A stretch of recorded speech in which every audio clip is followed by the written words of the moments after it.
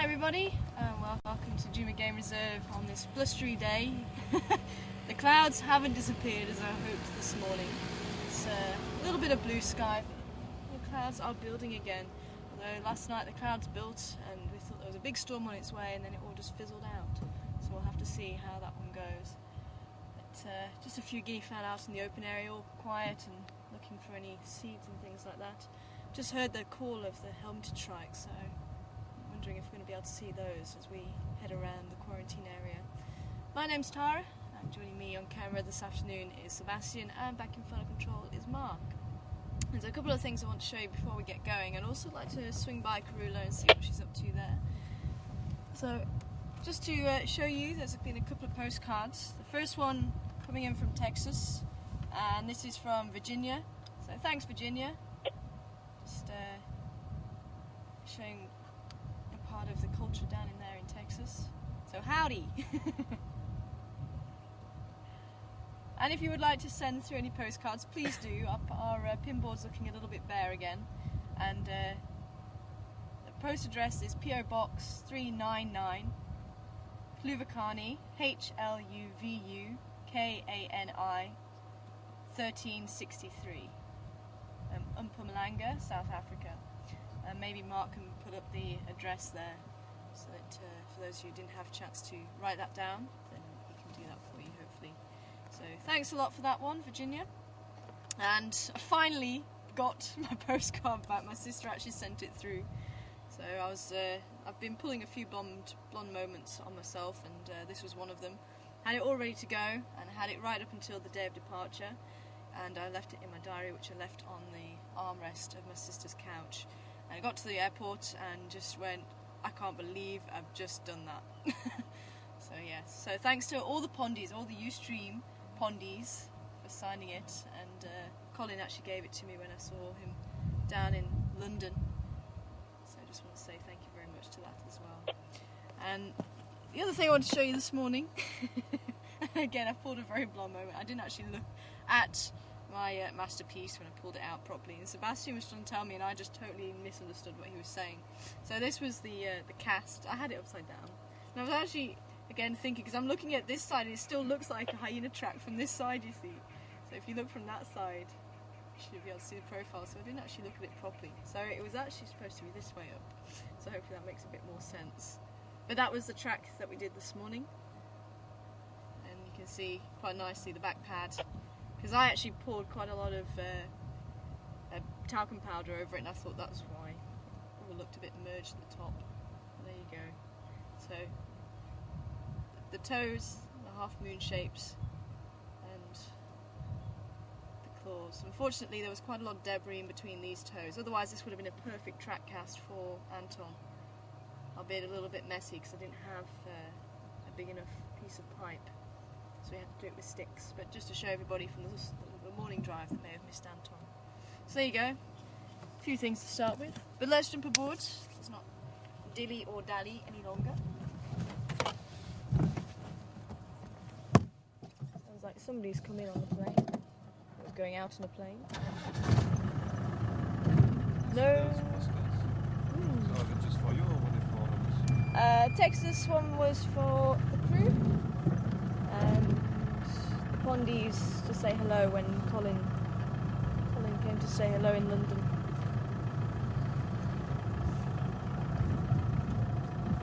So, shall we swing by Karula? It's fairly cool. I'd like to just maybe swing by there if there's no one else there. Maybe try it a bit later if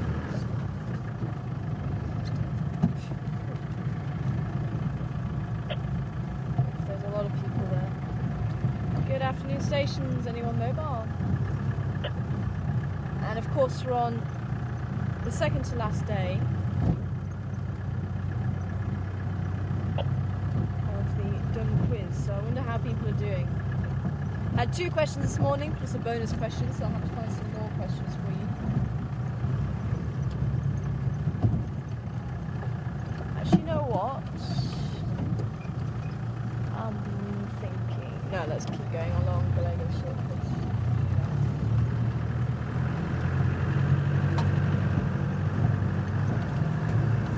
No one on the radio as yet. already. So you've only got one more drive, one more day of dung quiz after today.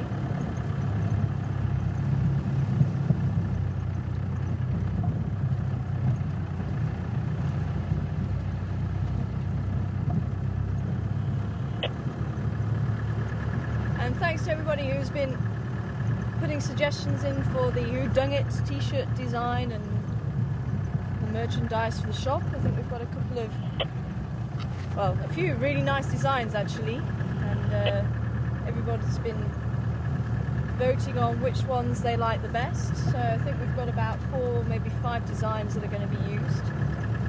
You can pick which ones from there, because there was a couple of ones that really came through quite strongly, what people would like to buy. So we're going to put those on the merchandise, and I'll put up the address for the shop, the online shop where you can buy it. But if you would like to have a look at the designs, they are on Facebook. Unfortunately, I couldn't do a voting thing on a blog. I couldn't really work out how to do it, because we're up to about 185 likes on one design, so there wasn't really any way that I could actually do it via the blog this time.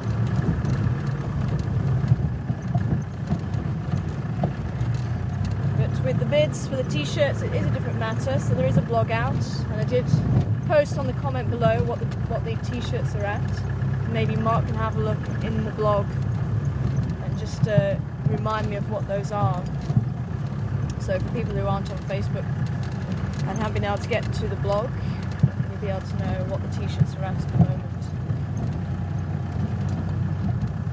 So you've got until Sunday afternoon to place a bid.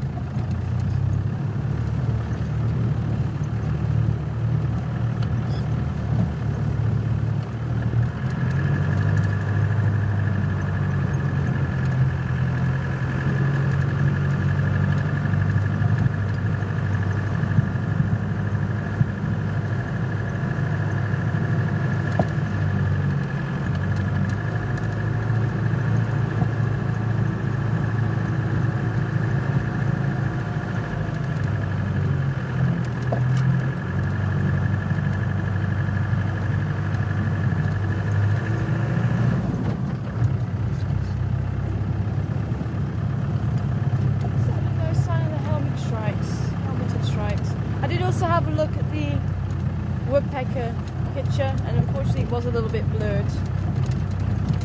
So from what I could see this morning, it looked like it was a cardinal to me this morning.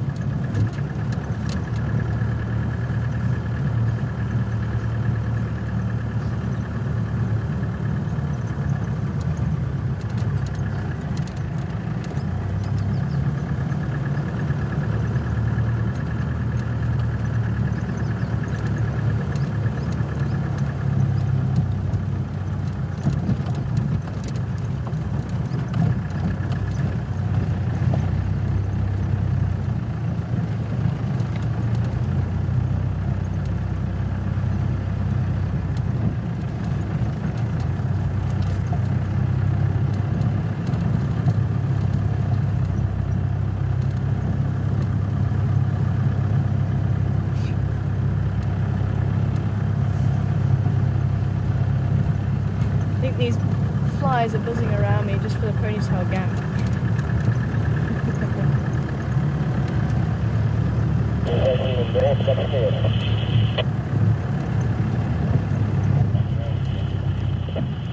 Catch my drift.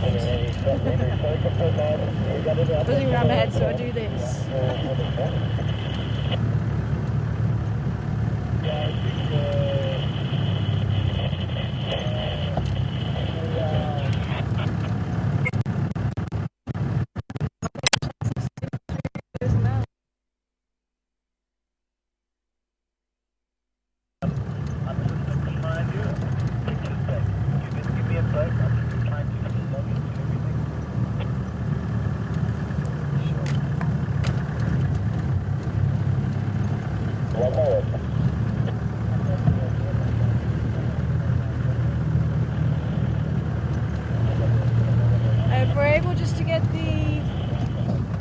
discounts for the t-shirts, just to let everybody know about them.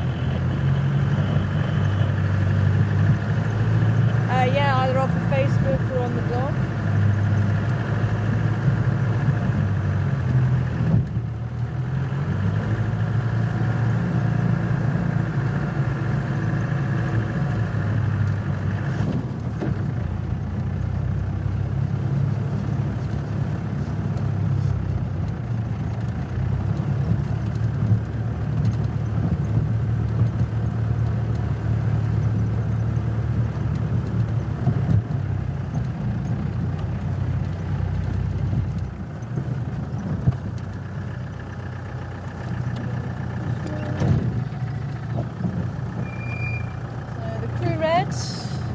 Is at 185, and actually I have that one with me.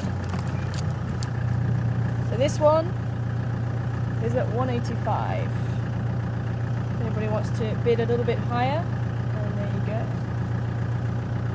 Okay.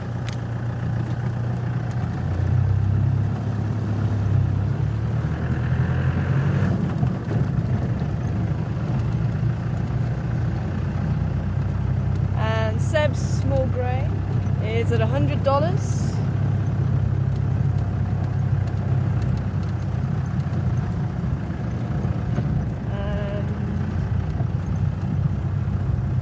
My medium black is $100.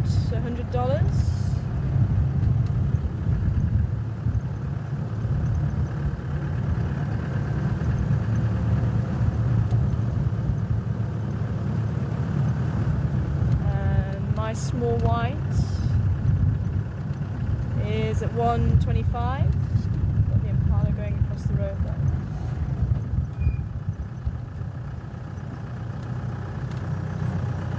All disappearing through the bush. Seb's large red is at 150.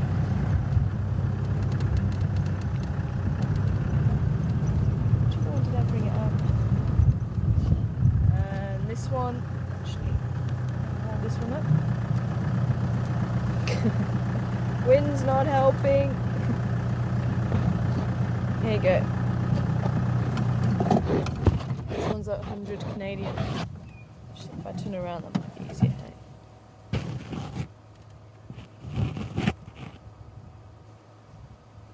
There you go.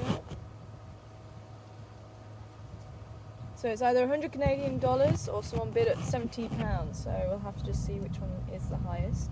You can bid in pounds, either or. Sorry, £75.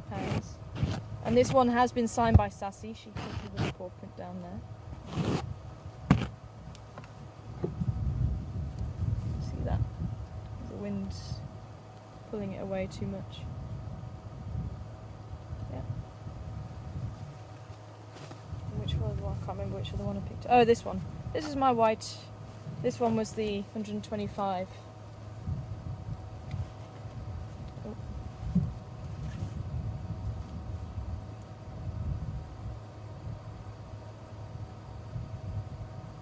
Cool. And the white extra large of Marks. I think that got up to 300, yeah. So Mark's got up to 300, and unless there's been any more bids on the extra large grey, Mark's t-shirt's up to $550. So the one that's raising the most amount of money. It's brilliant design. I love that design. Little red tier. I know a few people have been asking about whether that design's going to go onto other things. But definitely very poignant. So a lot of money being raised for. So definitely a lot of money being raised for the rhinos. Thank you so much, everybody. As I say, if you would like to bid on a t-shirt, then they are still out there to bid on. Up until Sunday 6 o'clock, so we've got until Sunday 6 o'clock in the evening, and we'll announce the winners after that on Drive. And then the lodge will be in touch with you to see how you want to pay, And you can also make a suggestion as to which rhino cause you want it to go to. And then we can decide amongst possibly the eight choices which one to send it to.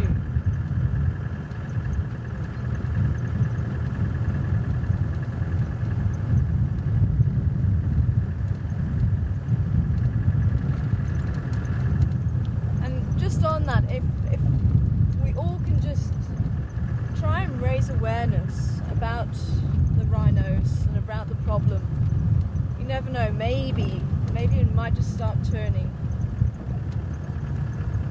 And after drive, Sept has finished the video, so after drive you'll be able to watch the fireside chat, the hour-long fireside chat we had with the guides, and where we actually discussed the rhinos and also some of the animals' movements in the area, the leopards and the lions, and a little bit more about what happened with Mafufenyan and Ntima. And you can also watch us actually painting the t-shirts as well. We did video it, so you can actually watch us do that as well. I see a cat. They are still here. I think actually when we left, Karua was on her way to a drink, because there's Tamboti down just here.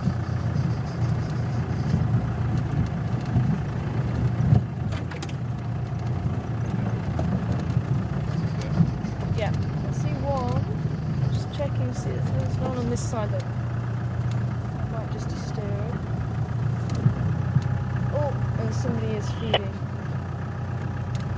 Hello, Karua.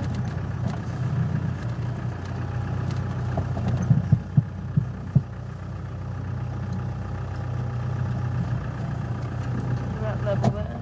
That level. Hello, lady. Beautiful girl.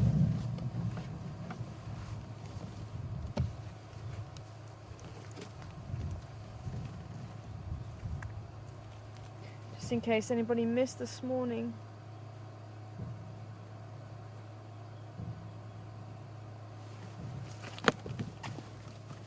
And there was a beautiful family portrait this morning. I think some people managed to capture it.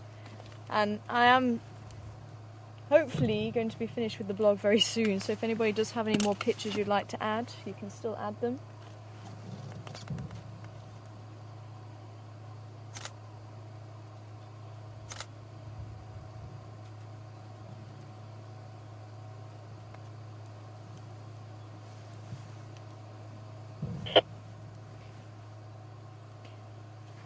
So if anybody does have a picture of the baboon and the hyena in the same shot, or even Shavinzi and the hyena,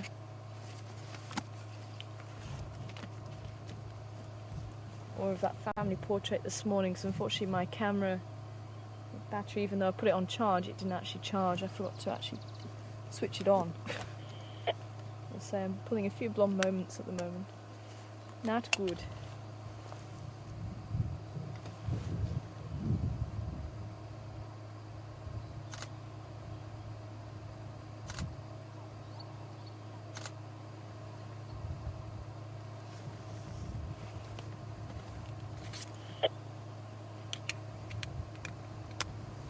And hopefully I should be able to either finish it tonight or tomorrow after drive.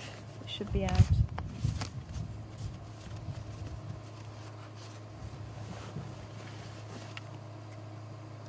There's any stations out on drive with the Ingwe just on the northern side of Mvubu Road.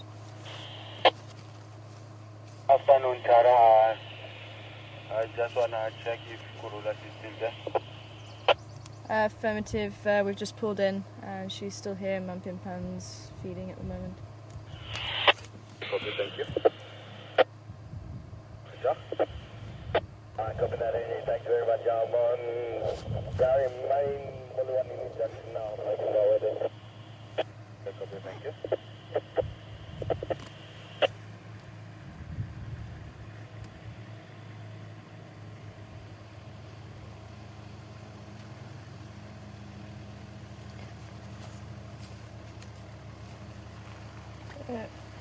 If anybody can ID who it is up the tree, and send your answers to questions@juma.com. Who is up the tree?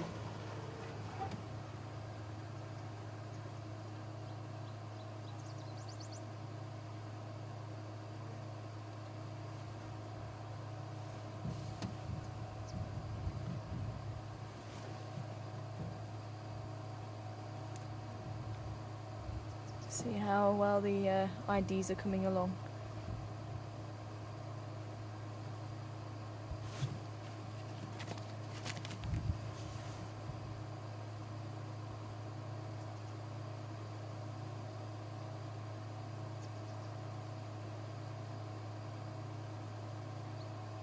I wonder where the other one is. Good afternoon, mobile station.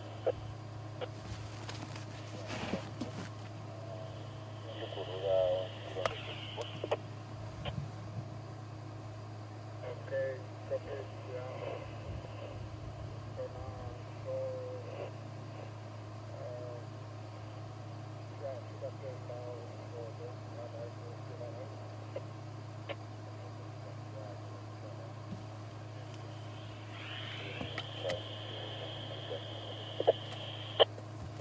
Okay, copy.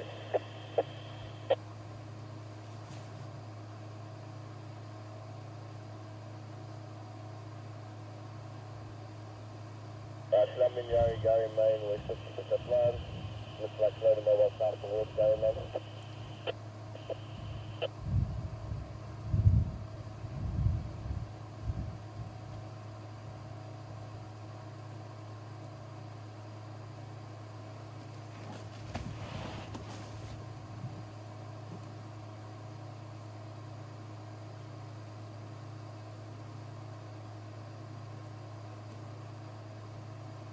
Maybe the one's over there.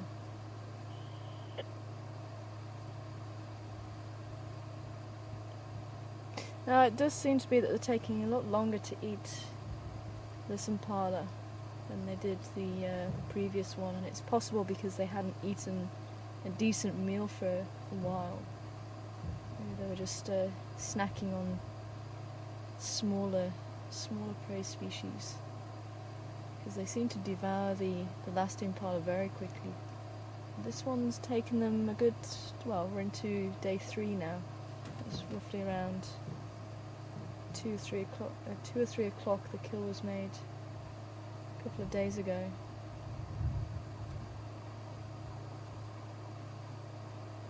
But I reckon probably by tomorrow it'll be finished. I don't know if they're still going to stick around. Tomorrow, crew is probably going to move the cubs away so that they're not near the smell of the carcass, so there isn't other animals that come in and have a look around.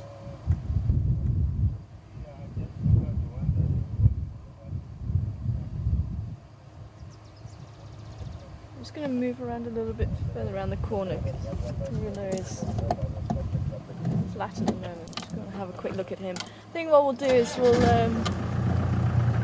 going to have a bit of a drive around and then come back a little bit later. To say there's not too much meat. They're in quite a playful mood this morning. It's fairly warm at the moment, and it's going to get quite chilly as the sun starts setting.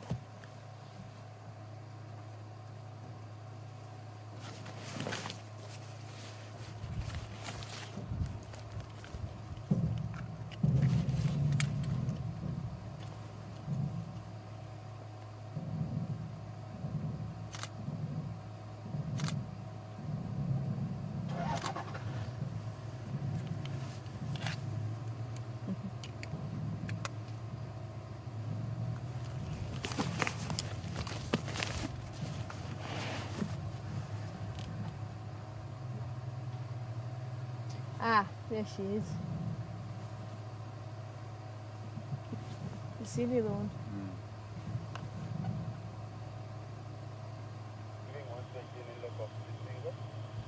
We had any IDs back, Mark?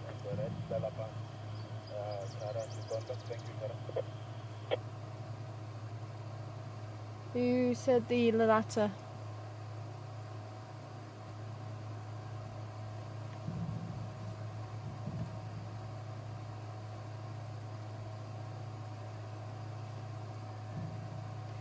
Donna, Kimberly, Kelly, well done. Binky, well done.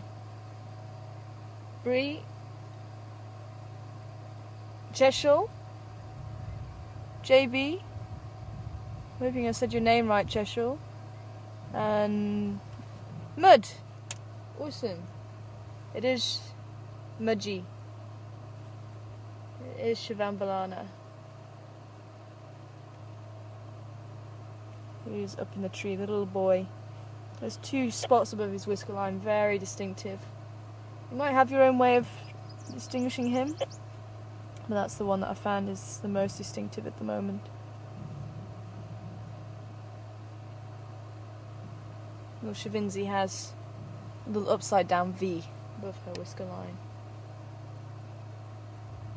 And she's just off to the right of where he is.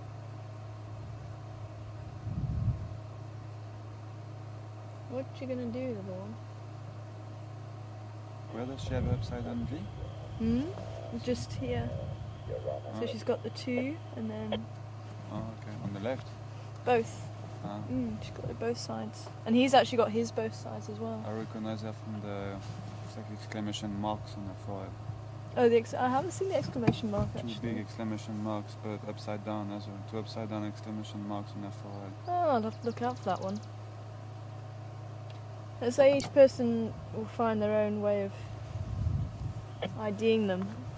And this one, Shivambalana, he's got spots there under his eyes. Spots under his eyes. But she doesn't. Because he like also a big has straight line. Yeah, straight line from his eye. Hers actually goes vertical from her eye. Oh, I think we have another Induna in the making, hey? Here comes Shavinzi. I think actually that was probably meant.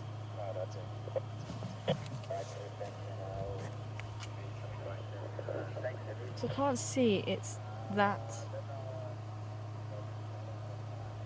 comfortable to eat up there actually. Check your look. I think she's wanting to get on the carcass and he basically told her to back off.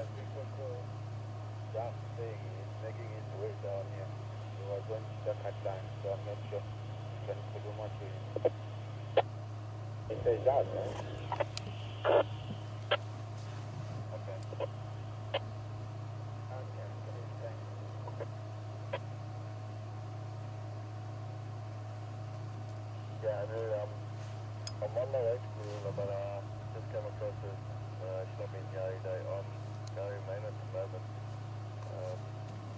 Just wait to pick up my bloody model and Actually, you can see that stripe. We were just talking about that vertical stripe from the corner of her eye that goes straight down. And there, if you look carefully, you can see that little upside down V. And she turned her head again. And on that side as well, actually, just straight through the branch, you should be able to see that. That's what I use. Yeah, no, I mean the one that this morning. Where was the one that this morning?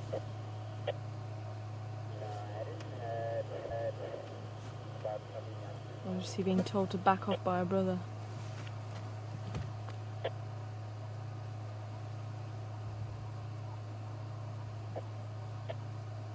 You get very protective over the carcass. Yeah, he definitely looks a lot more comfortable on the ground than what he did up in the tree. So just move around just a little bit more. I think we might just get a bit of interaction with the cubs. So it does sound like there's going to be a couple of vehicles making their way this side. Here, so I think it's going to be a little bit awkward to go around that piece. So I think we will have to make space for them and maybe come back a little bit later. As I say, I don't know if we're going to see them again tomorrow or not.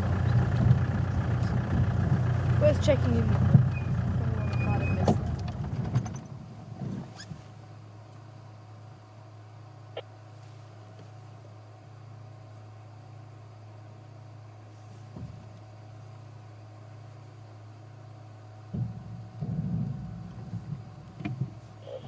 Hi Antonio, over there in Portugal.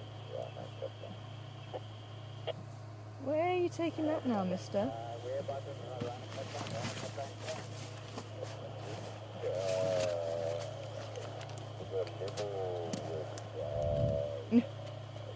You're hiding it from your sister.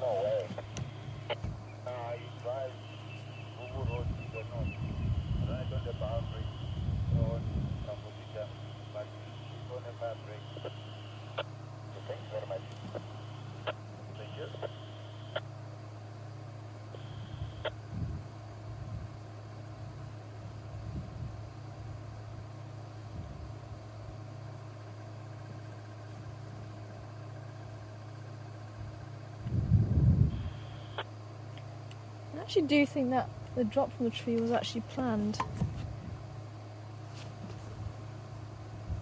Mum's watching him. He's watching something off in the bush. Oh, slender mongoose. Ha!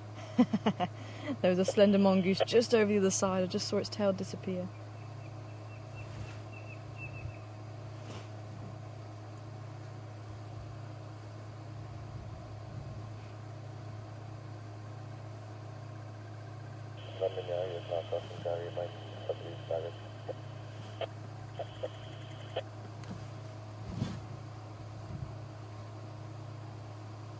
Bit of a windy area, and they are a little bit on their guard again. Same thing as yesterday. We had them very calm in the morning, but now there's big gusts of wind that keep coming through, and they keep looking all around them.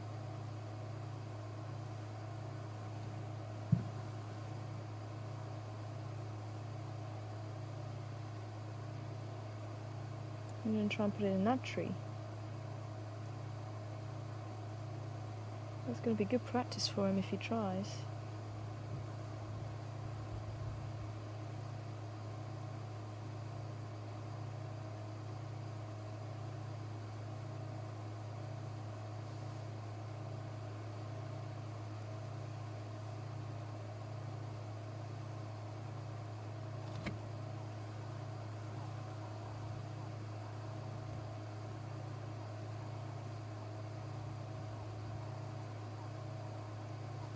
So Antonio wanted to know when the cubs will leave Karula.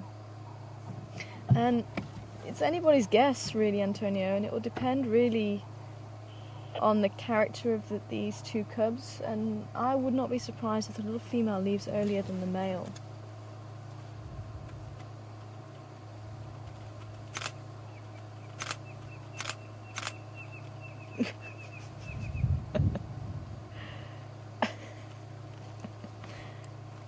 Got it caught. Now you got a problem, hey?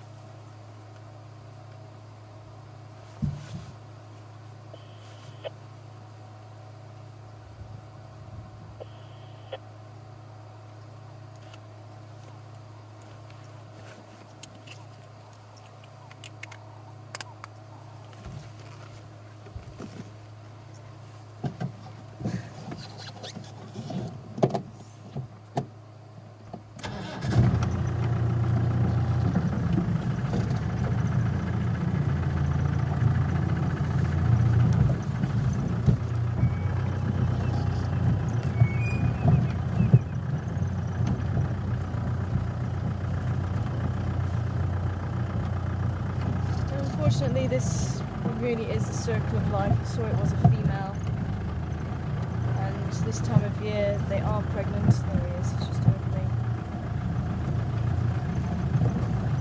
I'm going to get a very good view of him now. Oh, sorry, Lindsay. She was right here. Sorry, little girl. You're going to try and steal from your brother.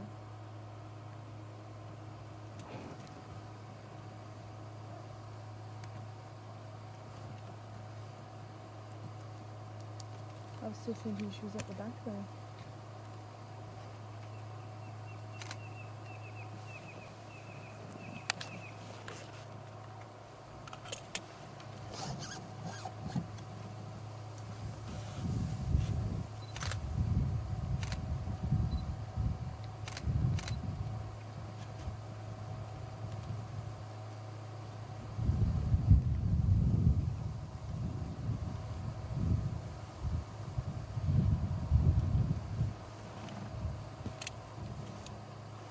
See, completely unfazed.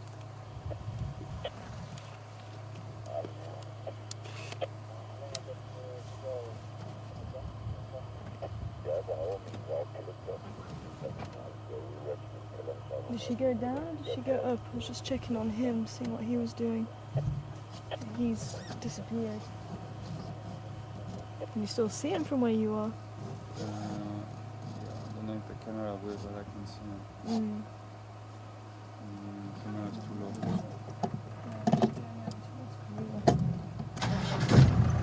Oh, sorry. Zoom down.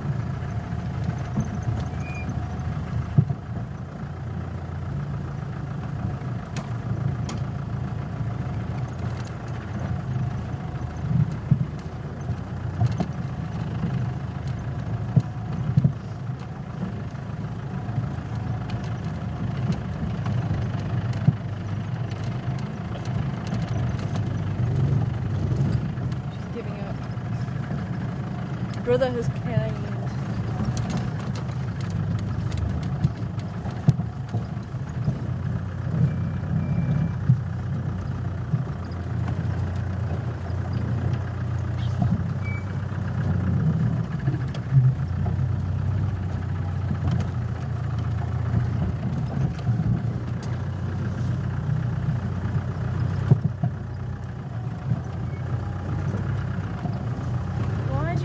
Over your shoulder, Karula. She keeps looking over that way.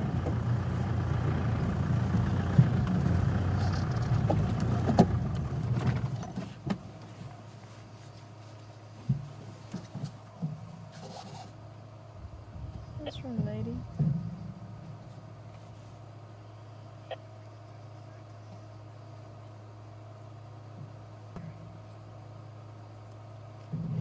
So yeah, sorry, sort of interrupted myself there with cubs moving the carcass, but yeah, as I say, I mean, I think Shavinzi possibly will leave before her brother. I mean, if they become or feel like they can survive without mother's help, I mean, they seem to stop responding to her calls. She'll keep calling them for dinner time, and once they stop responding, then she'll stop calling them. But it could be that the little brother, the little male, becomes independent earlier than his sister. But as I say, just judging by the characters that have come out so far, I think he's going to be a little bit more like Induna and stick around, because he's very much a mummy's boy. And he does stick fairly close to Karula. Usually the first to respond to her when she does call.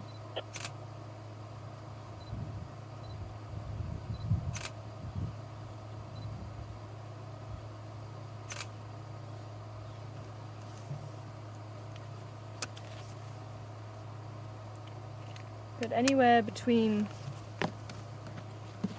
well, cubs have been known to survive after about a year, and sometimes stay with the mother until 2, sometimes even 2.5. So that's kind of your age range, really. But I think average is you're going to be talking about maybe about a year and a half old from then onwards. Let's say anything is possible, and with different personalities, different circumstances, anything is possible.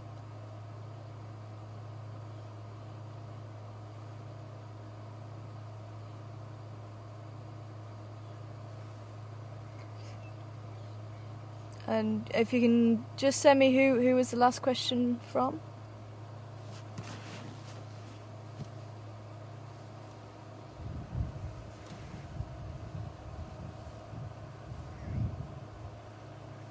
That was it.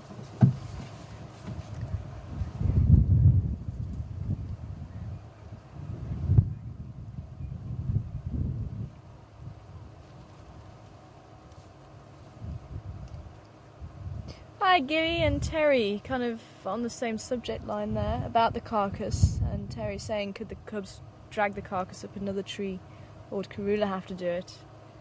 And I think at this stage I think they probably haven't had much practice in that. So I think Shivambalana did actually drop it on purpose out of the tree because possibly it was uncomfortable to eat it.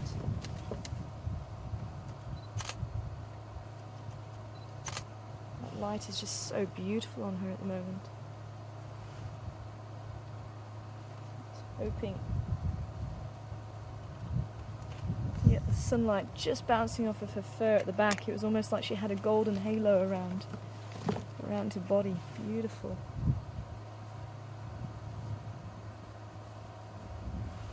But Gilly also asking, could the drop not be planned so that they can actually practice putting it up into the tree? And I don't think that he had that in mind. I think it was more that it was uncomfortable for him to eat up there. And it looked like he was going to try and put it up in the next tree, and then his sister kept looking around at his sister. Maybe she was putting a little bit of pressure on him. That's why I decided, I'm going to move it. We'll have one last look before we do move on, because they are a little bit more active now. Oh, it looks like there was something that was dropped at the base of the tree, so she's feeding now.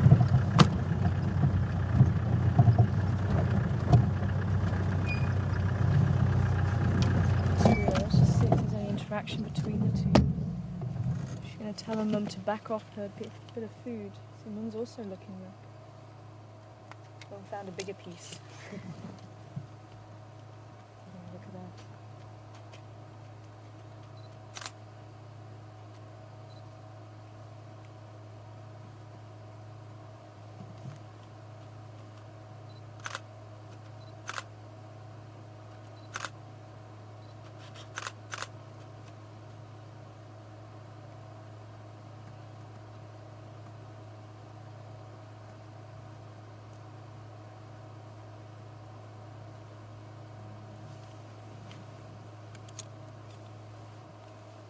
You're going to go and investigate where your brother is. From the police camp, are there any people on the Ingala?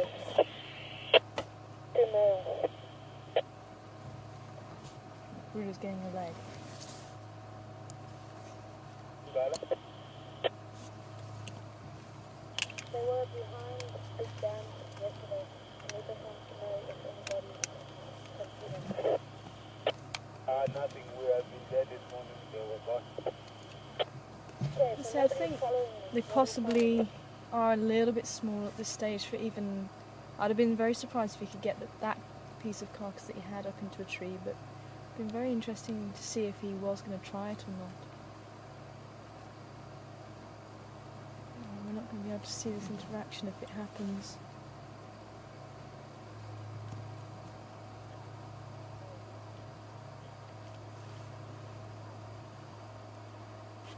Unfortunately, even if we move forward, he's just tucked in just a little bit too far back behind the branch.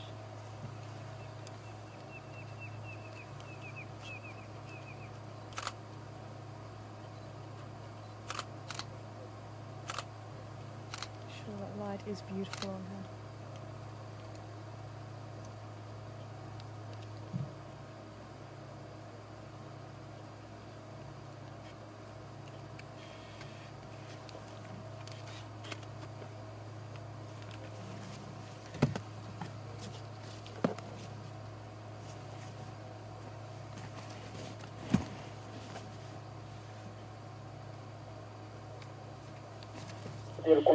For the rest of 4 days.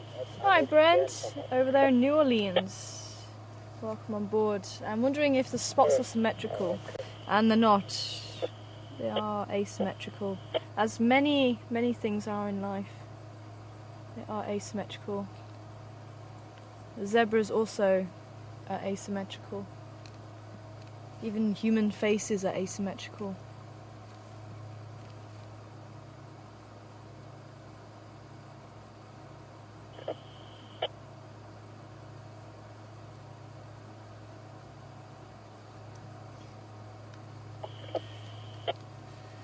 She's going to try and jump back up into the tree. How many more at Corona? Good afternoon, just myself at the moment.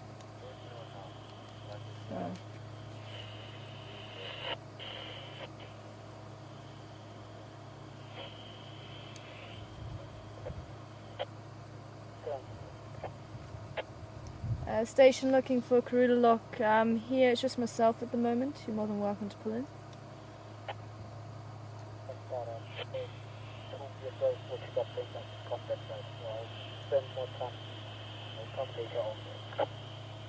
It's no Matata, I can pull out and make space for you. It's just myself at the moment. The Bumba's actually moved over to the other side of the Ndlela at the moment, so there's not much visual of the Bumba, but there is still Karula and Mampimpan out in the open at the moment.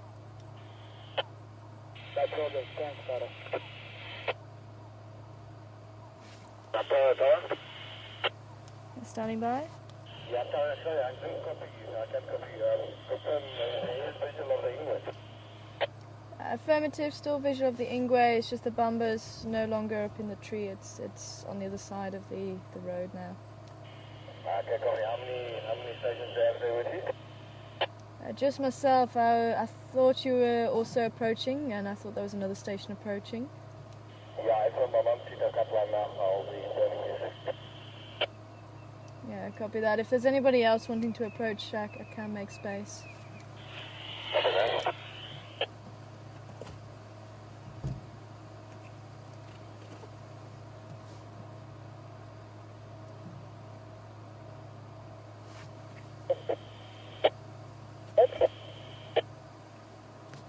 Do you think I'm gonna make it from River Smith to Tengara? It looks like, yeah, but if you come from Demwall South, take the road east of South. I was thinking maybe we can just move forward a bit, because I think she's gone a bit further around. Just see if we can get a view of them. And then we will maybe leave them to it for a little while, because it does sound like there's a couple of other people wanting to come in.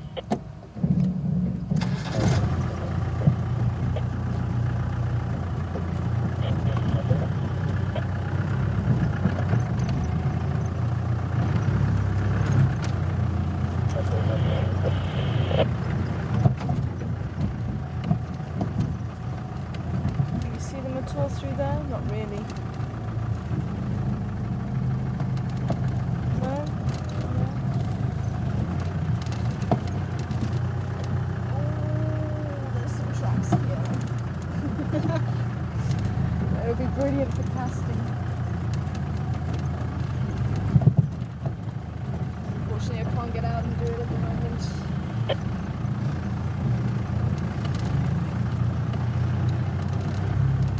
I'm just going to turn around and just see if we can get a view down that side. So just with a bit of movement, a bit of interaction, it's worth just staying a little bit longer. And if anybody did miss this morning's drive, the Salalas is still down at Cheetah Plains, down in the southeast. 5 Salala females. We actually found out the other day that Salala means gardenia, the gardenia tree. And for those of you, I forgot to bring my book. Those of you who were on drive, and I was talking about the Quar tree, Quar. It was, the Latin name was, I've missed the D and R, it's Psydrax. Psydrax, Obervata.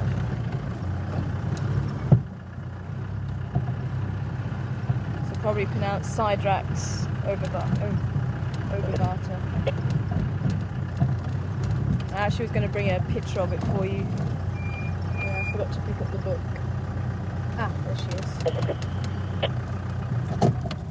Zach, follow me? Yeah, Andrew, maybe you can help. Did anybody try and look at on those Madonas this morning? They about picked up.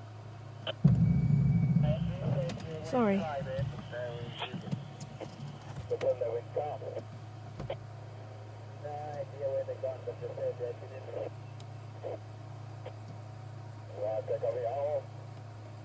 I'll go and have a look at Gorilla quickly, and then I'm going to make my way outside, see if I can It's actually getting warmer now. And that wind is slowing.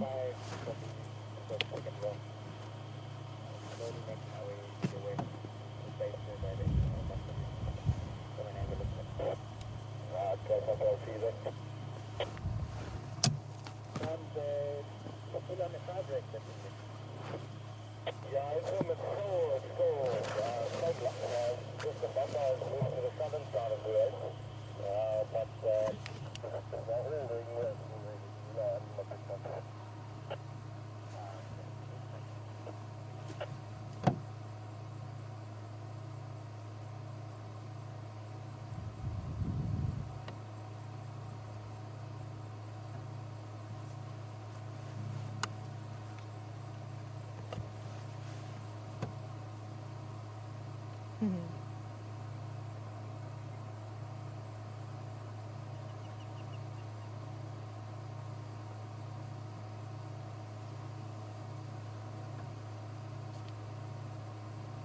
So they obviously,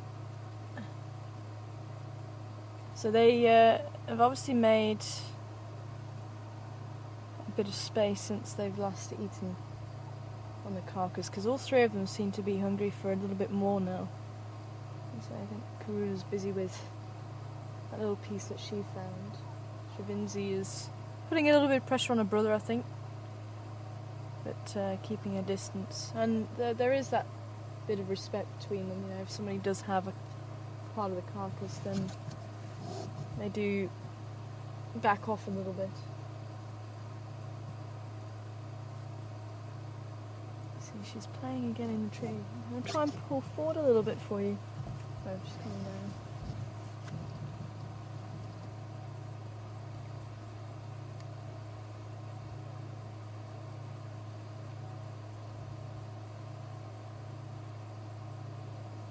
White tail disappearing.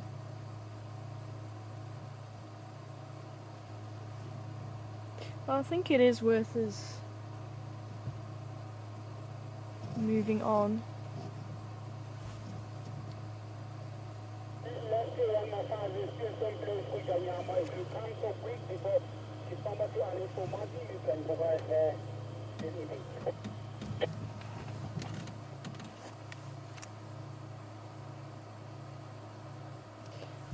Jog come in. Yeah, slowly losing visual of the two mum pimpans. They're still close by, but they're just moving into thicker bush, and Karula might just go and join them. I'm on the road at the moment heading west, so I'll see you there. But they just still look a bit on the road. Yeah, I'll stand by until you get here. It looks like she's going to stay put. So I'll just stand by and just point you in the right direction of where they went. Okay, copy. Yeah, no, I'll see you now.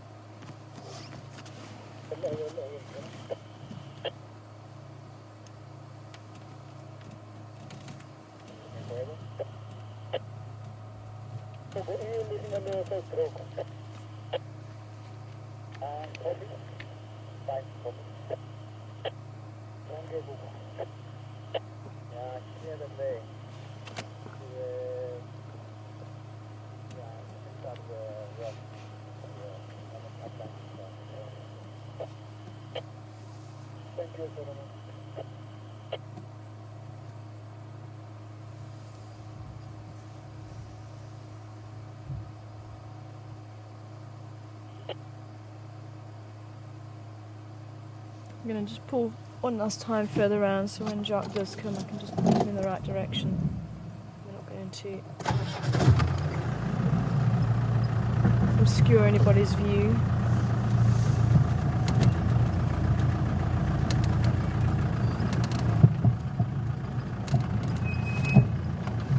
Sure, I'm getting quite a strong smell from that carcass now.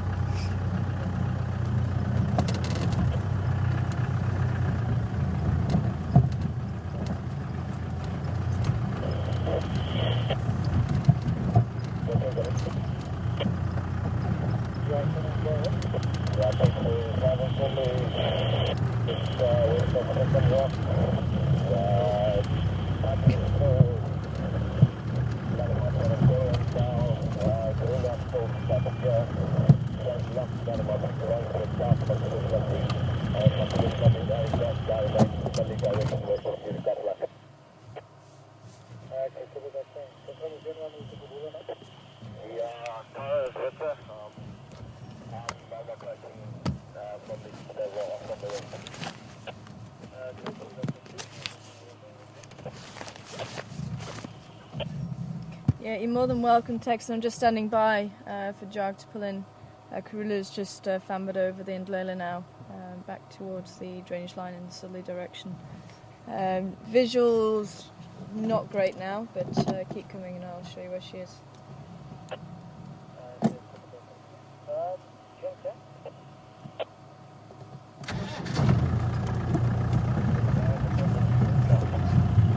Affirmative, just. Oh, she's coming back out. But yeah, maybe. Yeah, she looks like she's still wandering around. Might go to where the mumpin puns are. Okay, I'm back here now. I'll see you now.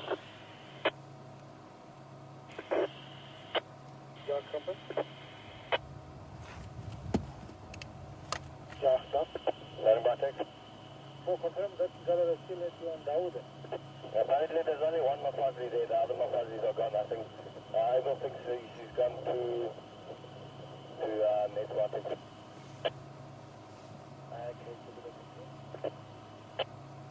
If you can just walk back over the road when everyone's done, Karula, I'd appreciate it. Huh? I'm just talking to her to ask her to come over the road once once everyone's finished, so I can go and get a track. Yeah. You can come in behind us.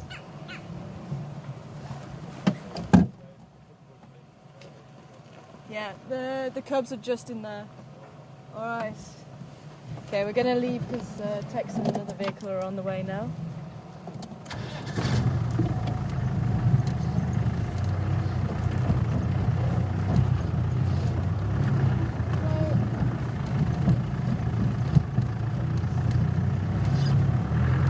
Okay, I'll need your buffer sit down by the sounds of it. So, where shall we go? Let's try the south.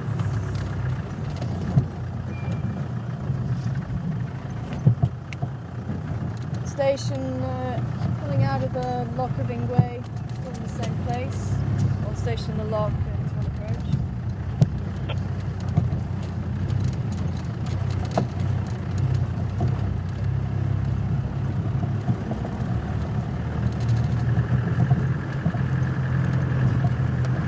Sure. Oh look, there's a little Steenbok. So close. Do you know you're taking your life into your own hands there, little Steenbok? Yeah, nice one. Obviously, I think it must have just seen Karula crossing the road because it was looking down there and it's just disappeared now. Steenbok being on Karula's list of delicacies, I think.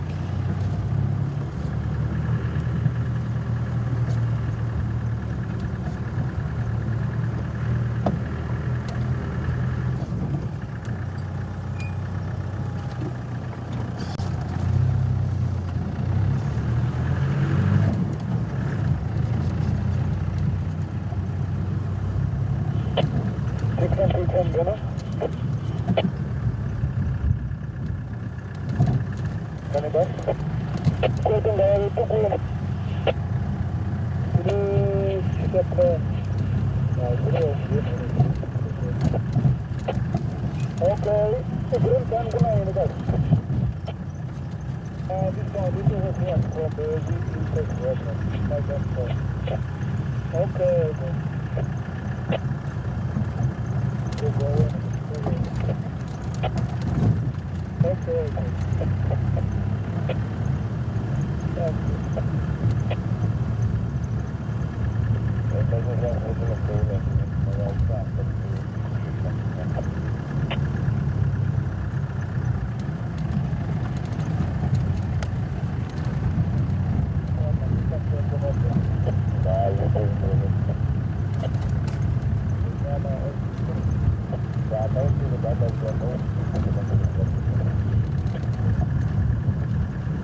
Hi, Raging Bull.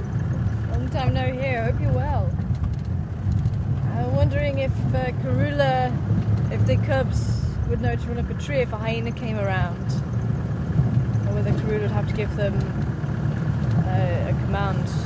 And they do now know what hyenas are from a very early age. They had interaction with hyenas. I think when they're about 3-4 months old, and again when they're about 5, that we at least we know of.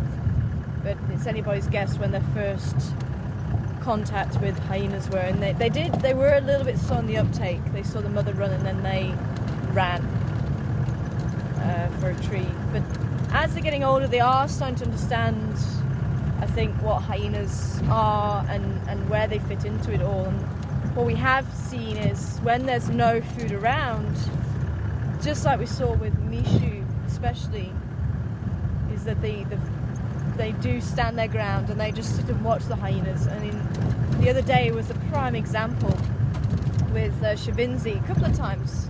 Shavinzi was up on Gallego shortcut. The brother was nowhere to be seen, but Floppy Ear, the hyena, was sleeping a few meters away from where she was. She was on this side of the termite mound. Floppy Ear was a little bit further back, but I've no doubt Floppy Ear knew where she was. But there was no food, there was no manners from Floppy Ear. She didn't even, try and kill her or anything like that. She was just waiting, and I think she was just waiting to see if Karula would come back. Sorry, Sept.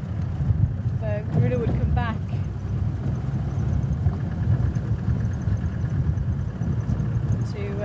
to take them to a kill, and obviously easy pickings if she has, which she did, but it looks like maybe she couldn't wait any longer and she left. There's no sign of hyena around where the carcass was. And also, straight after that, the same day, same sighting, she wandered off, and another hyena, the female with the 2 notches in her right ear, came wandering around, and she actually just sat on the log and watched her. And she came probably within a couple of meters of Shavinzi, and she just sat and watched her. And then the hyena got cold feet and went away. So it does depend on whether there is food there or not. And certainly when they were younger, they went up the tree. And I think the first time we saw her not really put herself into a tree straight away was when we actually saw Karula carrying the impala under a tree, and then she went to go and collect the cubs, and that was a good couple of months ago now. And she actually sat at the base of the tree and watched the hyena. I think it was Floppy Ear again. She watched her come in, and just at the last minute, as the hyena started to really approach her quite close, that's when she went up the tree. But if the hyenas come charging in, they immediately go up a tree. Karula's straight up into a tree. She doesn't hang around. When she isn't close to a tree, she drops down to the ground. I think she's had enough interactions with them to really keep out of their way.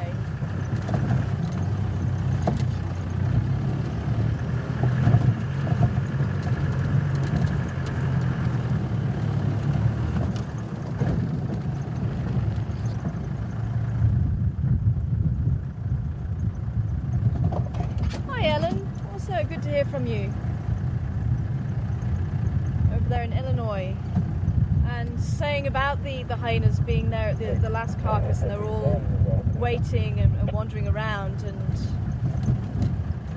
why are they not there now? And I think it's just because they haven't caught the scent of this one. As I say, I think Floppy Ear might have given up with Karula coming back. maybe caught the scent of something else or heard something else, and that maybe pulled her away from where Shavinzi was, or even Shavinzi, I think she actually left the area when we went back. There didn't seem to be any hyenas around, so something obviously happened that night that pulled the hyenas away, thinking about it.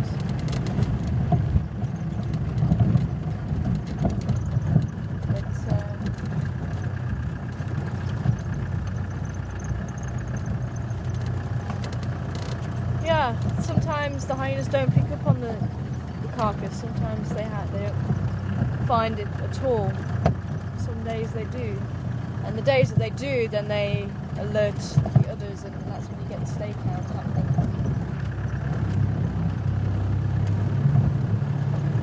Hey, Franklin. Crossing the road.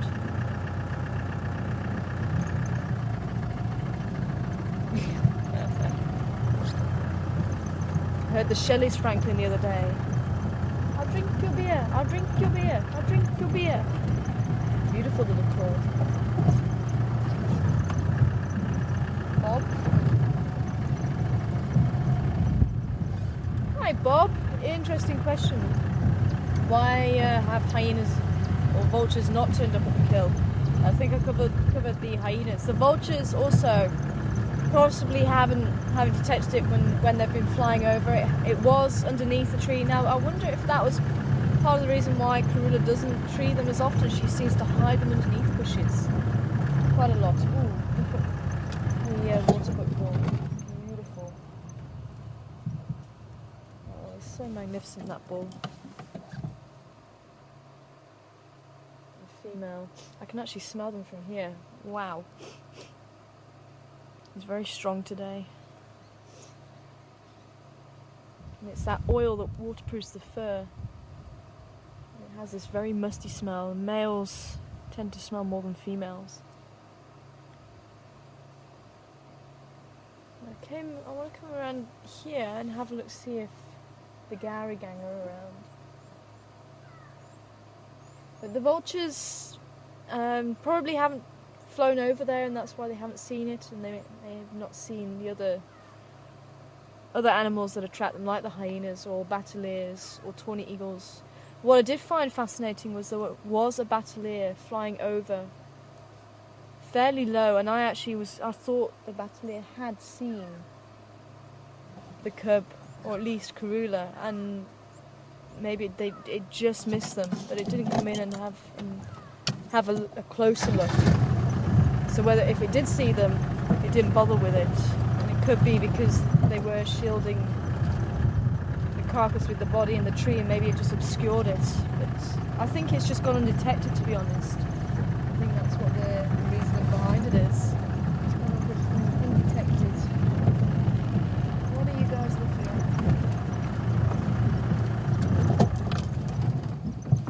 Are you seeing something or someone?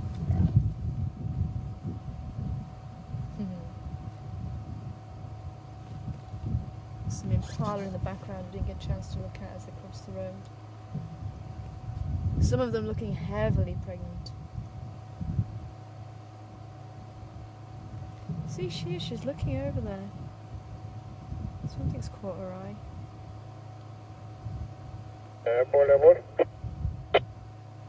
Oh, there's a couple of nyala just in the top right of the shot as well.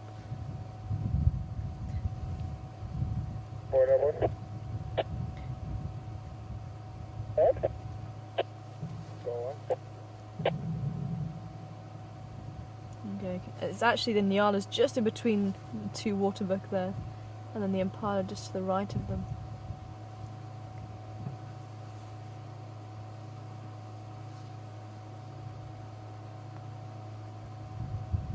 You can see that circle around the rump, very characteristic. The only antelope to have that over here.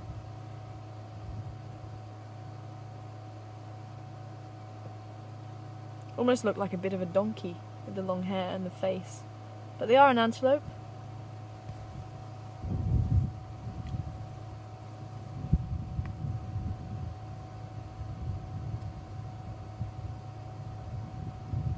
And there's the bull. Look at the horns on him. Absolutely magnificent. That's probably one of the largest bulls I've ever seen of waterbuck.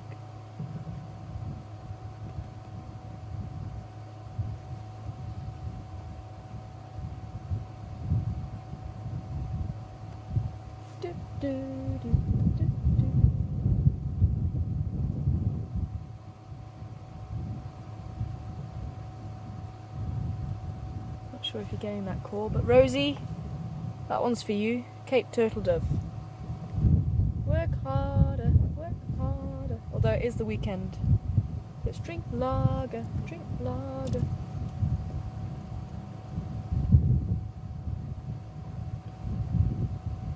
So when you're trying to remember bird calls, for some reason a lot of it revolves around lager and beer. Don't ask me why, no idea. It's a guide thing, I think. But it does help to remember the calls. Coffee to yummy. That one, that one's actually non-alcoholic.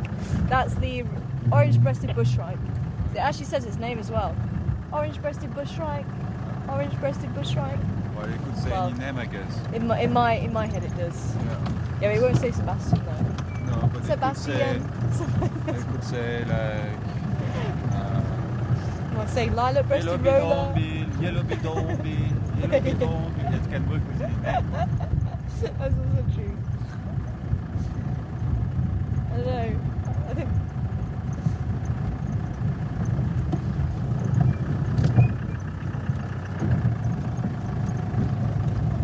Hi, Bob. And just on the bird front, the turkey vulture, and it does have one of the best sense of smells among the birds, saying that they can actually smell a carcass even when it's undercover, and they can. They incredibly strong sense of smell. But the vultures, I don't think have. The vultures over here, they tend to rely more on sight and watching other animals. Vultures will actually watch lions. We've even seen vultures watching the wild dog.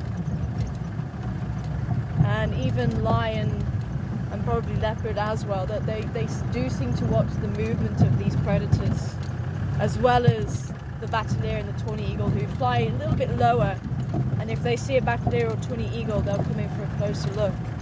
And other vultures will watch other vultures, or vultures will watch other vultures. So everybody watches everyone else.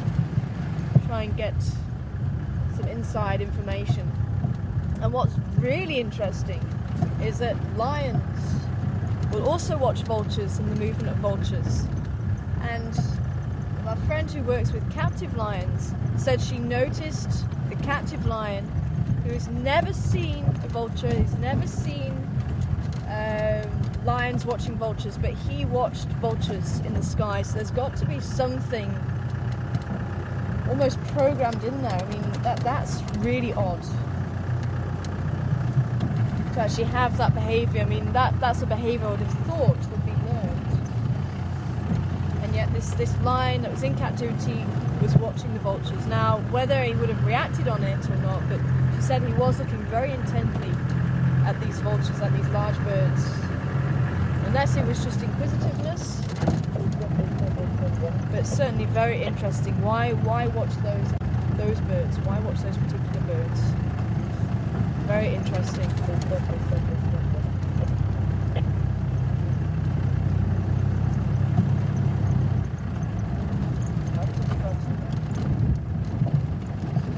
Okay. So, I am on the lookout.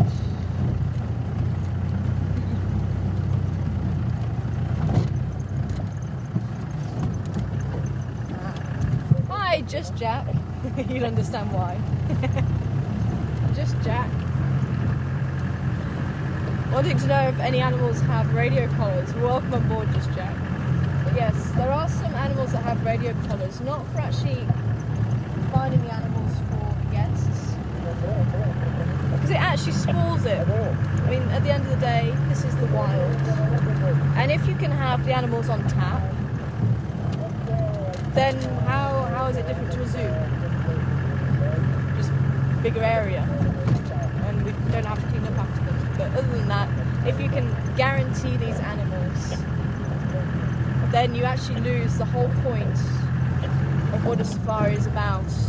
It's about looking for the animals, and it's about having luck. I mean, if you're lucky enough to have a leopard walking in front of you, I mean, there is such a thrill about it. And funny enough, I actually was telling this to a guest because they were desperate to see elephants, and this was on the old reserve, and they were saying to me, you know, why don't you have a radio collar on them so you can see them? And I was explaining to them, look, but it would take the excitement out of it as well. You know, if you're driving along and all of a sudden you bump into the animal that you've been looking for maybe 2 days or something, it really is incredible.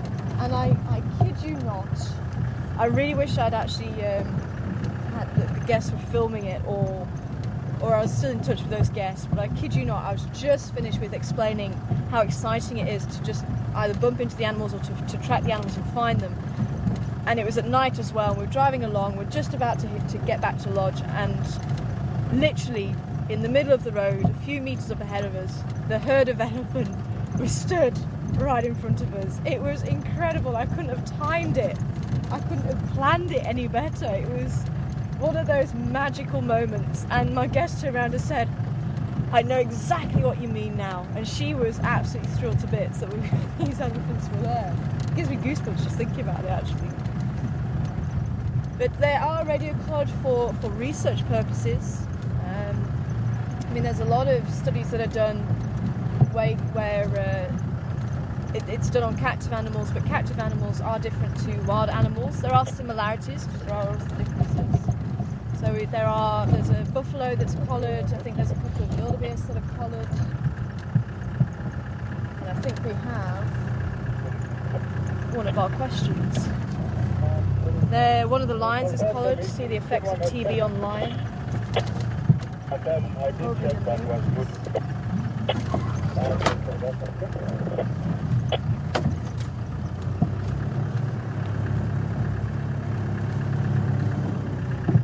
Go and have a look. Don't go anywhere.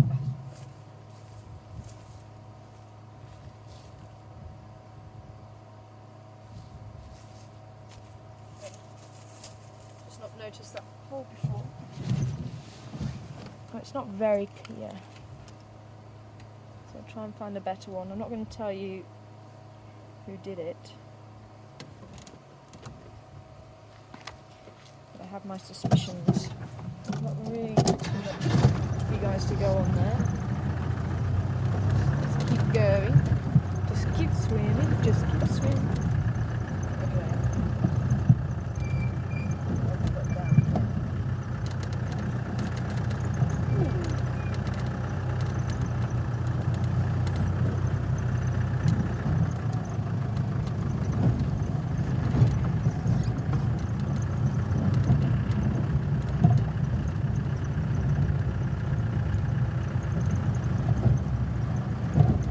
There's also a couple of elephants that have got radio collars on them. They also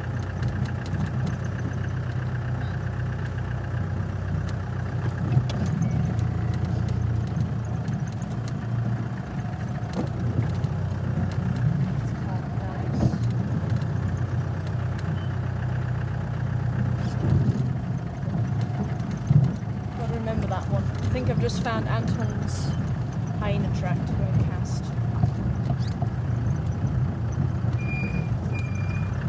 Ooh. Okay, 2 questions.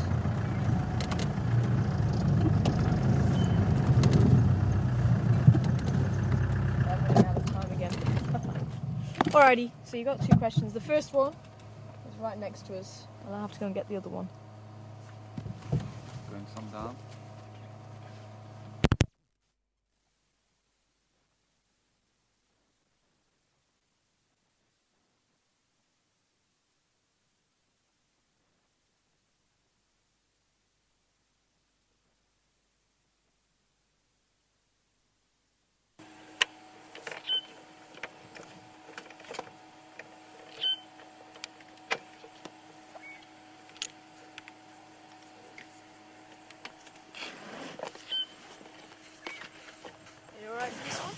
Alright.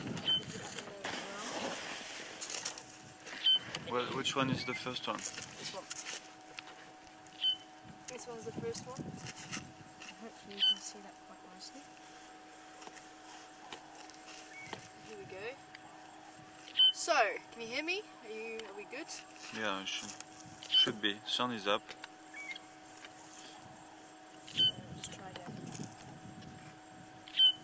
Okay, I've got my earpiece in. Can you hear me? Are we good? All good? Okay, cool. Right then. So if you're new to the game, this is Who Dung It, although this is your first questions at track. But we're looking at the tracks and signs left by animals because they're just, for me, and a lot of other people, they're just as interesting as seeing the animal themselves. And it can also help put you in the right direction of where the animals are. So actually knowing the tracks and signs can actually help to point you to where the animals are. And there's obviously an elephant that's cut through there, so I think we're going to go around towards the Pan and that side and see if this animal is over that side. I didn't say it, did I?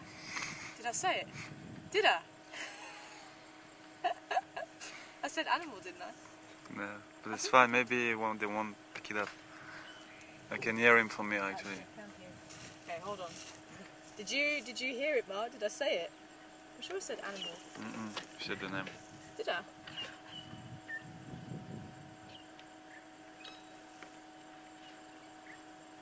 Oh, okay. What did you say? If I did or didn't. This one's quite an easy one though. Yeah, everyone's gonna get it right. Hopefully everyone's going to get this one right. If I can get out the sunlight. So this one is, so we're looking about 50 centimetres. That's the back, this is the front. This one's about 48 centimetres. So you can see the back, the front is quite rounded and the back is quite oval. And very fresh. You can see all these cracks in the foot. So very fresh. So I think it went that way and then possibly came back onto the road further down, so we'll have to have a look. So this is your first question, questions@juma.com, and subject line, who it is and what your name is. And your second question, a little bit more tricky, where to put that, oh, there it is this bit of dung here. Now you can see I'm not picking it up, so hopefully that will actually tell you a little bit more about it. If I can maybe dissect it, it's quite hard now. If I can dissect it and turn it around. Look, quite a bit of vegetation in there. Can you see that? Quite a bit of vegetation, a couple of seeds in there. There's a couple of insect heads actually in there as well. So quite a varied diet of this particular animal. And actually, if you can see this track here, then that's also going to help you. Show the track again. It's here. Oh, I'm done. Again? So just here. Yeah. Here. Toes. This is the other one. This is the front track. This is the back track. The reason why I put it with the track is because we haven't really done this dung before. So if you have a look at the shape of it. But you have seen the track before. You have seen the track before. So it's the same question. So who dung it? That's question number 2. Question number 1 is the big track. If I have given it away, I'm going to kick myself. You did. Because I did it last time.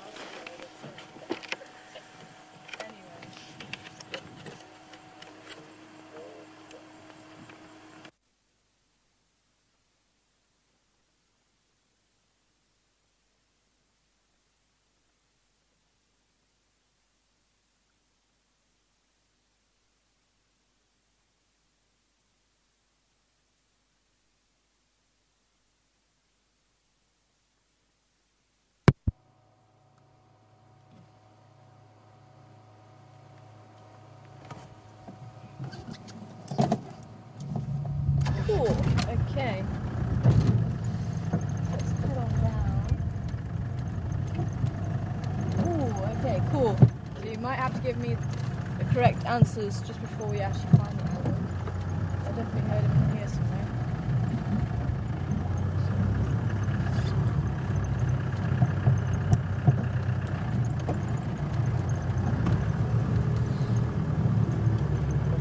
Okay. Pinky, Deborah, Raisa, Valerie, Robin and Linda. Well done everybody, coming through the right answer.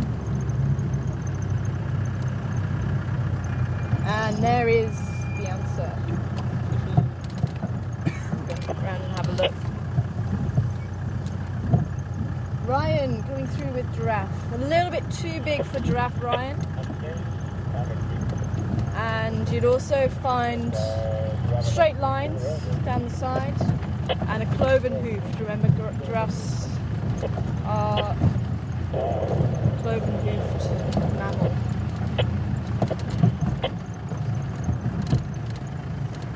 Beautiful. Let me try and get around the corner. I might be able to see him a bit better.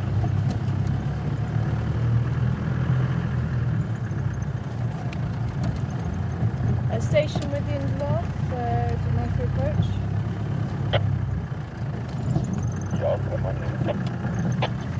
See the beautiful kudu bull there.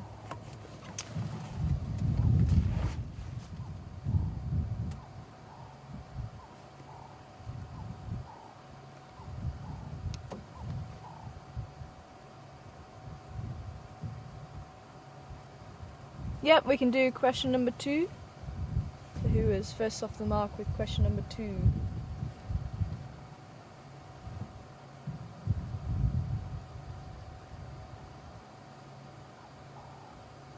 Look at that long mane underneath the neck. Absolutely stunning.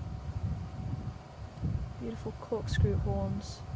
So this wasn't the answer. This is a sideline. Kudu bull.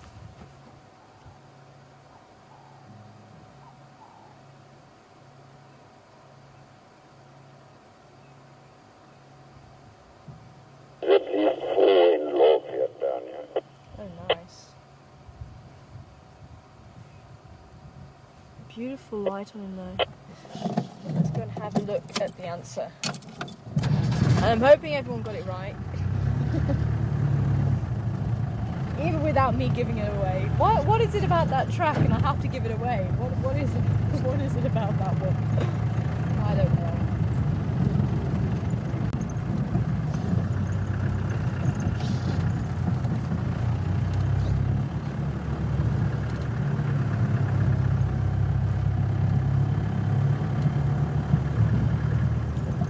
Linda, Robin and Dave coming back with the right answer for question number 2.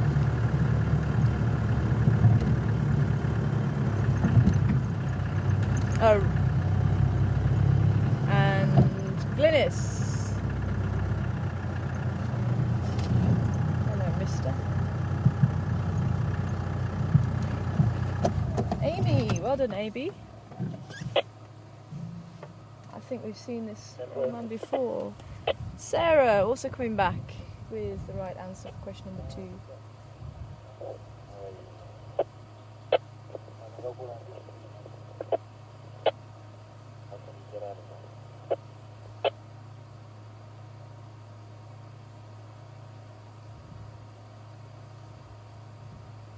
Beautiful. I think this is the same balls we had on Voyatella Access the other day. Slightly shorter left tusk. So question number 1 was elephant. Nothing else really comes close, especially that size. You're looking at 50 centimetres. It's possibly one of these bulls here. Oh, there's another beautiful big bull behind him. Okay, I'm going to pull forward so you might be able to see him pop out from behind the termite mound. Say when you can see him. Oh, and I did apparently. No, just come back a little bit. Now come back a little bit. Get him there. Apparently I did. Sorry everybody. So for those of you who were awake and listening, and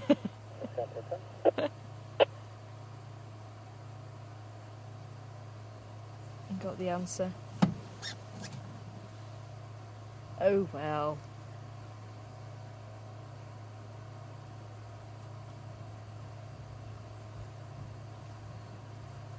But yes, a track that size, nothing really comes close. And if it was a small track, a baby, and possibly about the same size as a giraffe, but otherwise 50 centimetres, that is the largest track you're going to be seeing in the African bush.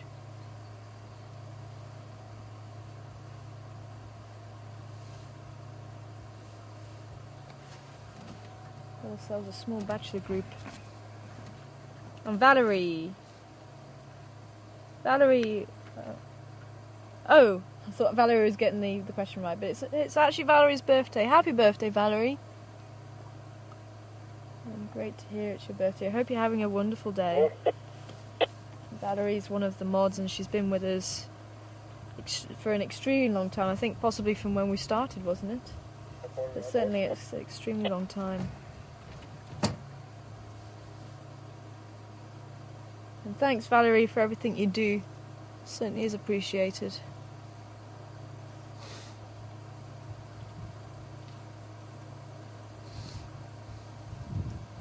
I'm going to try and go around the other side. I think the light's going to be very nice on him from that side.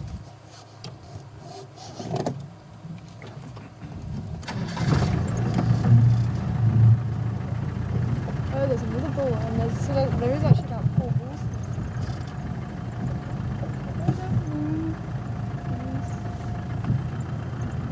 Okay, you can stay there. It'll be very kind of you. Just love to get a nice bit of light on you if possible.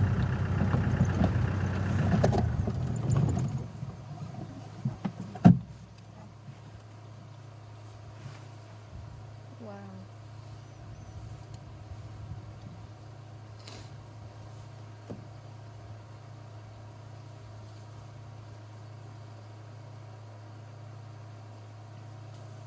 That's one thing I love about these bulls. They are just such gentle giants. And hopefully if anybody has ever had a bad experience with elephants, and maybe has a fear of elephants, I'm hoping that this might actually just ease your thoughts about elephants. I mean, he's just a few meters from us, and he's very relaxed. He's quite happy as being here. We've not seen any sign that he's not happy with us being here. And he is huge.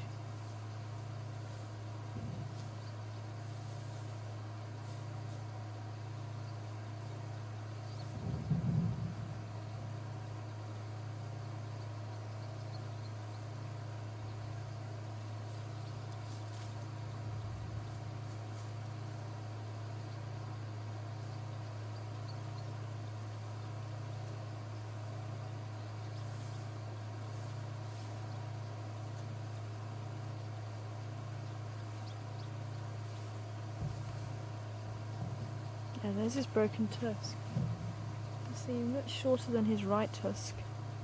He might have broken that by using it, or he might have broken it in a fight. But it won't grow back.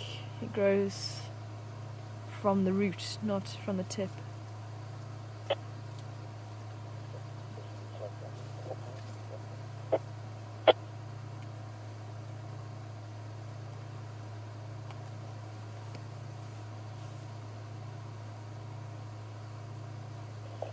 Yeah, there's no action as in music, right?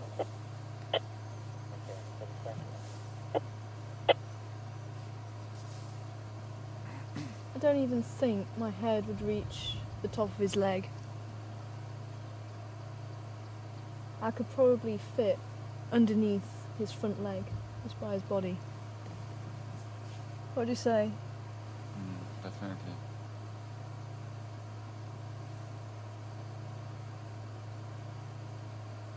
He's got very long legs. He has, extremely long legs.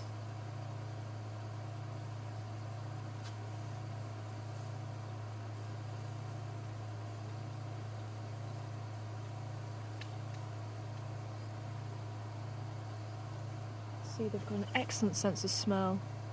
So he's just smelling out anything that he can eat with the tip of his trunk.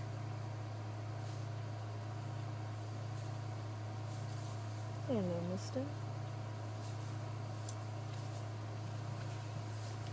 And we'll go for the acacias.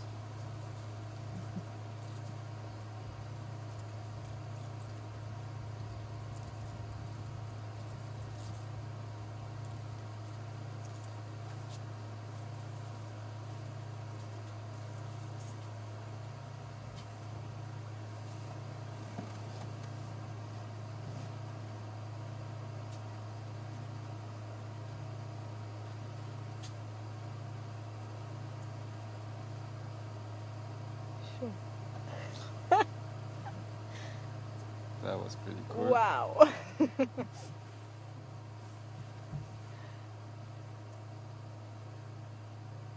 I'll tell you something. You never get used to that, do you? Oh, wow.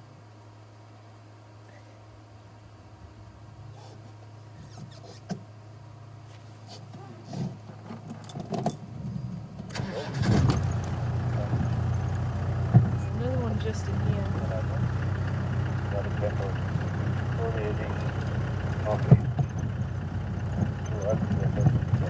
That's a slightly younger bull in there. Oh, there's the other bull. Let's go and see if they're up to something. I'll keep my distance though. They seem to be actually quite amicable. Because the way he was walking, he kind of did have that swagger going on.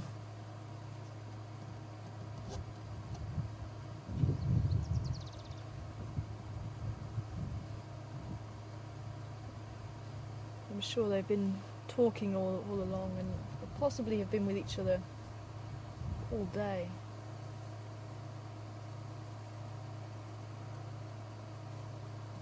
Let's see what he's going to do.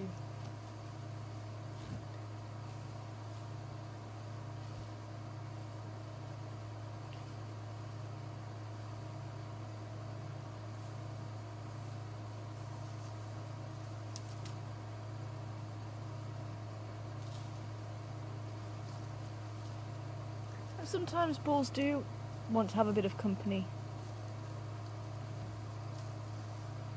And you will see them in a group like this. Wow, look at the tusks on the male at the back. Actually pretty long. Actually, both males pretty long here.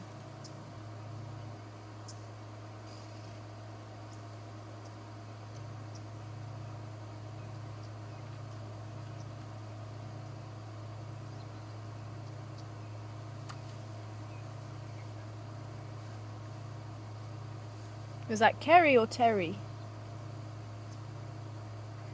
Terry! Terry! Hi Terry, wondering if the elephants have toenails, and yes they do. And they're actually very similar to ours. They float almost just underneath the skin. So not really like the hoof of an animal. I'm just going to try and pull forward, maybe we'll have a chance to see them. They're all covered by grass again. I think these bulls must have been with each other all day. There wasn't a greeting or anything like that. They may have been in contact with each other. See these smaller bulls going up there.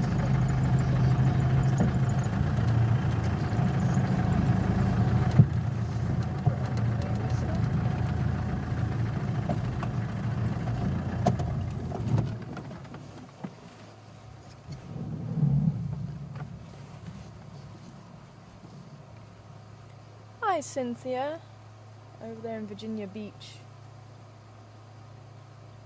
Wanting to know how to age the bulls and how old are they. Now this one I do struggle with sometimes, but if you have a look, because it can be quite difficult to actually age the elephant exactly, but if you have a look where the eye is, there's quite a deep groove behind the eye. Now this male, the grooves are pretty deep. And you can see there's quite a big size difference between the tusks and the height of the elephant. There you go, there's that deep groove. So as the elephant grows older, that groove does get deeper. So I wouldn't be surprised if this elephant's probably around early 40s. And they can live up to around 50, 60, maybe 65. You can even see the hair on the inside of the ear.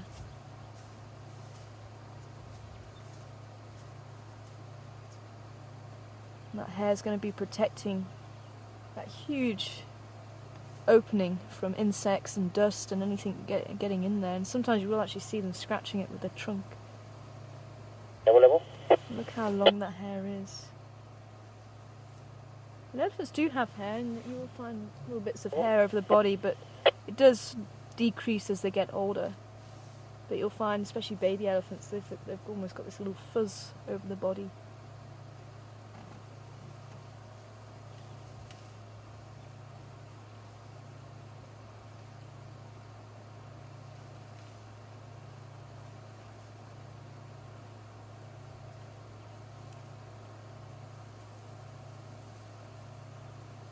Hi dear, and welcome on board again. Great to hear from you. And wanting to know when they do make a sound, is it through the vocal cords or is it through the trunk? And a lot of the time it is through the trunk. And the vernasal passage actually helps to produce that sound. And they do have quite a variety of calls. So we actually hear the deep rumbling. And it was always thought that came from the gut, but that one I think is actually made by the vocal cords, the vocalization. But then you get the trumpeting, which actually is sent out through the trunk. But then they do have subtle differences as well. They've got quite an interesting one, the estrus chorus, where the females will actually call males for when they're ready to mate, and all the females will join in. How many And they do have a lot of different vocalizations. I was actually looking on the Elephant Whisperers website. Very interesting. They actually have some clips that you can actually hear from the vocalizations that we can hear. But they do have other vocalizations that we can't hear. They're too low for us to hear. So these four bulls might be talking at the moment while they're eating, but we can't hear it. And they can also feel the vibrations. The feet are very sensitive to the vibrations underneath them, so when they do make vocalizations, they also can feel them through the ground. Not hear with the feet, but just feel the vibrations.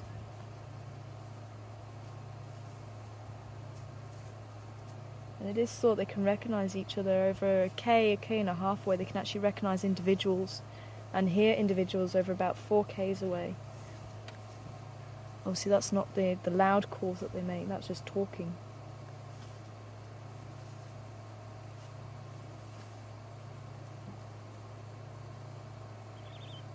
So as far as I understand, I think it is a bit of both. I think they do use the vocalizations, but also the trunk does come into play with that vernasal passage.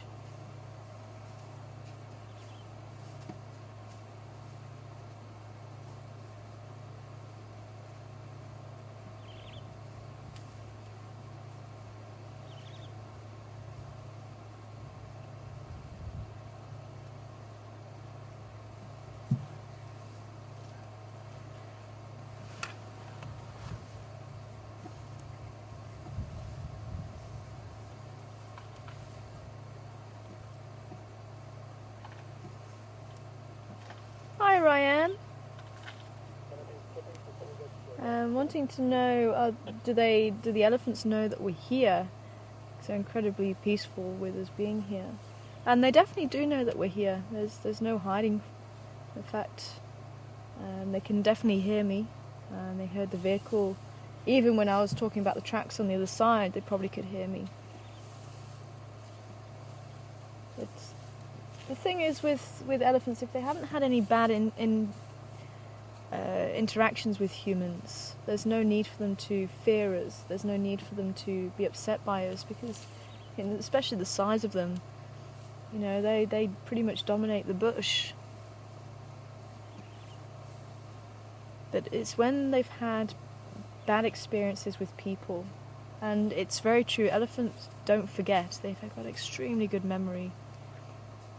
And if they've had a bad experience with people, they will remember it, and that's when you get the elephants who become aggressive towards humans. And the sad thing is, a lot of it will be to do with when elephants were being shot, especially for the ivory as well, but especially the hunting.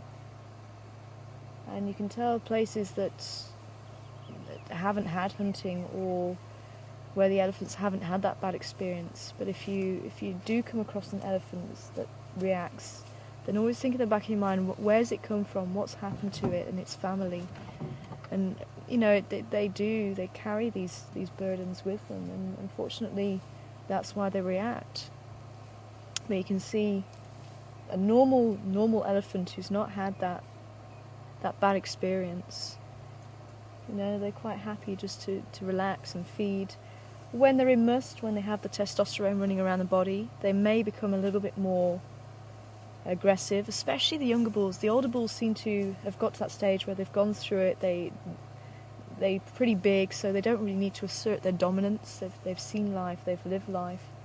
But it does seem to be the younger bulls seem to be a little bit more aggressive. They've got something to prove, and they may have not experienced being in must, so it's going to be quite a different change, almost like a teenager.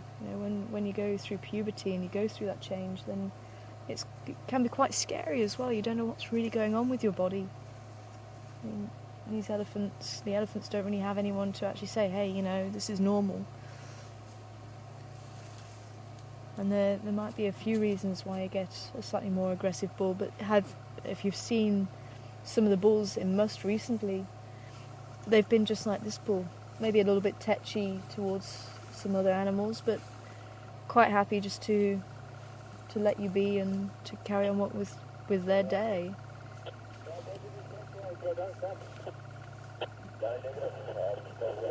But it doesn't mean to say that you can be disrespectful, and that's one of the biggest things, whatever animal you're with, showing the respect that they deserve really does help, and they actually pick up on that as well. Just going to go forward a little bit more as another bull crossing the road. So if you rush up to an elephant, or if you don't give it space, as you saw, we actually gave the bull elephant before quite a lot of space, and he actually decided to come to us rather than the other way around. This is a big boy as well, look at him.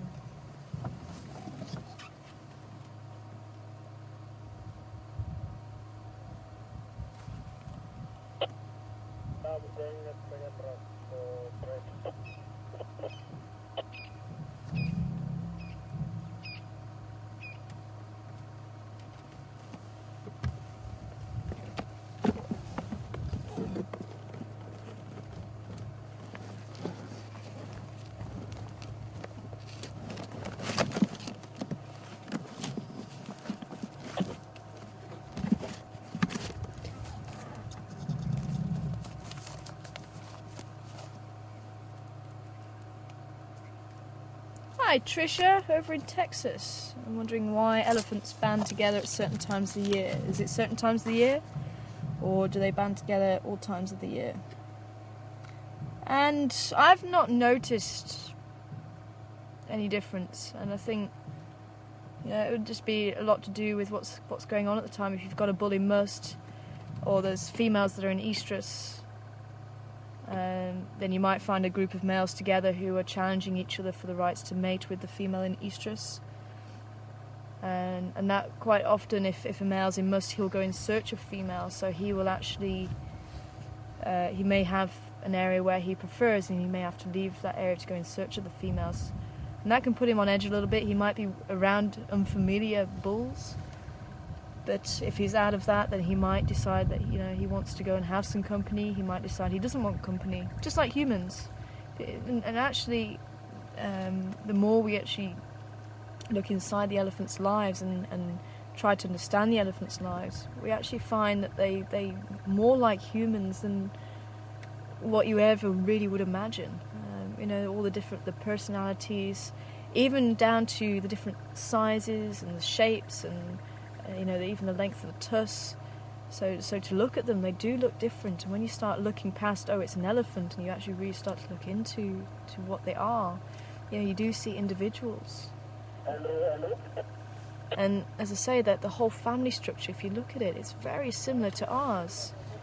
You know, you have the families, and the kids stay until they're about 16, 18, and then the boys do tend to leave, and they need to have their group of males to do some male bonding and actually learn how to be a man, and that's where these bulls come into play. So you might have a younger bull with these older bulls, and they can actually teach them the ways of the world and teach them, you know, the politics of being a male. And sometimes they might decide, you know, hey, I need to be in my shed and do a bit of pottering around. Otherwise, you know, then maybe they need to go out and have a meal with the boys. You know, it's amazing how similar they actually are.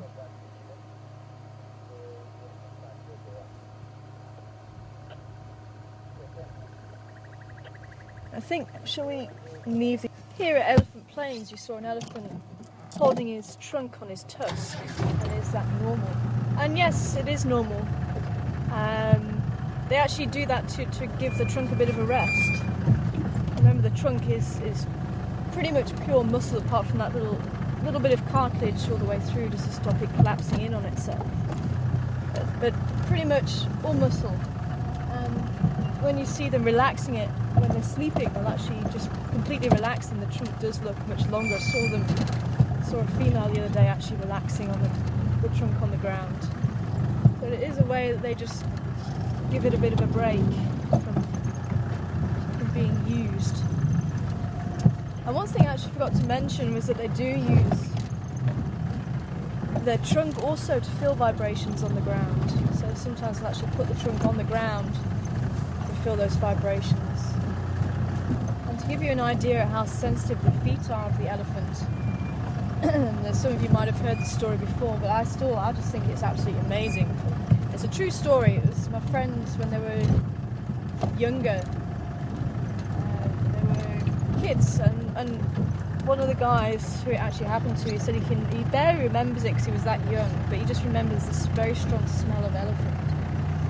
And what happened was they were actually sleeping in a boma, and a boma is just a protected area. It's usually a fenced off area that you can utilise at night, and you know that animals aren't going to come through. And there's usually an opening at sort of a little segment of it. And at this opening, there was two huts either side, and the parents slept in the huts and the kids slept in the boma. And usually there wouldn't be a problem. And they actually had food. They had some fruit, and they thought, well, we'll put the fruit in a basket and tie it up at the end of the boma, out of the reach of animals. Apparently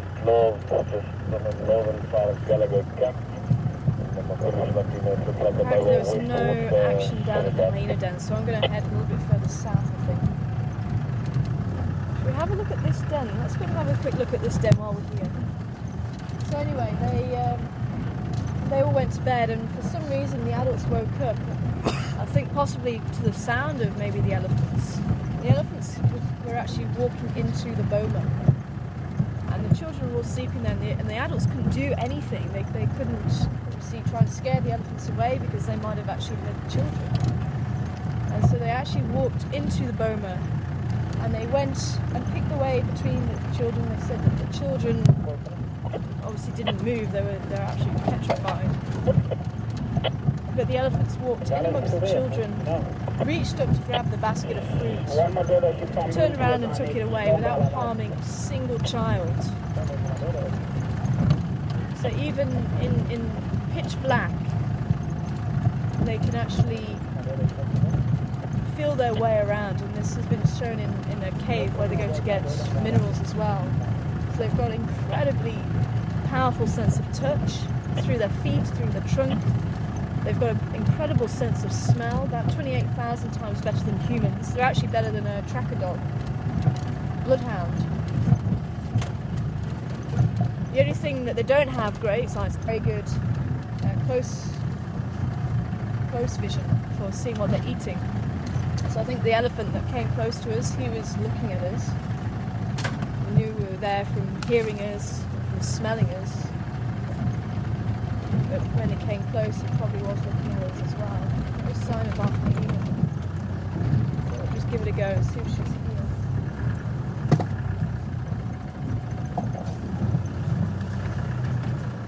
She's moved on now.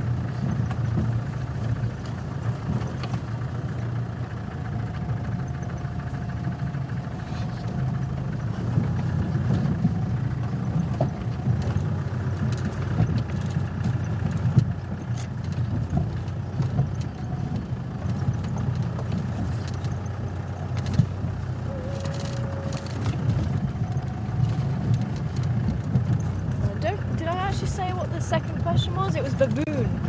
So if you got baboon right for the second tracking question, the second dung question, it was baboon. Baboon dung it. And I have something in mind that I want to show you for the third question. We'll see if there's another question along the way somewhere. Depends on which direction we go in. I would like to head up that road and just see have any luck with a certain animal up that side. Let's have a look around Pan.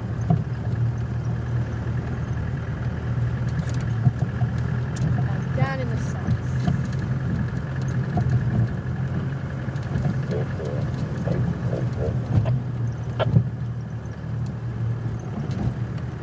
Stations leaving for Makula and Love, just at the dip on Rebecca's Road.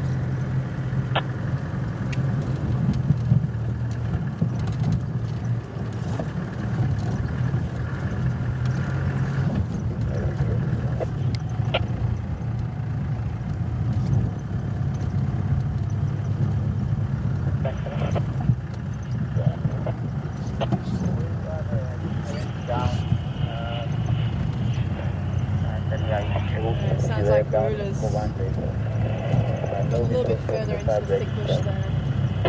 So I think we made the right decision to go to see her. Are you going to go for good term? Negative, I'm going to go towards the gate. Right, I think we'll stop there for drink. Okay, thank you.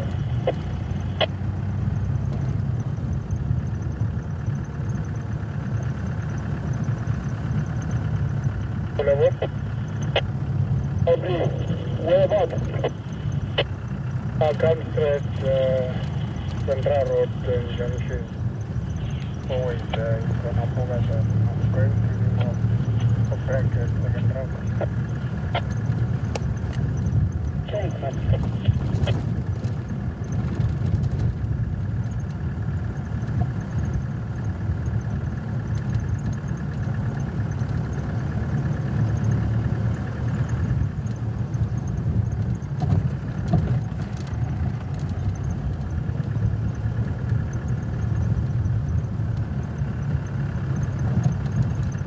Hi Cheryl, over there in Las Vegas, wondering how they measure an elephant's memory.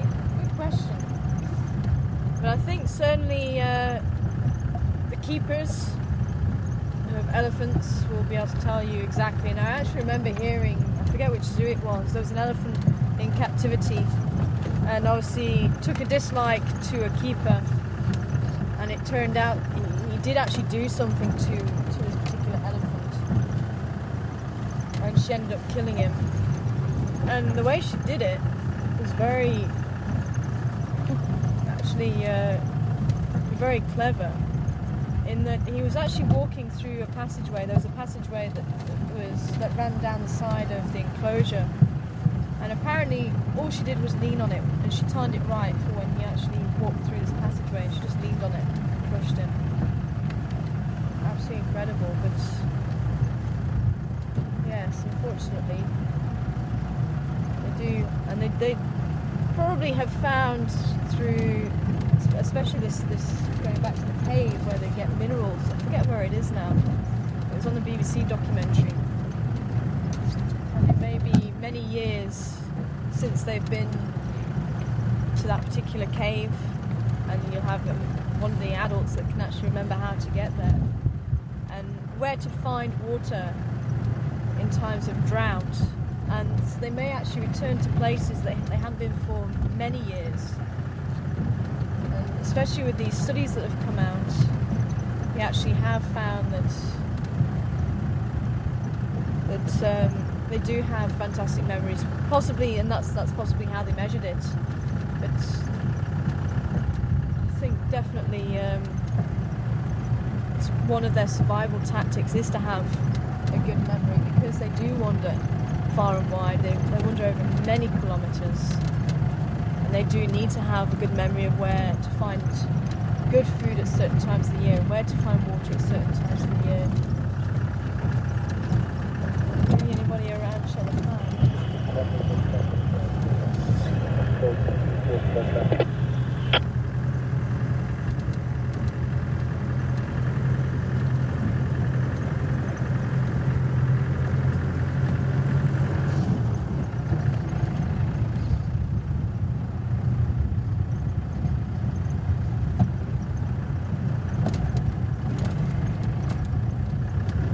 Leaving this London Road just north of Falkirk Sky, open up. Oh, sorry, gather go, open up.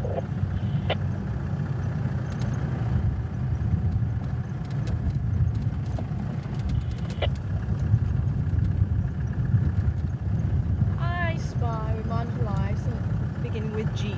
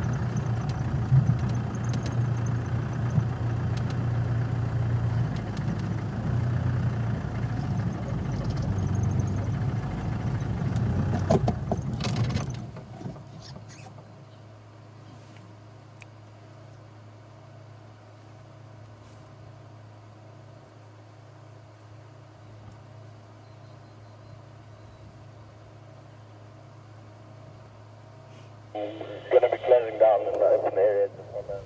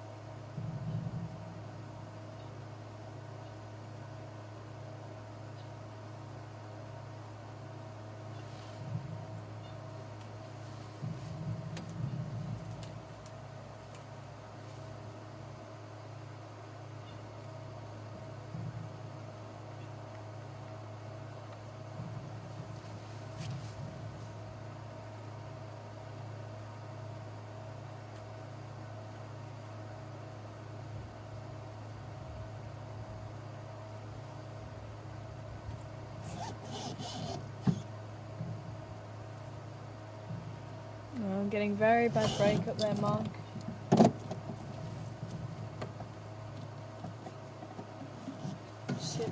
forward, maybe it'll help.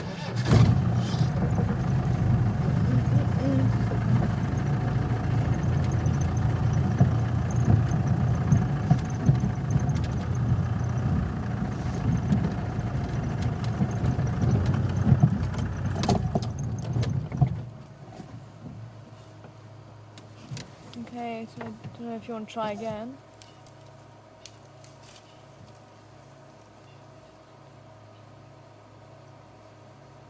Oh, yes. I can hear you now as well.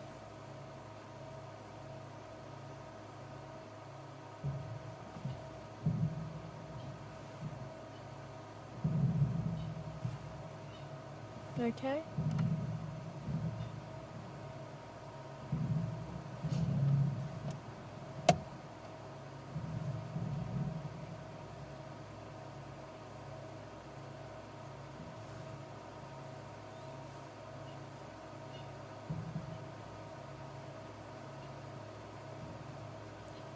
Interesting question there, Ellen. Oh, what's Giraffe seen? I did hear a bird calling down there. Giraffe doesn't like what he's just seen. I think we need to go down into the drainage line. Hopefully there'll be a couple of tracks there as well. And apparently there was an elephant at a county fair.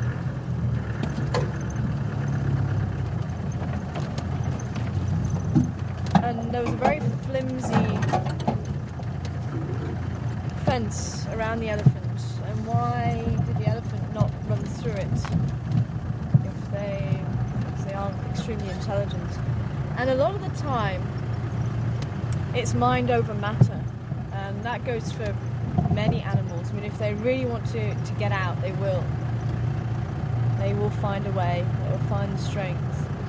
And this mind over matter is this mental barrier. I mean, we have it every day. We have it with the leopards. We have it with the lions. There's a mental barrier here that it surrounds us. And even though we know that they can cross and cause some damage to us, they can cross over into the vehicle, there is still that invisible wall, if you like, that they don't cross this because, well, of the various reasons, but in their head it is a barrier. And one of the most intriguing things I heard was an elephant who was chasing someone. I forget where it was. And there was actually a gate leading into this staff compound, and the gate was generally shut.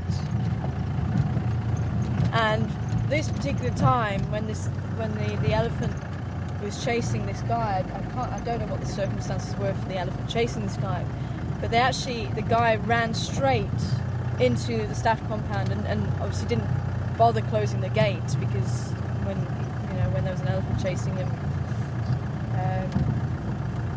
he wasn't thinking of that. And the elephant actually stopped where the gate would normally be closed. And again, that's a mental barrier acting, because that elephant is probably used to seeing the gate shut, or seeing it as a fence. That mental barrier was still there. It was still a no-go area for it. Even though he can go through, there's nothing to stop him. There's still a mental barrier there. Why are you struggling, Gunda?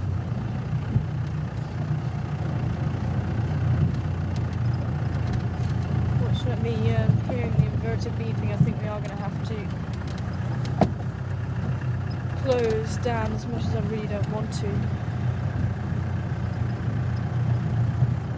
Not too sure why it's starting to beep again so early.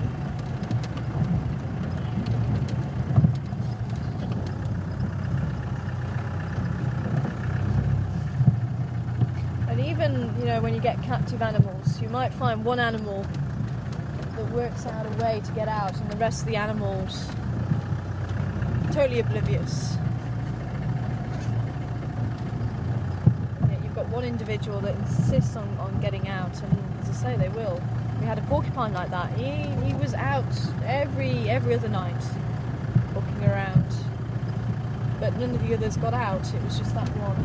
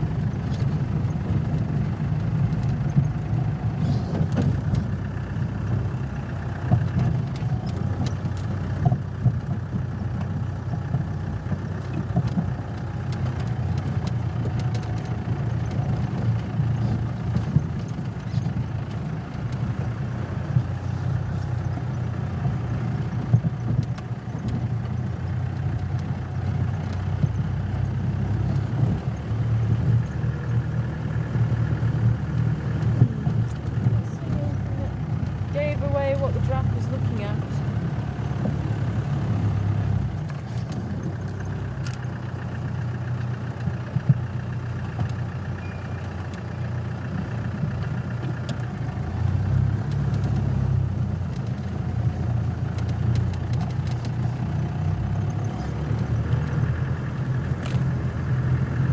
Hi Jude, good afternoon to you. Wanting to know how long we've been doing the safaris for. Well, for Wild Earth and Juma, over a year and a half. Started in March last year, and before that I was a guide for about 3.5 years up at Waterberg. So about 5.5 years in total, including the training, which is out as long as I've been out here in South Africa.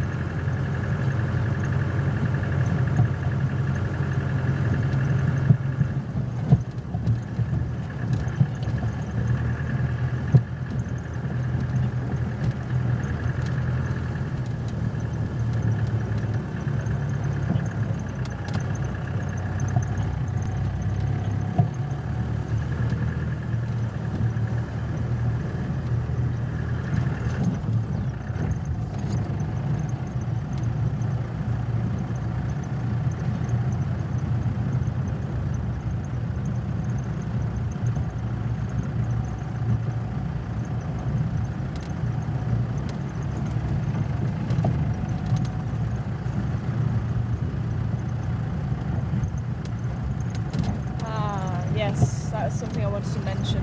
Has the inverter stopped beeping now? Just beeped like 2 minutes ago, right? So a few people are a little bit confused. I think we are going to have to shut down, unfortunately, very soon. A few people are confused about what's going on with our leave. Just because there's only 3 of us left in camp, it's a little bit difficult for us to keep doing the 2 drives a day without a break. So we're actually still doing the 6 weeks on and 2 weeks off, but when we do the 2 weeks off we all go on leave, so we all come back and start the drives again. So that's what's going to happen, is the 6 weeks we're on, and then 2 weeks we go on leave, and then they restart again. So on the 28th is going to be our last drive, so we start our leave on the 29th, and then we come back on the 12th, so our first drive will be the 13th, so the 12th will be when we start making our way back to camp. But we'll only start drives on the 13th of October. So the 29th is when drives stop, 29th of September, and they start again 13th of October. So that's so that we can have a break as well. As much as we love doing this, we do still need to have a break from it. We need to have some time off, recharge the batteries. I was hoping to find another question for you. I think I've run out of time, unfortunately.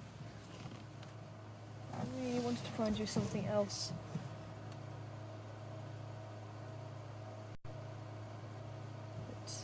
Unfortunately beaten by the inverter.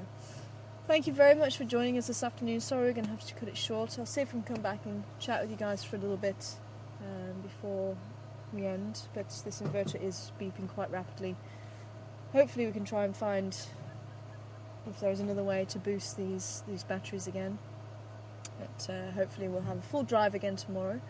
So Sebastian, you're out on drive tomorrow, hey? Yeah. So Sebastian will be out, and Mark behind the camera, and myself back in the director's chair in final control. But thank you for all your questions, and thank you for playing along with the Dun quiz. I hope you're all doing very well. It sounds like you are, and we'll hopefully have, on the last day, we'll be able to hear how well people have done, and maybe there'll be a certificate or two to give out. So take care everybody, I'll see you back at camp in a few minutes. Bye for now.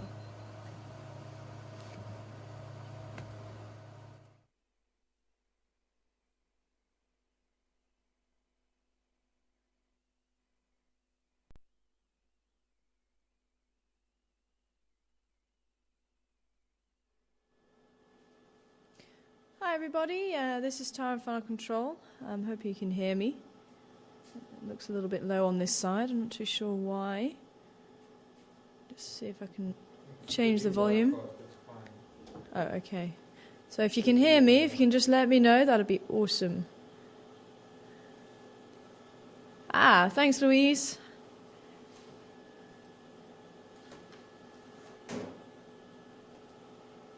And just going through and seeing who's in here. Kathy, Roy, Love, Happy Lady, Chewy, Sue, Patty, Maureen, Linda, Glow, Claire, Caddy. Hi, Caddy. Brilliant to see you. And over in the Ustream, Susperella. Awesome, you can hear me loud and clear. Fantastic. And Saseka. And Blunt Viking, if you're still in here. Brilliant. I hope you're all well. Donna, if you're still in there as well. Yep, Mark's just gone. You're left with me, unfortunately.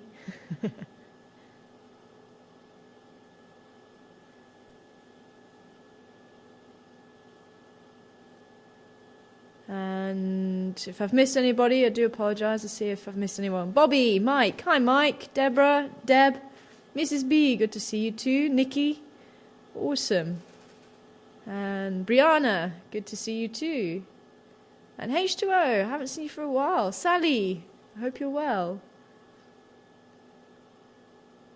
And Donna Karen. Good to see you too.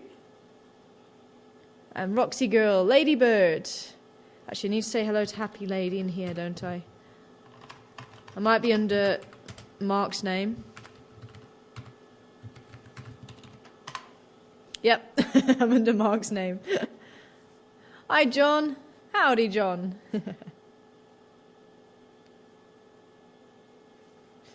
Antonio, good to see you too. Dolly now. Lisa.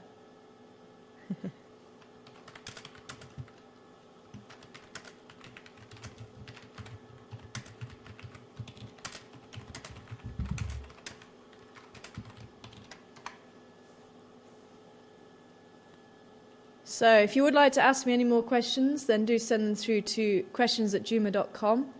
See if there's a couple of questions that I didn't get a chance to answer there. And yes, we will be, as soon as I've finished here, I'll be playing the fireside chat, just in case anybody missed it. Sebastian's been working extremely hard to get it finished, and we'll play it straight after I've finished here with you. So if you did miss it, it's about an hour, and then you've got the t-shirt making there as well. So if you haven't been able to see that, then it's there.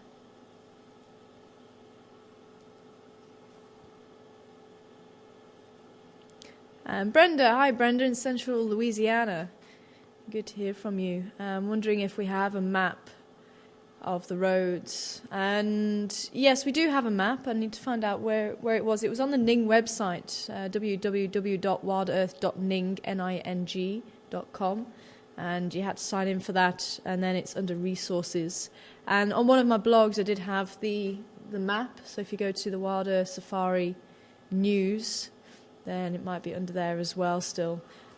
But otherwise I'll try and see if I can actually release another blog with it. I'm literally in the middle of the one I said I was going to write about what's been happening over the last few days. So anyone that missed the dogs or Shavinzi or Karulu and the Cubs, if anybody does have any pictures from this morning, that family portrait would be wonderful. But yeah, questions@juma.com. If you can send questions through to the email, because otherwise I miss them if they do go into the chat. I can see the comments and things like that. Hi, Paul. And Mrs. B, if Mr. B's around, please say hello to him too for me. And Maureen.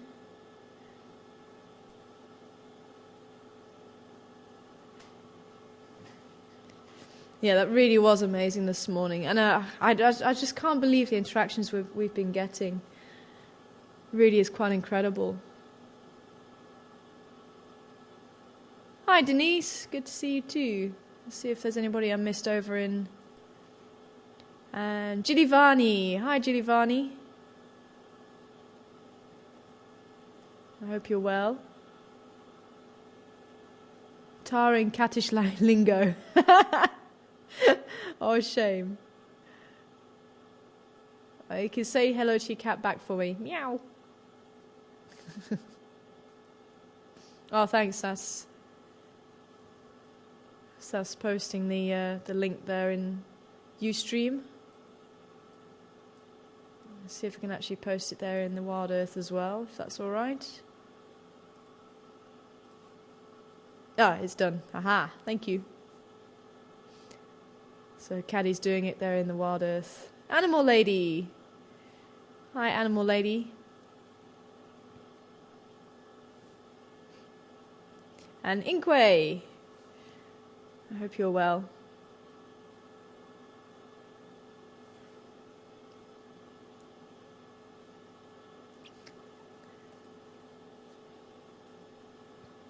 And Sharon, hi Sharon over there in Texas. Hope you're well. Good to hear from you. It's been a little while. Wanting to know, have we updated the bidding for the t-shirts recently, and when will the winners be named? Yeah, all you need to do is go on Facebook, and the bids, if whoever bids, it'll be updated automatically, so you just put your bid in. And I last put the ones that came through the questions this afternoon, and I put them out on the blog as well. And I'll do the same tomorrow. So the auction is open until 6 o'clock tomorrow afternoon. And hopefully, if the batteries last, we will do it from the Gunda who won which T-shirt. And if that's not possible, then we'll do it here from Final Control. So we will announce the winners tomorrow. And anybody wanting to read the blog, it is out. So if you're not on Facebook, then the details are on the blog at how to bid. And all the details that you need for that. So the blog is www.juma.com, and look under the blogs. And you'll see the Rhino T-shirt blog there. And hi Donna. So I'm just trying to say hi and howdy. It didn't quite work. But Donna wanting to know where we're all going for our vacations, and hope we get time to relax. So I'm sure we will. I'm still umming and ahhing as to where I'm going to be going. I think Seb's going to be going down to Cape Town. I'm probably going to go and visit some friends. All over the country, actually, so I'm probably going to be doing a bit of driving and seeing the country, and possibly going down to Cape Town. I haven't decided yet, but we shall see. Okay, and good idea, Sil. I'll see if I can put the address there.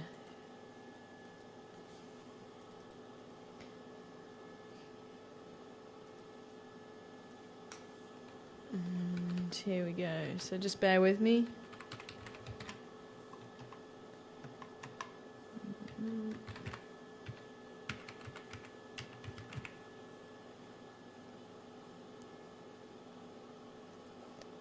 So here it goes. So Sil just saying, putting a banner up on the screen for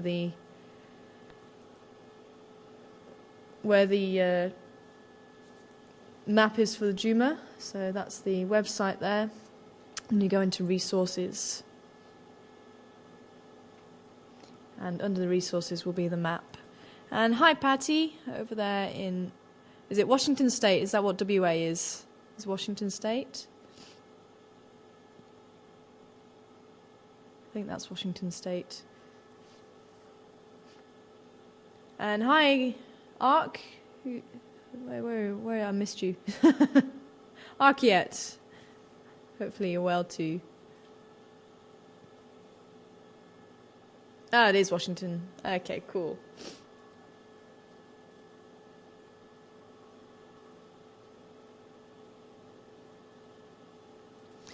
So when is the last drive before our break? It'll be on the 28th, and we shall let you know. I'm sure it will be the same time. If it changes, we'll definitely let everybody know. But as far as I know, I think we are keeping it at the same time. So if anybody does have any other questions, then send them through to questions@juma.com. Questions@juma.com. And hi to Linda. Linda wanting to know how often we have the fireside chats. We're trying to have them at least twice a month. Just with the three of us, it can get quite difficult to organise the fireside chats and to do them with a skeleton crew. We have been pulling in the guys from Voyatella, but as I say, with just the three of us, it can be quite difficult to actually get content as well. So we thought, well, rather than trying to do a fireside chat each week, we'd rather get decent content and maybe do it twice a month.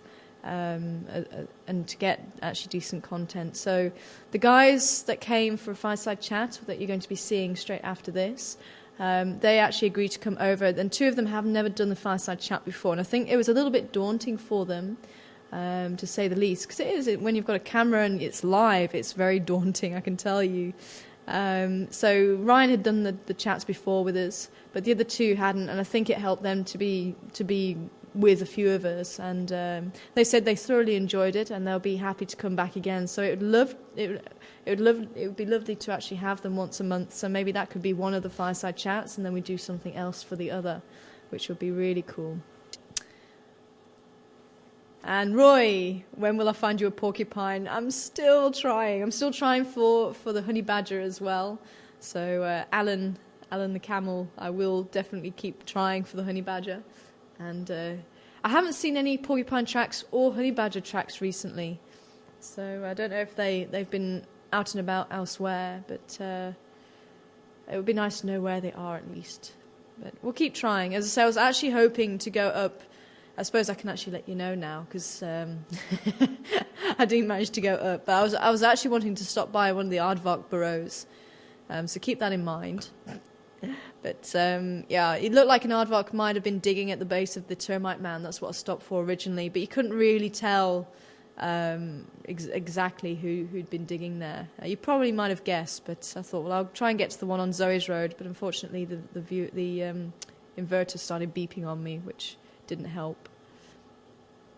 And Sass saw some porcupines last week at Marwell.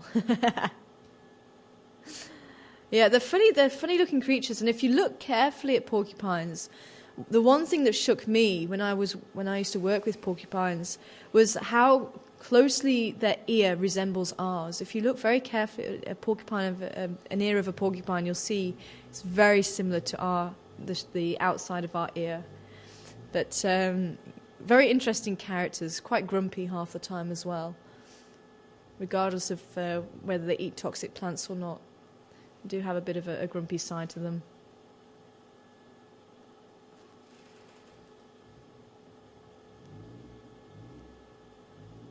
And hi, Bolts.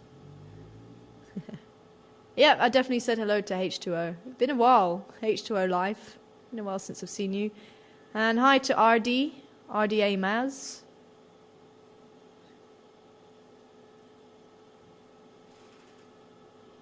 And Debin Vegas.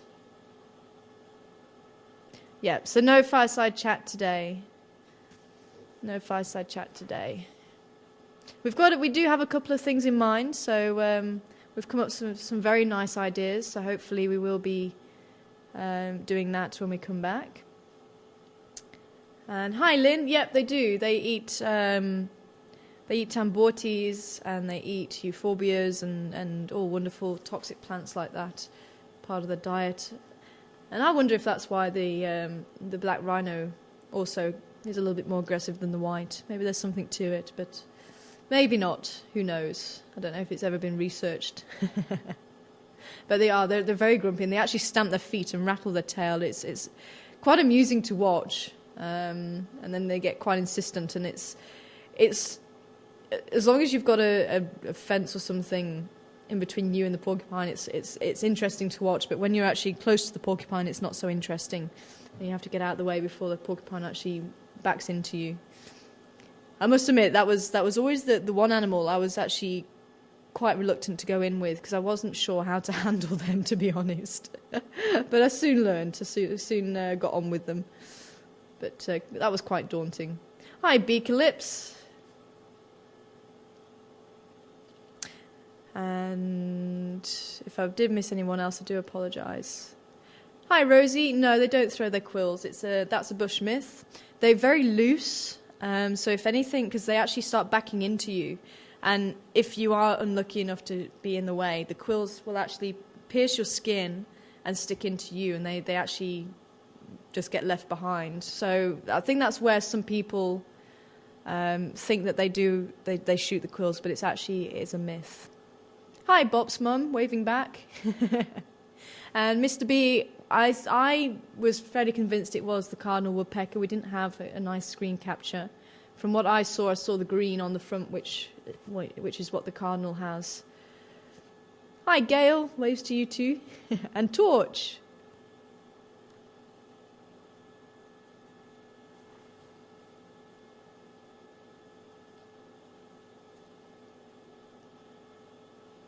Yeah, questions@juma.com to send questions. So I'm flitting between the two chat rooms. Hi, is it Delaney? Delaney K? And Patty09. Butelier. Butelier? Was that Butelier?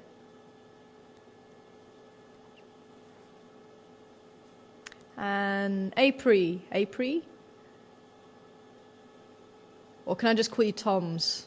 That's going to be easier for me. And Drink Coke 2, waving to you too.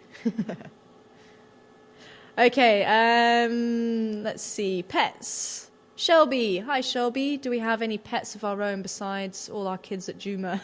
No, they are, that's it. And we do have the next door neighbour's dog, and that's quite a funny one because, as I say, we don't really think dogs really do very well in the bush, and as you saw that last night, fireside chat, the dog was on a lead because she's very small and she could be a meal for Karula, and sometimes the dogs do get bitten. So yeah, pets in the bush don't really work, and also it's the diseases and things like that they could pass on or catch, but obviously when you are in the bush, you do want some companionship as well. So it's a very, very difficult one there. But certainly no cats. Cats you can't really control as well as dogs. But yeah, the next door neighbours, the managers of the lodge, and the owners actually do have dogs. And dogs are the norm if anybody does have pets. And I think someone was asking about what the T-shirts we're up to. So what I can do is give you an up-to-date, up-to-the-minute where the bids are. So if you give me a sec, I can sign in and search all that out for you. Oh, there we go. That's what I need. Okay, so let's see. So on the Sassy Black T-shirt, still either $100 Canadian dollars or £75. We'll have to see on the conversion rate who's got the higher bid there. On Sebastian's red T-shirt, $150 Canadian dollars. So there's something about that one I really like. It's very abstract. I'm glad Sebastian changed his mind. And on my white T-shirt, $125.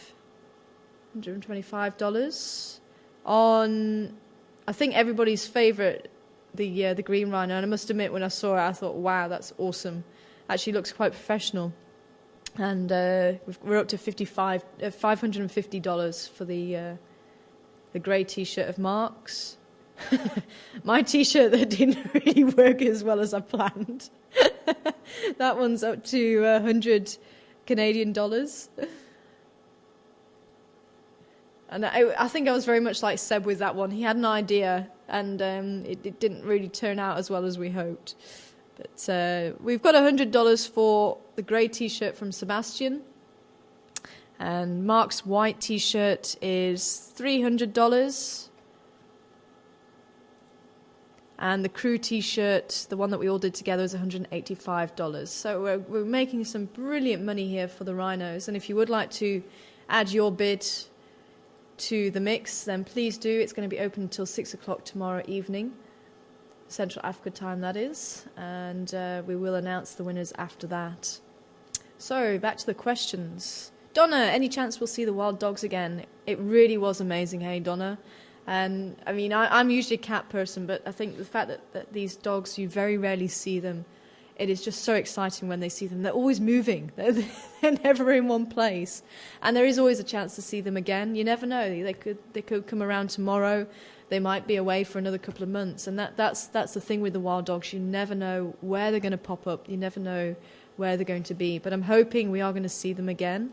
And we should have another chance to see them again at some stage. We just don't know when. Thank you very much, Tammy. At some stage, I'd love to make my way over towards the States. It really was. I went there when I was 12. I actually did the funny thing. We went there to Florida. We stayed over in Miami for a night, actually by accident. We decided, because we were going to get on the plane straight from flying into Miami onto Orlando, and it was one of those offers where they asked people to stay behind, so overbooked, and we decided, okay, we'll do that, and we ended up staying a night on the Miami beach, and had a walk along the beach, which I always remember. And I got on the plane when I was 12, flew back to the UK, and got off when I was 13, so quite a memorable one.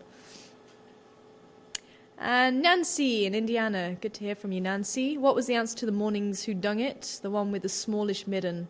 That was the civet. It was a civet tree. So that was the bonus question. So it was 2 questions this morning, 2 questions in the afternoon. I'm very sorry. I was trying to get it up to 3. But the bonus question was the civet, because we hadn't really done the civet dung.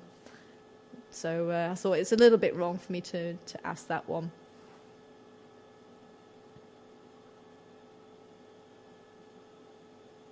Yeah, Glow, just reminding everybody there, all the bids are going to the Rhinos. Myself, Mark and Sebastian are all putting money in to actually buy the T-shirts, so there's no cost to come out from the T-shirts.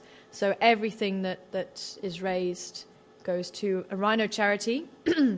And what's actually going to be done with it is, if you have the highest bid, then you can actually tell us which Rhino charity you want it to go to, and we'll take all of those suggestions and we'll decide which one's going to be the best one, so we can try and see where the money's going to be best to use, basically.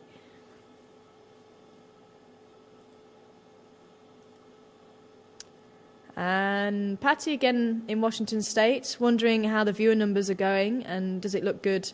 At the moment, I don't know.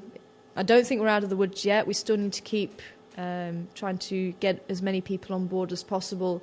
But, I mean, from our side, it's definitely up. I mean, from what we're seeing, I'm sure you're seeing the counters going on the screens as well. It definitely looks like it's getting up there. I mean, there are days where we've had 1,000 people actually on board. I'm sure there's a few people out there that know that we do have more than 1,000 viewers, but to actually have them all together at any one time, I think is quite an achievement. And I know it has happened in the past, and let's hope that it keeps growing, and hopefully we can get 2,000 at some stage. He's hoping. So that's when it peaks, and hopefully we'll have it, maybe even having it all the way through the drive instead of just the peak time.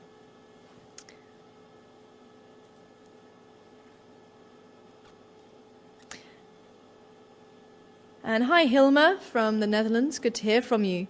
And thank you very much. And it's always great to hear when people say they enjoy the safaris, because it definitely does give us a buzz as well to know that you're actually enjoying what we're enjoying. And it definitely, I suppose, gives us an edge, and especially when we hear from you with the questions as well. It's always nice to know. I mean, we know that you're watching, but it's always nice to hear when you have questions, and it starts getting your brain thinking about different things and what's going on, and you know, different stories come out, and it just gives you inspiration, I suppose. And definitely, it's always nice to hear from everybody. I'm wondering if there's another fireside chat before we go on holiday. And no, that was our last fireside chat for this cycle. We go on leave. So actually, I've got 1 drive left. Mark's got 1 drive left. Seb is having 2 drives. No, 2 days, sorry. So it'll be 4 drives. So me and Mark both have 2 drives left, 1 day. And Seb has 4 drives, 2 days, just so I don't confuse everybody. So running out of time to really organise another fireside chat. But there will be one when we come back. We'll let you know via the usual methods of when the fireside chat will be. And Brenda in Louisiana, where to see my written replies. I'm not typing at the moment, but if you want to join the chats, there is the chats over in Ustream and in Wild Earth. Those are where you can find where the chats are. But at the moment, I'm not typing anything. And this is the reason why we actually do the chat is over the microphone, is so that you actually, everybody, whether you're on Facebook or whether you're not, whether you're in the chat rooms or not, you get to hear everything that's going on there. And yeah, so whoever was asking about marsupials there in the chat, I see Mike saying no marsupials in Africa, and that's very true. And Who Dung It t-shirts, they're not on my page. The designs are on my public page. I can post the Who Dung It designs on the Juma web page, again, on the Juma Facebook page. But I have sent 4 designs through already, and I think there's another design coming through that people are enjoying, so I shall see about sending that one through as well. But let me see if I can just post the link there for anybody for the Who Dug It. And I must say thank you so much to everybody who sent the designs through. We've got some brilliant designs that came through, and a lot of ones that evolved, I think. So what I'm writing now, I'm just going to put it onto the Juma web page. So there you go. If anybody isn't part of my public profile, why not? No, I'm only joking. But here is the Who Dung It designs coming up onto the Juma Private Game Reserve Facebook page now. And if you would like to add your vote, then just click on a design and just like the design, and then we can see what the most popular ones are. And as I say, I'll send them through. And I'm just waiting for confirmation from Eugene to see if he's added them to the shirts and things like that. I'm also going to be purchasing a couple, and definitely some brilliant designs that came through there. So thank you so much, everybody who did send them through. And thank you to everybody sending through pictures. It always helps with the blogs because, as I say, I try not to take too many pictures, and it's always great to see your pictures as well, and you always get to have the nice ones. So I try and do a bit of a mixture there. And the store, I need to actually find out what the link is, so I will post that up. As soon as I know that the Who Dung It's are available, then I shall put the shop link out onto Facebook, and I'll also do a blog with it as well, so anybody that isn't on Facebook can also have a look at it. Diane asking the most important question at this stage. How am I going to handle the scores on the quizzes? Unfortunately, you might miss the last one. What I'd like you to do is, if anybody has got 70%, so I'm looking at your monkey that's come through on the email. It's very funny. He's distracting me. Scratching his head. There's a little monkey. But yes, I love these little animations that come through on the email. But trail of thought. Okay. Yes. So how am I handling the scores? You need to keep track of your own scores. I've also kept a track, so hopefully I can help you guys out if you have missed one or two, and I'll put a big list just in case you have missed on the Facebook updates, and you can just go along and see which ones you got right. The bonus questions, as I say, don't count in regards to the final total. They are, if you've got one wrong, they basically go instead of that point, so you can just gain an extra point, but it doesn't. If you don't get it right, it doesn't work against you, basically. So I'll put all that up. And basically, if you've got 100% over a couple of drives or more, then definitely send through the fact that you've got 100%. Even if you haven't got 100%, maybe 92%, or we'll see how it goes. If I get a lot of 100%, then I'll give out some certificates to say well done to that. But if we don't get too many 100% or very few, then I'll start dropping the bar and just see how we do. So keep your scores and send them through to me via email, and I can send out the certificates out to everybody. And I'll also do updates on Facebook as well. So if you are on Facebook, then we can do that, and we'll see how we go from there. So keep your scores, send them to me, and if you get 100%, say over 5 out the how many drives I've done now. I've actually lost count, but I have got it written down. But if you get 100% out of 5, or say 90 out of 10 drives, then send the highest score, basically, and we'll see how we go. So however drives you have been on, basically. So if you've been on 10 drives, send me that score. If you've been on 5 drives, send me that score. And we shall see who is the Dung and Track master of this round.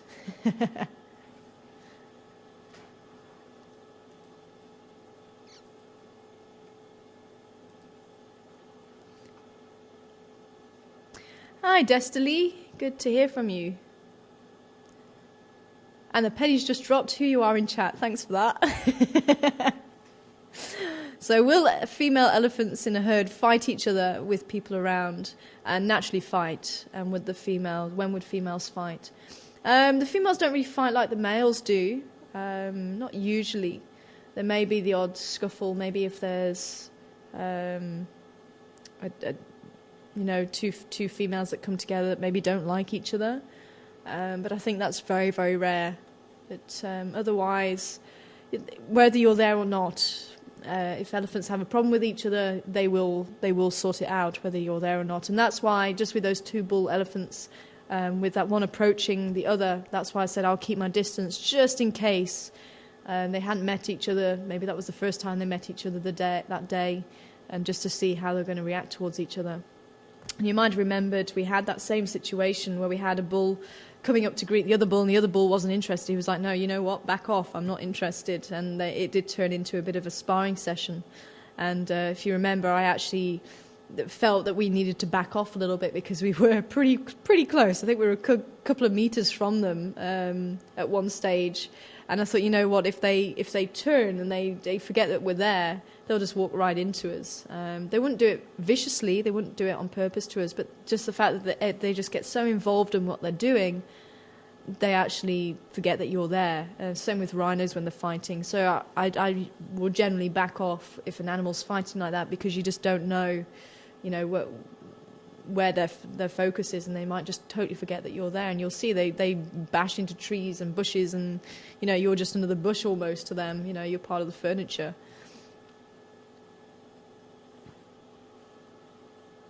But as far as the females go, that they'll be sort of barging each other out the way, or maybe the odd, especially the females, if you've got a mother and a daughter, for example, she might discipline her daughter, give her a bit of a smack with the trunk, or kick her a little bit with a foot. I mean, we have seen it on a couple of occasions when the elephants have been drinking, and the youngsters have been trying to get in there, and the females just got so annoyed, and then all of a sudden the trunk comes out and slaps them after a few warnings, with the foot pushing them back. And they just get so impatient, and then they try and barge past Mum, and Mum's like, no.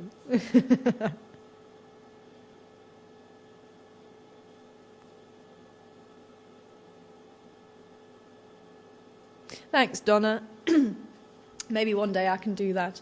Donna's fostered over hundreds of kittens from the Animal Society.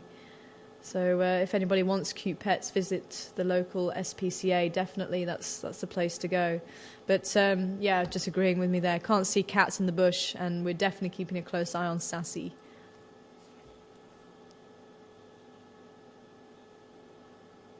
Hi, Rhonda.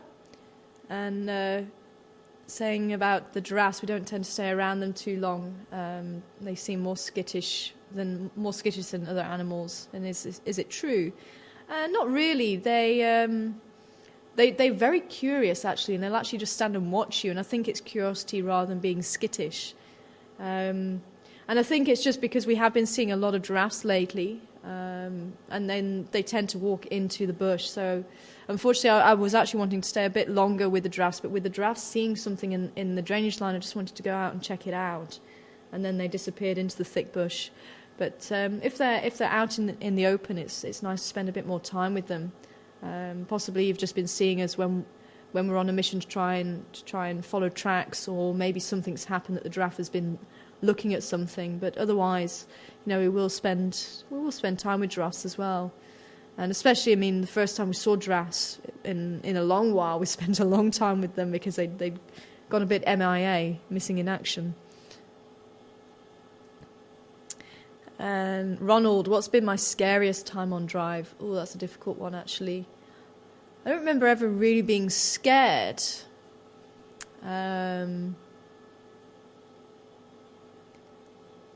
just trying to think. I think my heart probably skipped a beat. There was the bull in Must a little while ago, and he started walking down the road. He stopped, and I saw him. And I stopped quite a distance because I saw him stop what he was doing, and he instantly looked at me.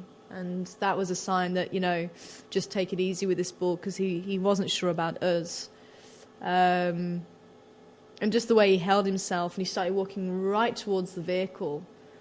And I suppose that, I wouldn't say I was scared, but I was very, very wary about what he was going to do. Obviously, just still trying to give out good vibes to him, to say, you know, look, I'm not going to be a threat to you, so you don't need to be a threat to me, kind of thing.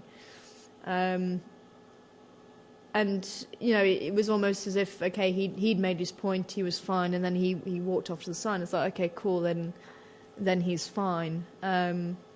And possibly with the two bulls sparring, again, I wasn't scared, but I was just very wary that, you know, if they forget that we were there and they were just focused on what they were doing, it might have come off bad for us. And unfortunately, I actually, when I started the engine, that was fine. They were so caught up in what they were doing, but unfortunately I didn't realise that I wasn't in low range. I was still in high range, and we were in a slight dip, so I started trying to back up and couldn't understand why I wasn't going, and unfortunately my foot went a little bit harder on the accelerator than what I wanted it to, and we just revved a little bit high, and that did actually break their concentration, and I felt so guilty for it, and it wasn't my intention at all.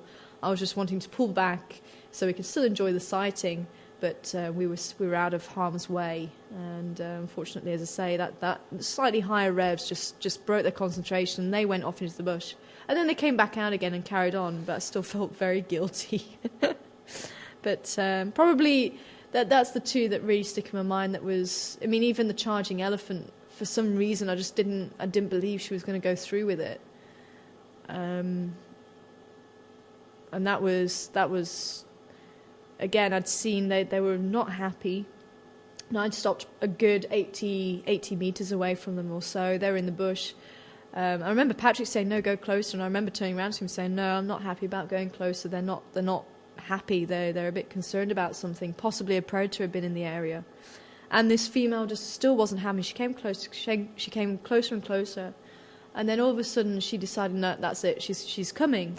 But it was not a warning charge, but it wasn't a real charge. It was somewhere in between, and you know, if you read the books, there's nothing there in between. It's either a warning charge or a full-on charge, and it was neither, but it had elements of both.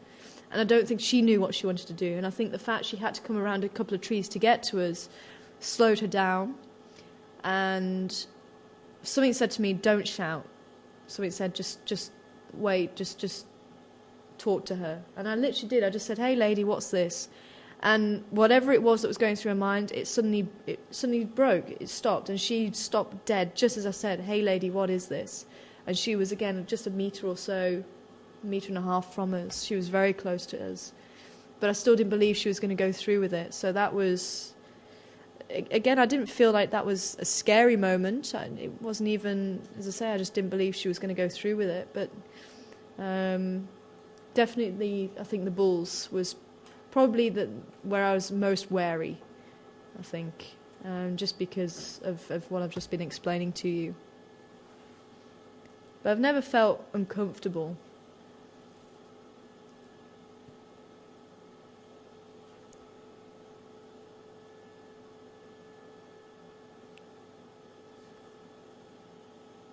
Oh, awesome.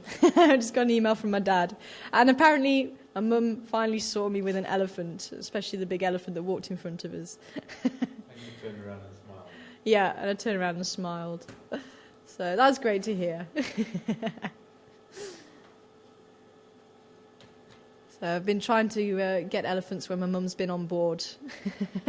And she always misses it. Something always happens. I either get a flat tyre, or we lose signal, or the elephants just move off into the bush so she doesn't see them.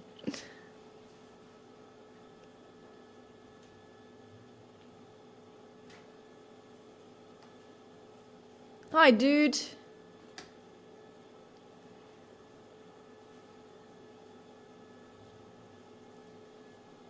And Cindy. Hi, Cindy.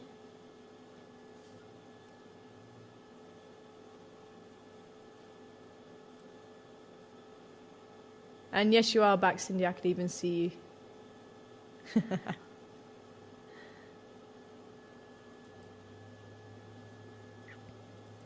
And Heather. Hi, Heather.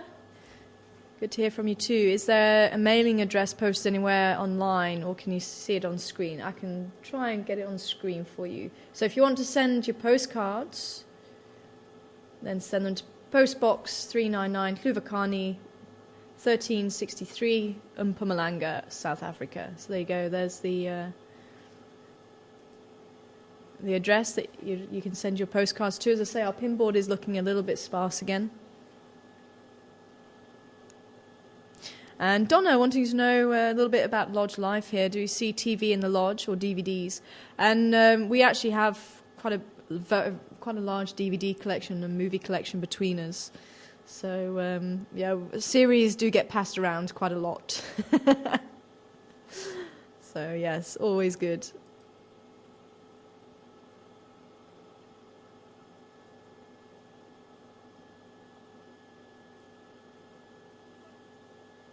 Awesome. Great to hear, Sholan. Sholan's sounds like she's got quite a high number this time. Well, she had a very high number. She actually came in second last time. But I have to just check, but I think Sholan's saying we're up to about 30 on baboon dung. So I shall have to check my own records as well. So as long as you haven't included, there was 3 bonus points, so as long as you haven't included the bonus points, that should be about right.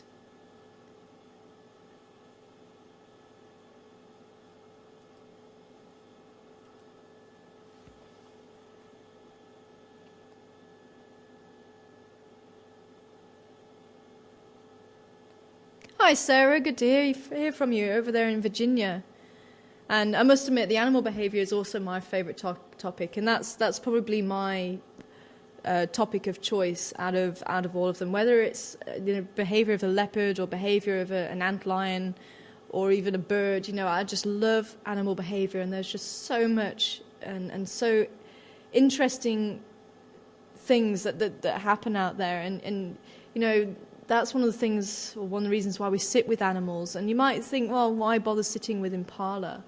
But there'll be times when we do sit with impala because there are so many subtle behaviours that are going on, and sometimes you kind of forget about that. And as I say, it would have been nice to sit with some impala today, but the impala were kind of in the bush and not really out there, so we try and balance it as much as possible.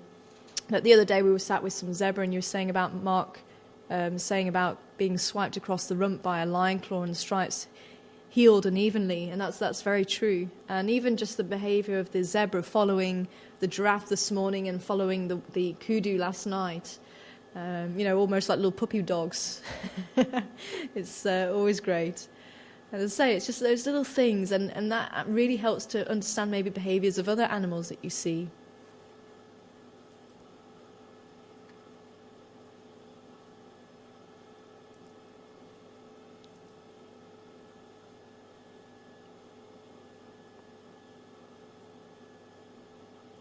Hi Lisa, over there in the UK, my neck of the woods.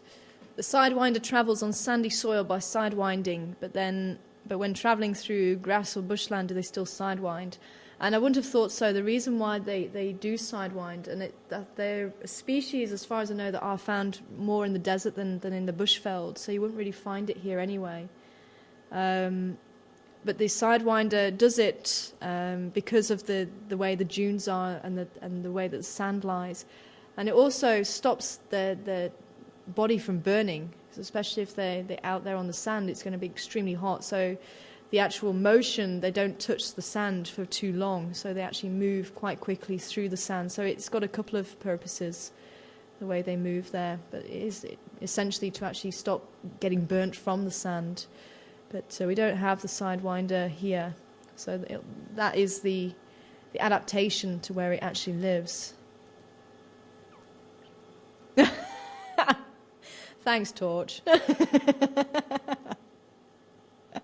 I've got another distraction here. Yeah, that's a great distraction, actually.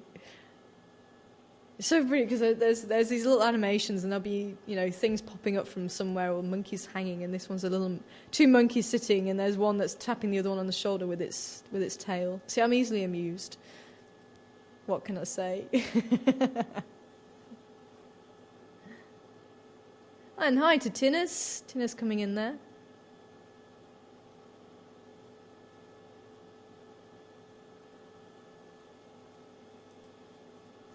And how are we doing?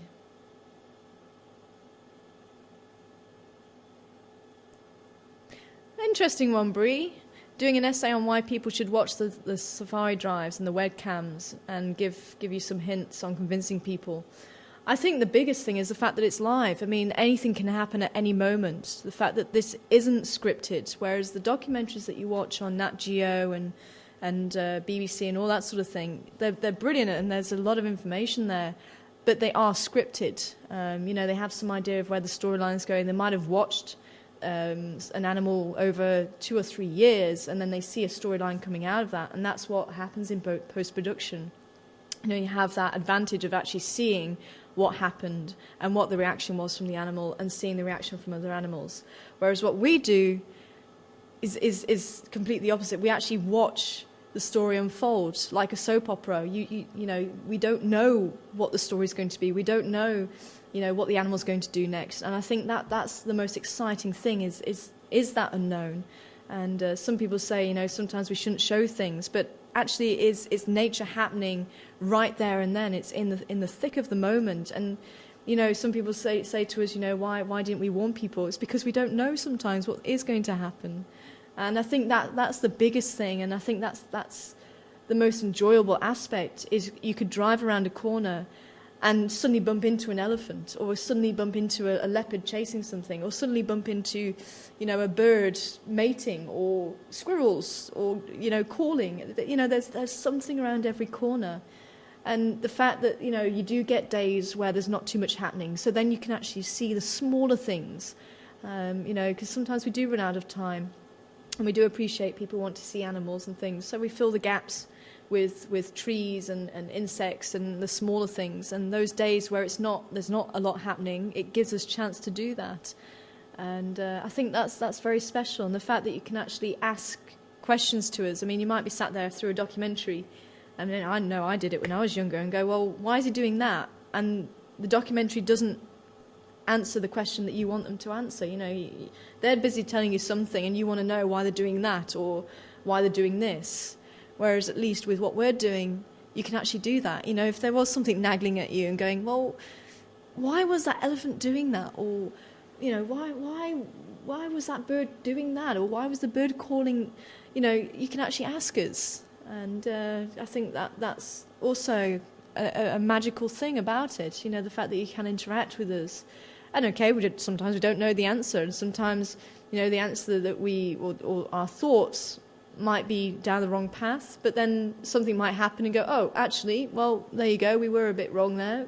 This is actually what is happening, and I think the fact that we learn all the time and we learn from each other, people can actually chip in and go, well, okay, you didn't know, but I did, and this is what I've learned, and this is what I've seen. And I think, sharing those whole experiences, I think, is really what Wild Earth is about, and actually bringing people together and actually bringing people together with the wildlife. And we have this the similar interests and similar likes, and I think that's a big part of it. So hopefully that helps you out. Hi Feather and Susie over there in Ustream, hope you're well. Yeah, Sass is very right. My stomach is going to start to rumble very soon. I didn't realise the time. See, I just enjoy chatting to everybody. See, once I start, I can't stop.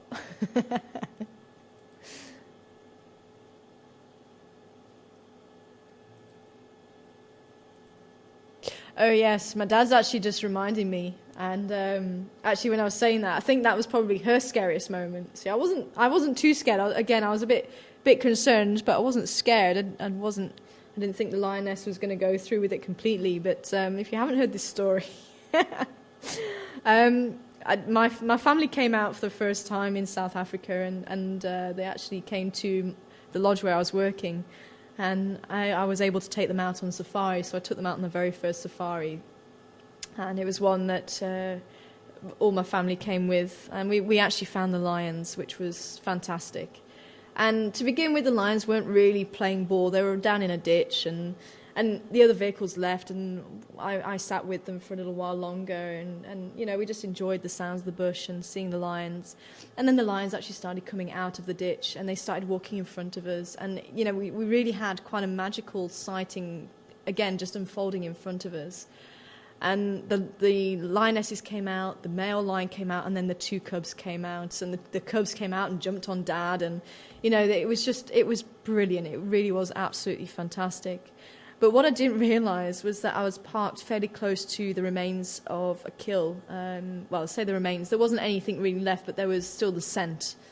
And one of the females started walking up. It was a young female. She started walking up towards the vehicle, and she was just sniffing around, and I didn't think anything of it because, you know, she was sniffing around, and then I realised, okay, I'd parked in a very silly place. And then all of a sudden she stopped, and she looked just behind me. And she was fairly close to the vehicle at this time. She was probably about a metre and a half away, and she didn't break eye contact. And I was looking at her, and she just didn't know what to do, and she was almost trying to be bold and brave, but at the same time was unsure of what she should do. So it was this conflict going on, and it was interesting to see this conflict going on inside of her. But she was almost sort of trying to go down, and she was thinking, shall I pounce or shall I not? Should I walk away or shall I not? And I was then starting to get a little bit concerned. Again, I wasn't scared. I didn't think she was going to follow through, but I was a bit concerned that, you know, what she was doing, and she was sort of going down as if she was going to pounce. So I banged on the side of the door and said, "Hey," you know, just to keep that respect, you know, the line there again. Because if you don't, then you are going to end up with problems if there is, you know, a leopard or a lion looking at the possibility of jumping on a vehicle or whatever. So I just shouted at her and said, "Hey," and broke that contact. And I just, at that moment, turned around and I realised who she'd been looking at was my mum.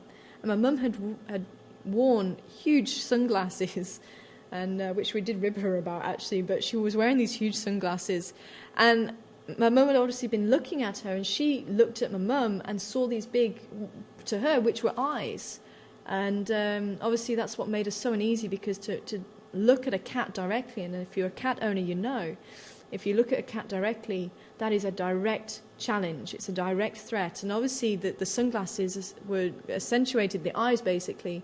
So that's what made us so uncomfortable. And obviously this poor cat just didn't know what to do with it, because, you know, these big eyes were staring right at her. And when I banged on the side of the door, my mum looked away, and she looked away as well. And that, you know, sort of almost broke the spell, and then she walked off, you know. So very, very interesting. And I say that one definitely went down in history with my family. And and yeah, as I say, quite a fun one.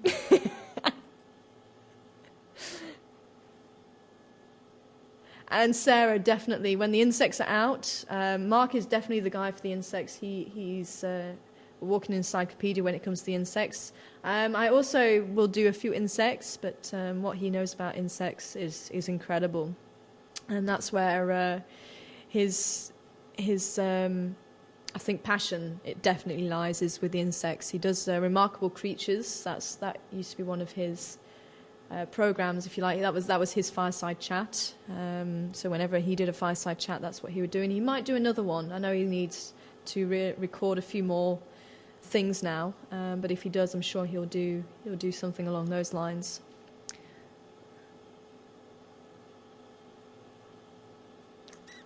Desley, do we have any surfing movies where they follow surfers even to Africa? I don't, but I know the boys did. The boys are very much into the surfing side of things.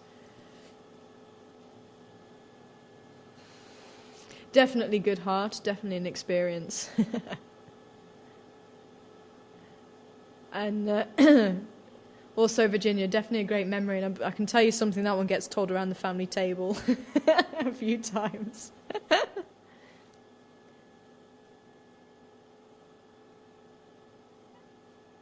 Definitely Tinnis. I'm not a Soti. Well, actually, no, I am. I am still a Soti. Still have 1 foot in the UK and 1 foot in South Africa. I love both countries. I definitely love both countries. And, you know, for me, I definitely am. I'm a UK girl. I was born and raised there, Lancastrian, very much so. But Lancastrian that needed adventure, which brought me to Africa, and Africa is definitely in my blood now as well. And definitely, I feel very, very lucky, very privileged to have got to where I am. Although definitely been hard work to get to where I am. So it's definitely not been handed to me on a plate. I definitely work for it, but definitely feel lucky to be sitting here and talking to you guys there. And you know, just loving being out there and loving being able to spend time with such wonderful creatures, and you know, actually learning day to day. I mean, there is so much that we can learn, and we do, and that's what I love about this I say job. And definitely, I just feel very lucky.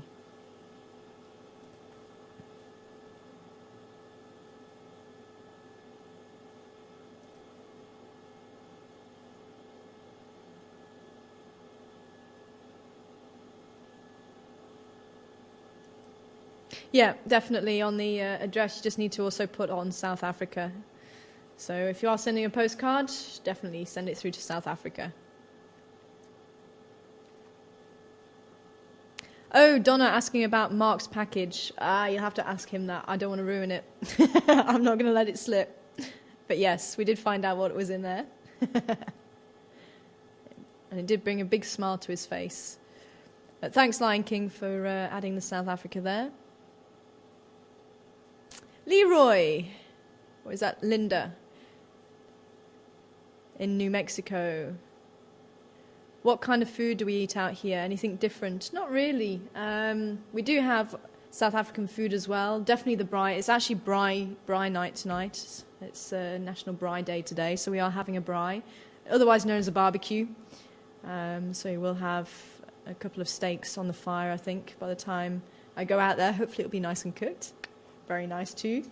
And a couple of sundowners, although I've missed the sun now. But sundowner is definitely a big pastime, I think, here in South Africa, a big must. And if you go on safari, then you do usually stop for a sundowner. And what else do we have? Oh, we had bobotie the other night. Actually, on the T-shirt making... Hello? I'm still going, yes. Sebastian's looking at me. See, I can't stop. I start chatting and there you go. But yes, bobotie. That was actually the first South African meal I ever ate, and I had a South African friend who gave me the recipe. So I actually made it, I ate it over in the UK. And it was my first meal when I came over here, and we had it the other night, and that's what Jess brings around in the T-shirt making video.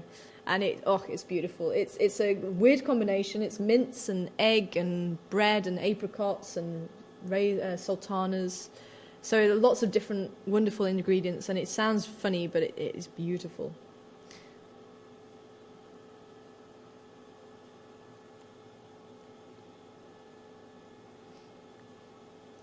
And pap as well, the millie maize that's ground down, also quite a big South African thing.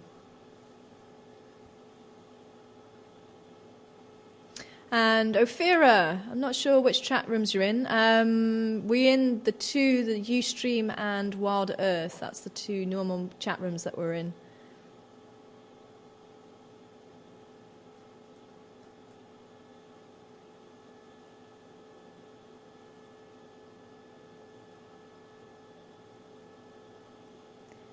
And hi, Judge. Oh, saying hello to Seb. Oh, I think he's gone. He's popped out again. So there's 4 more questions for me to get through, so I'm going to answer those, and then I shall give your ears a break from my voice and put on the video that I'm sure a few of you are still wanting to listen to and watch.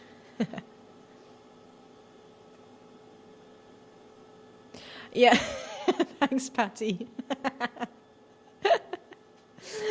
So, Patty's saying, what am I still doing here?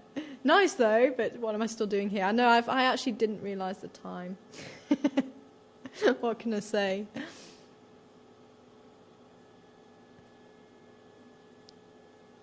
And Jilly over there in the UK watching an elephant, and it was curling its trunk and resting it on the tusk. Was it being playful or is it because it's so heavy? Never seen that before. And it is actually, they rest it on their tusks. It's just a way to take the weight off it, I suppose. And when they're sleeping, they'll often rest it on the ground, and it stretches. When they relax it, it actually, you can see the full length of it. So when they're using it, it's contracted, so it's actually much shorter. And Gail, do we have lightning rainstorms there, and do the animals anticipate the storms and act differently? And have there been animals struck by lightning? Sadly, yes, animals do get struck by lightning. On one of my old reserves, we lost 12 impala during one of the electrical storms. Quite amazing electrical storms, and I'm looking forward to them. I love seeing the storms and the lightning, but they do cause a lot of damage as well sometimes. And especially this time of year, the biggest fire risk is we're coming into now. Everything is dry, and we do get lightning storms with no rain, and that's where you can start getting the fires, and they start naturally. So before we get any rain, if we have electrical storms, then it is a big fire risk. But we do get them, and animals do seem to anticipate them. They do seem to anticipate them, and we actually watch their movements. And sometimes you can tell there's a big storm on the way, and I think they feel the drop in pressure. And Heather, wondering if there's going to be any other animals featured on the merchandise in the shops. Yes, we did send both myself and Seb, and I think Mark also wanted to send some through. I'm not sure if he has done it yet, but wanting to send through, we sent through pictures of different animals apart from the leopards. The leopards was the main one that we were asked for. And then we were asked for different animals, not leopards this time. So there should be a few going up.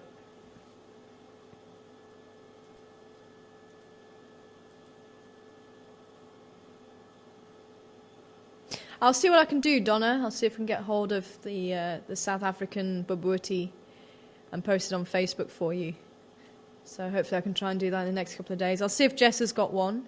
I'd love to know where I put that recipe, because it was a really nice one. Because everyone makes theirs slightly differently. It's one of those that, I think it's like spaghetti bolognese. Everyone has their own way of making it, and slightly different ingredients and things. But I have to try and find that recipe where it was my first ever babuti.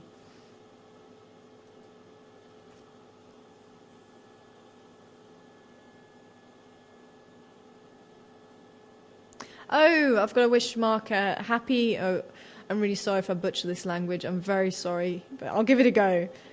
Rosh Hashanah. You'll have to tell me if I'm right. So I'll have to wish him a happy new year in 4 days' time from Ophira.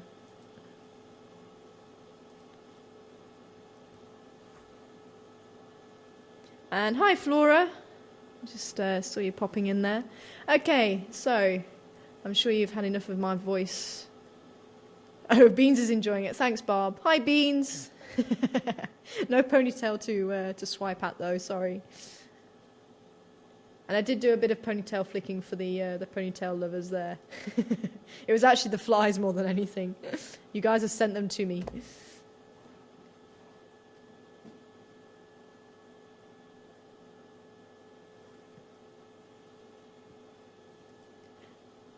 So I think that's all the questions. So thank you very much for sending in the questions. I've really enjoyed chatting with everyone this evening, and I hope that I'll be able to do it again, and hopefully not in the too near future, because we do like to go out on drive, but sometimes it's nice to have the rain and actually chat to you, and we do need the rain. But I hope it's not too often for your sakes as well. But quick hello to Dale, and... who else have we got? Sarsaparilla being rude? Never. Yeah, that's it. See, Saspara's, she's found me out. I'm going to finish the chat when I know the cooking's done, definitely. And I must admit, everyone was very shocked that I didn't actually have too much to eat in London. And the problem was, I actually thought it was going to be a much larger plate than what I ordered. I was actually quite disappointed how little food they gave me, but it was actually, it made me feel better, because I'd been eating so much, because it was actually towards the end of my holiday in the UK, and I'd been eating so much good food And I did actually feel very guilty about how much I'd eaten, so it kind of put me on an even keel again. But yes, I know they were a bit worried, but I actually do look after my stomach extremely well. Yeah, good heart. I'll see if I can post it on my Facebook page and see if I can actually do that very soon. But the first priority is now the blog. I need to finish the blog for you. So that is hopefully going out tomorrow. I think I'm not going to be able to finish it tonight. I was going to give it a go, but I think that's going to be tomorrow's job now. Looking through the pictures that have been sent, so I've just got to put those in and just read over it to make sure it all makes sense, because you know what I'm like with words and English and all that. Sometimes it doesn't make any sense to me either. So I really don't know how you guys follow me sometimes, because I don't follow myself sometimes. So yeah, you do well. But thanks again for the chat. It's been great to have this time with you, and definitely we'll see if we can try and do it again sometime. But please do keep on bidding on the T-shirts if you want to bid on the T-shirts, and there might be another surprise coming, so keep a lookout on the T-shirts as well. I just need to make sure that we are able to do it, but Dia knows what I'm talking about, and hopefully that'll be up tomorrow as well. So take care, everybody. Wherever you are in the world, sleep well or have a great day, and we shall see you again soon. And remember that one last day for the done questions. I'll see if I can throw in a couple of bonus questions, and hopefully you guys have done well. Oh, and a quick hello to Amelia, Tinnis's daughter. So, hoe gaat het, Amelia? I hope you're well. Take care, everybody, and I'll speak to you again soon. Bye.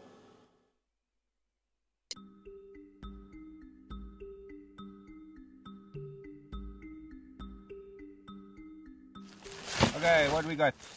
Let's see what we got here. Okay, we've got some T-shirts. I want to start with the Fabric pens. grey one. And paint. Small, regular fit. And Shotgun the red and the black for me. Shotgun. Shotgun, yes. How can you What do you mean shotgun? Like this? What do you mean? Yeah, that's for me. Okay. That's So you mine. want that I see. one? Seb wants. Oh, I Seb see. wants it. I want You're going to red. go there, Seb. And I want the black. What do you want? Shotgun. Do you want a black? Yes. I'll do two You want a T-shirts, black? red and black. Thank you very much. I'll do Thank a you very black much. and a white. What other colour do you want? So, what do we have? We've got rhino Small. heads, I want a rhino big bodies. T-shirt. I don't That care sounds what actually colour really it is. bad, doesn't it? Pens, paint, stencils, spray. I don't know if these spray paints are going to work. I don't know if they will spray. I mean, spray paint on purpose. Yeah, I think possibly not. But there you go. There is the challenge. Okay. There, stop taking all this space. How rude. Okay, so let me just put these 65,000 black rhino in 1970. 65,000. And then you get- And then what is it now? 4,000. 2,393, and now you've got 4,860. So they actually That's why did China. increase. Oh, that's why. Yeah, from 93 to now. And then dropped But, again. Yeah.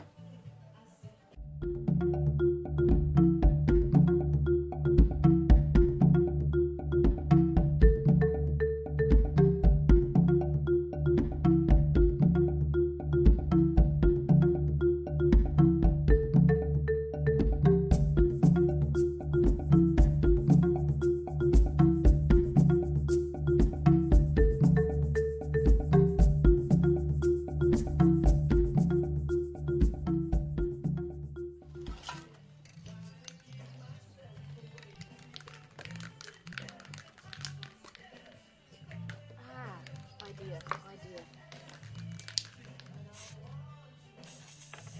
Sure. You're the You daring. don't you dare spray it.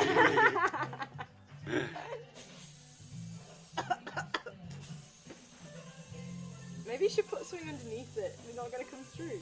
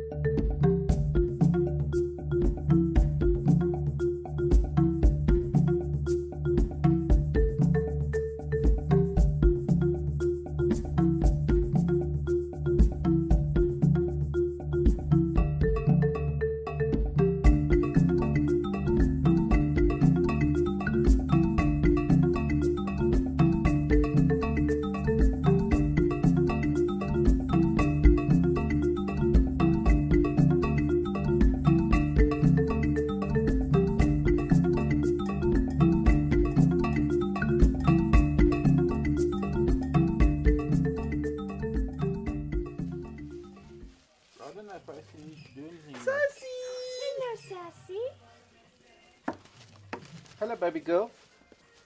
Hello, baby girl.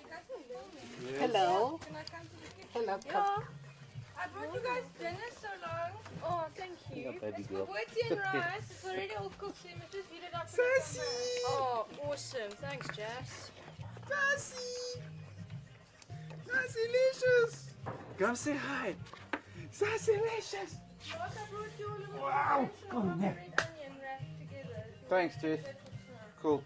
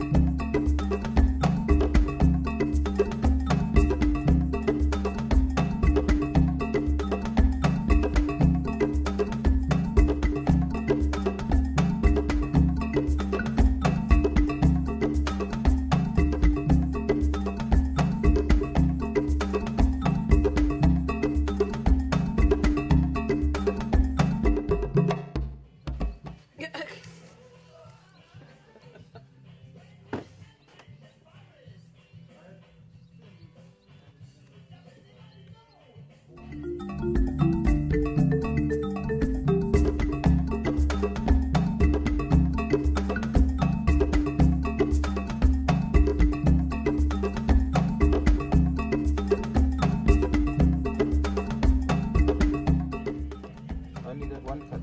Okay.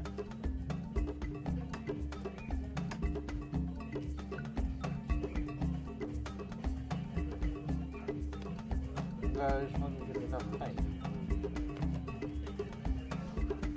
Lots of paint. Don't tell me you're afraid of getting messy. Never.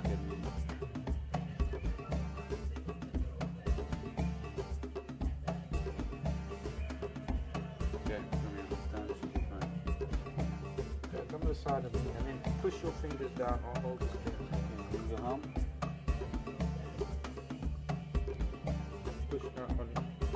Like the police do.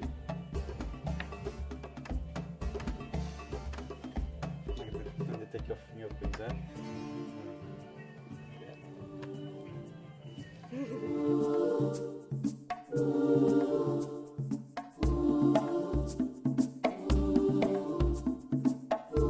Should I do it in the middle or Wherever should I you do it want. over? But spread, not yeah, there in the middle. There. Yes. Right over the top. There. Wherever you want.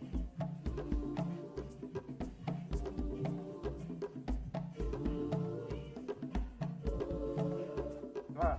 It's pretty cool. Should we sign it?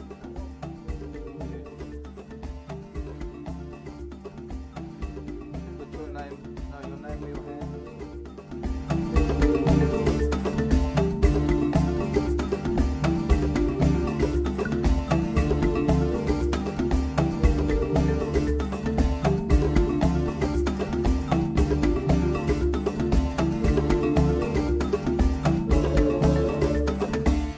So we just need to do watches on Fireside Chat. Yeah. When are we gonna throw 7:30. this? He's gonna, well, because we've got an hour and a half after drive, haven't we? Yes. So he's So gonna, I'll put it on Facebook and on YouTube before Fireside Chat. Okay. yeah. So join us at 7:30, and you'll see what the t-shirts look like. Are we going to show them on? Yeah, we're going to show them on Fireside Chat, and you can bid on Facebook, and we'll tell you all the details. I know, don't look at it like that. It is nice. I'm surprised you got no paint on you. I'm very surprised. I am very surprised. Well, Yeah, we didn't me do too too. bad. We Me didn't too, do too actually. bad. I've got more paint on my hands than on the t-shirt. And I was thinking that it was going to regress to that, actually. Yeah. If we weren't going on drive now, I think the rest of this paint would be on top of us. Yeah, I think so. Definitely. Oh. All right, 7:30. It's a wrap.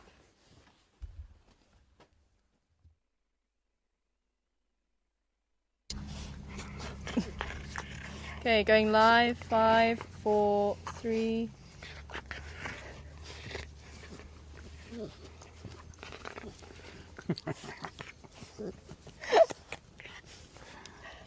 Hey, look. Hi everybody. We've got a very special guest here joining Being us. mauled by an animal. Cute, eh? Okay, I'm on camera. Yes, okay, okay. Everybody, this is Sassy. Welcome to Juma Game Reserve, and welcome to our wild fireside chat tonight. Got the bush behind us, the elephant somewhere in the darkness. Yes, I'm talking now. This is Sassy. This is the mascot. This is the new child here. This is Teddy's wannabe playmate. Yeah. Oh, to see the Who we were two of talking them about. together. Yeah. But some of you might have heard us talking about Sassy, so this is Sassy. And she's just too gorgeous. And I wasn't supposed to even touch her. I wasn't supposed to get close to her. I wasn't... Look at her. The tail is whipping behind me here. It's like she knows she's on camera. Go to your mother. Yes, go to your Just mum. mind the fire. This time of night, Sassy's got to be on the leash because, gosh, Karuna's been around and Yeah, make a perfect snack. would. Yeah. Special fireside chat. The fireside chat tonight is really all because today is World Rhino Day. Yes. Yes. I'm wearing something very special. As we Yes. actually did say, we were going to do some auctioning, so you have to dig deep into your pockets if you'd like to purchase a t-shirt that we're just about to show you. We actually were busy today. Seb was trying his hardest to try and get the video out to you, but it's just taken a little bit longer. So he promises it will be out tomorrow, that you can actually watch us making these t-shirts, but we can actually show you them. Quite a saga. Yeah, it was quite a saga. And Seb has actually decided that he's going to put his t-shirts in as well. So we have 8 t-shirts for you to bid on, and I think we need to do the honours. So I'm actually going to stand up so I can actually show you this Tara's one. going to model each one of them. One at a No. Just my favourite. I did the chicken dance. Yes, you did. So did I. But yeah, this is You one of the ones enjoyed that I doing did. it. Yeah, I did. I actually do. I love dancing. I love Okay. the chicken Yes. dance especially. Okay, so But yes. So right, I'll show you one or two. I'm not modelling. yes, you are. Okay. Okay, here's another So one. you can. This one's red. We got to tell them too. What size yeah. is that one? Oh, this is small. This is This is small. small. So that's why it's fitting me. Yeah, and it says stop killing and really nice. Sure. Don't know who Getting- did that one. It was pretty good. Yeah, I thought so too. This one is. You're gonna say. This is a Banksy kind of style. Oh, this one was. I think this was a medium. Oh, this is a large. This is a That's large. It's red, and what this has, it says stop at the bottom, and it's got silhouettes of rhino. I facing actually in. like this one. It I is. I It's did kind like of. this It's one. very modernist. It's very. It is. Seb's cringing behind the camera there. No, I I actually liked it. I do admit. I do. So this was I one don't of know Seb's. why Seb didn't want to. Yeah, exactly. But we're not supposed to say whose it is. Huh? No, we were. Oh, we Yeah, are. this is Seb's. This is. Oh, the back. Oh, the back. The back. He's the only one The that did back. something on the back. Seb's See, he the was only actually one- he was thinking outside the box. So yeah, you got to Yeah, have the back I'm as still in the well. box. And yet, a very, Definitely. very important thing today is that the number 300 was reached, and we haven't even had that many days in the year, and that No. is sure. I can't believe that. I cannot. And that's why we're actually doing this, is to try and raise money for a rhino cause. And so all the money that is raised, we're actually going to be purchasing or putting the money forward for the t-shirt. So every penny that's raised through this goes towards the rhinos. So if you would like to bid for one, as I say, this is another one. There's another one from Seb. You on that, Seb?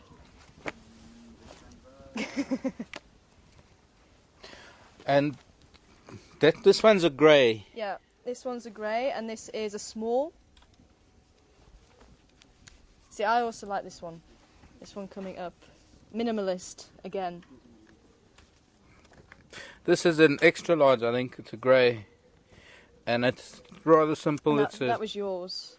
Yeah, I it was like mine. that. And there's a little tear There's here. a blood tear. Yes. Mm. No, I like that a lot. I do too. I might just bid on this one. This one blew us away, actually, when we were doing this. And I think both me and Seb looked at it and went, oh, ours isn't as good as that. No, but no, this one's better. But yes, this one's an extra large.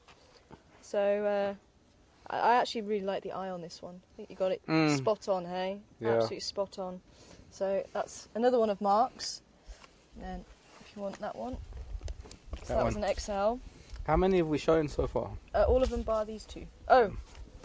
One or two others. This is actually a very nice one. This is almost like cave painting style. No, seriously, it's. I don't know where I was going with that one, but yeah, yeah. It has the silhouette of a rhino, and I think I know where you were going with this red. Yeah. That didn't get as red as the t-shirt. No, it didn't. You should have rather just cut out pieces of the I t-shirt should've done, and stuck them on here. Yeah. Mm. So it was just like Seb. It was trying. It was evolving in my head, and it didn't quite pan out. But yeah. Okay. And then. Sorry, this was what size? Oh, that was a The medium. smoke. It's killing me. Yeah. And then this one was kind of a special one because we had a couple of spare ones. So the last one that we did, all three of us put our handprints on there and we've signed it.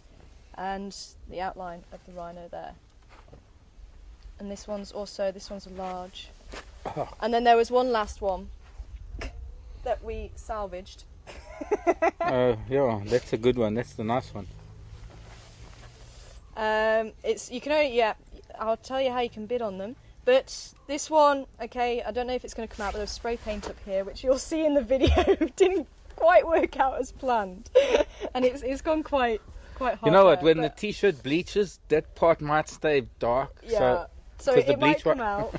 But yeah, we salvaged it and we did a little bit of refurb. And the reason why we wanted to introduce Sassy, apart from Seb talking about her on Drive, little Sassy put her paw print on there as well. Paw print. Authentic Sassy paw print. Definitely. Can't find that anywhere else. Okay, Karula didn't cooperate. She had Impala to kill and her children to feed. So yes, so if you would like to actually help us and raise money for the rhinos, let's say every penny that is raised through these 8 t-shirts that you can bid on will actually go to saving the rhinos. We'll send it to one of the rhino causes. You know what I thought? I thought that the people that won the bids for the t-shirts could then put the names of their rhino cause to donate the money to. We could look at that. That we'll select one of those causes. Yeah. Out of those 8. Yeah, I think it's a good idea. So how do you go about bidding? So I'm sure everybody's on the edge of their seats, and I know there's been a few bids actually out on Drive as well, and I think Alex is also sending a few bids through my ears. You can start bidding on them. I'm going to be putting up each picture and you can actually start bidding on that picture. So a bit like Who Dung It with the designs. We're going to do that on the Facebook. So it's going to be on the Juma webpage and on the Juma Facebook webpage, I should add. I'm going to put each picture up and say who designed it and the size of it so that you know exactly what size it is as well. And then you can start putting the bids underneath each t-shirt. And for those of you who are not on Facebook, you can still use questions@juma.com to put in your bids, and we will then go through those bids and just add them to the Facebook so everyone can see how it's going. And we'll just do it as a telephone bid. So I'll put it on as my profile and say, if you want to stay anonymous, just say you don't want your name mentioned and I'll just put in the bid for you.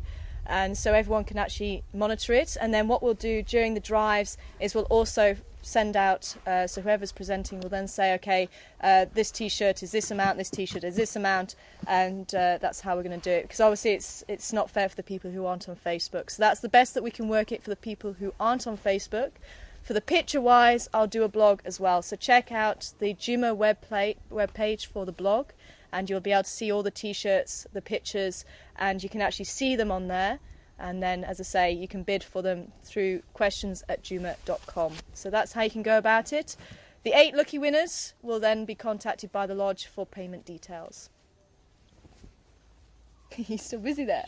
Yeah, He's but you sorting know them that out. once they've dried and they actually look like they come out of a shop. Yeah, they are. You know, I mean, That one especially. I think that one's probably the most professional. I don't know what'll happen when you put them through the wash. Yes. But it's supposed to be t-shirt paint. Yes. I'm hoping it's gonna last. But yes. Okay, otherwise you just get varnish and paint a few layers of varnish. No, not varnish. Just lacquer frame it. spray. Frame it. So yes, if you'd like to help, then that's how you do it. And as I say, I'll release the blog, I'll release everything on Facebook after this, and you will be able to see us actually making the t-shirts as well.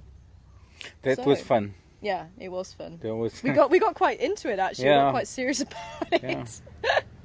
So yeah. Creative side just kind of came out. And you're hearing a few cars coming in because we do have some guests A joining Land us Rover. this evening. And Was it a Land the Rover? Beast. The Beast came in earlier. Yes. 2 cars that came in. One was the Beast, and one is now Sed's new Land. So guys, come in and join us. Yes, please do come and join us. Now that I'll everybody's get here. rid of these. Yeah. T-shirts. I want that one. That grey one. You have to bid for it. I will. Hi, Tristan. Very well. Welcome. Thank you. Thank you for coming. Good. And Ryan, welcome. Notice they tower above me, these guys. Tristan, come through this side. You can join that side. And Sid, nice to meet you, dude. meet you. I mean, not meet you, but welcome. First time guys? Cedric's with us, and first time that Welcome, Tristan is with us. Okay, so here's the story. It's a fire, like we sit around the fire whenever we meet, which is fairly often, either on airstrips or at several houses. And we sit around and we talk about things, and that's pretty much what we're doing now. So here's, instead of talking to me, talk to that. Is it loud enough tonight? I think it Yeah. should be. Thanks, Ryan. Welcome to Fireside Chat. Welcome to our special sort of Fireside Chat. Thank you. And the reason why we're going to get together now, and it changes the mood somewhat, just a little bit, because we've been quite jocular. We've been having fun with the whole t-shirt thing, but we are going to get serious, because the whole purpose of meeting up this evening is to commemorate a particular, not commemorate, but to mark a particular day. And if we can do this every year, maybe somehow a movement will grow. But it's quite unusual that today, being World Rhino Day, we also hit a number that was astronomical in terms of rhino poaching. And I just want to talk to the guys, and maybe at the end, if we'll sort of maybe then talk about leopards and things. I'm sure a lot of you, I know a lot of you need some answers to things. But primarily, we want to talk about rhino. We want to talk about where we think we are, and how we think we're dealing with it, and how we think the government's dealing with it. We could have gone on the internet and can throw statistics at you with all sorts of numbers, but that doesn't really mean anything. It's what is in the heart. It is what we feel. These are the guys that work with us out here in the Sabi Sand. They are guides from the neighboring camps that do this because it is their passion. And because of that, I know that what will come out in conversation is what's in the heart, and that's where it really counts, because we know that what we feel about animals and what we feel about nature, a lot of you out there, our viewers, feel the same thing. So, And just on that, I hope you guys are okay if we take some questions from the audience as well. Yeah. So if you'd like to ask these guys any questions, then also questions@juma.com if you'd like to ask anything this evening. yeah, we always say that, and then we end up at the end Yeah. talking too much. So that's how it goes. If we stop talking, we'll take questions. But really, I mean, to have had such a milestone hit, and it's been getting worse every year. You guys know about the 300A? Yeah. I can't believe it, eh? It's I terrible. really cannot believe it. And the biggest problem is people are buying it. I mean, it really is. And I mean, we heard about the Sabi Sands, and we heard that they've actually they caught some people last night. Do you guys know the full story about that? No. Yeah, we just heard on the radio actually. I think it was Andy Parks, and he actually said that they caught people last night in the village. So it's right on our doorstep. There is the security going on. What do you guys know? Sort of what is going on with the security side of things? Are you? Because I know we have been asked to do fence patrols and things like that. And are you also going to be involved in that? Because I know I've heard about cheetah planes and Coro. Yeah, I think there's not too much we can give away. Obviously, we can't tell everybody what we're doing and what the security is doing, because that's just pointless. But yeah, we're all helping as much as we can. We're trying to do our bit. It's difficult. But I've always maintained that the very fact that we do game drives every day, the very fact that we're out there and our trackers know, both us and our trackers know each other, not to the point of knowing every vehicle's tracks, but sometimes you see tracks and sometimes you question them. But also just the mere fact that there's so many tracks out there every day, the evidence of cars driving on over a frequent period of time, and the fact that everybody's in radio contact, the fact that everybody is armed, surely that in itself is a deterrent, because if anybody's coming in from the outside, they're people that have some knowledge of what goes on in the Sabi sand. I mean, they must sort of know how things run, unfortunately, and so on. But I mean, the way these guys are doing things, it's not easy. Huh? No, I don't doubt that. I mean, they're pretty much almost like one step ahead. So every time we have to try and security-wise, try and see what else we can, bed ourselves in. And okay, but then actually we kind of just, how can I say, narrowing down certain ways on, the way the poachers will be thinking, and trying to see what we can do in security-wise. But preempt that. You can't really. These guys are well equipped. They've got finances behind them now. They've got huge financial backing. You don't mind me if I say, like with Africam, for instance, because I'm at Nkoro now. Yes. It is a big problem. A lot of viewers don't as well understand why we can't shine, or why we can't actually put pan the camera on the rhinos anymore, because they're sitting with the internet themselves. And it could happen like that, where they kind of put it's the same reason why we've stopped showing rhino on the cameras here too. And sorry, has anybody got a cell phone? It's interfering with the mic. We actually forgot to warn everybody about that. Sorry. And we just need to speak up a little bit more as well, if we can. Okay. I wonder if we should take the foam off, or if we just pass it around. No, I think it's fine. Yeah. Sorry, I heard it from here. I heard it in FC from here when I touched the microphone. It must have blown people's ears. I'm sorry. You still got hearing and you can still hear me after that, because you might have had earphones on. Sure. Okay. Anyways, no, I hear you said same reason why we've stopped showing rhino here. And I think as much as we might sort of get complacent about thinking that because we drive around with rifles and we're driving around all the time, we're not going to encounter them, because I think it's getting closer and closer to the doorstep.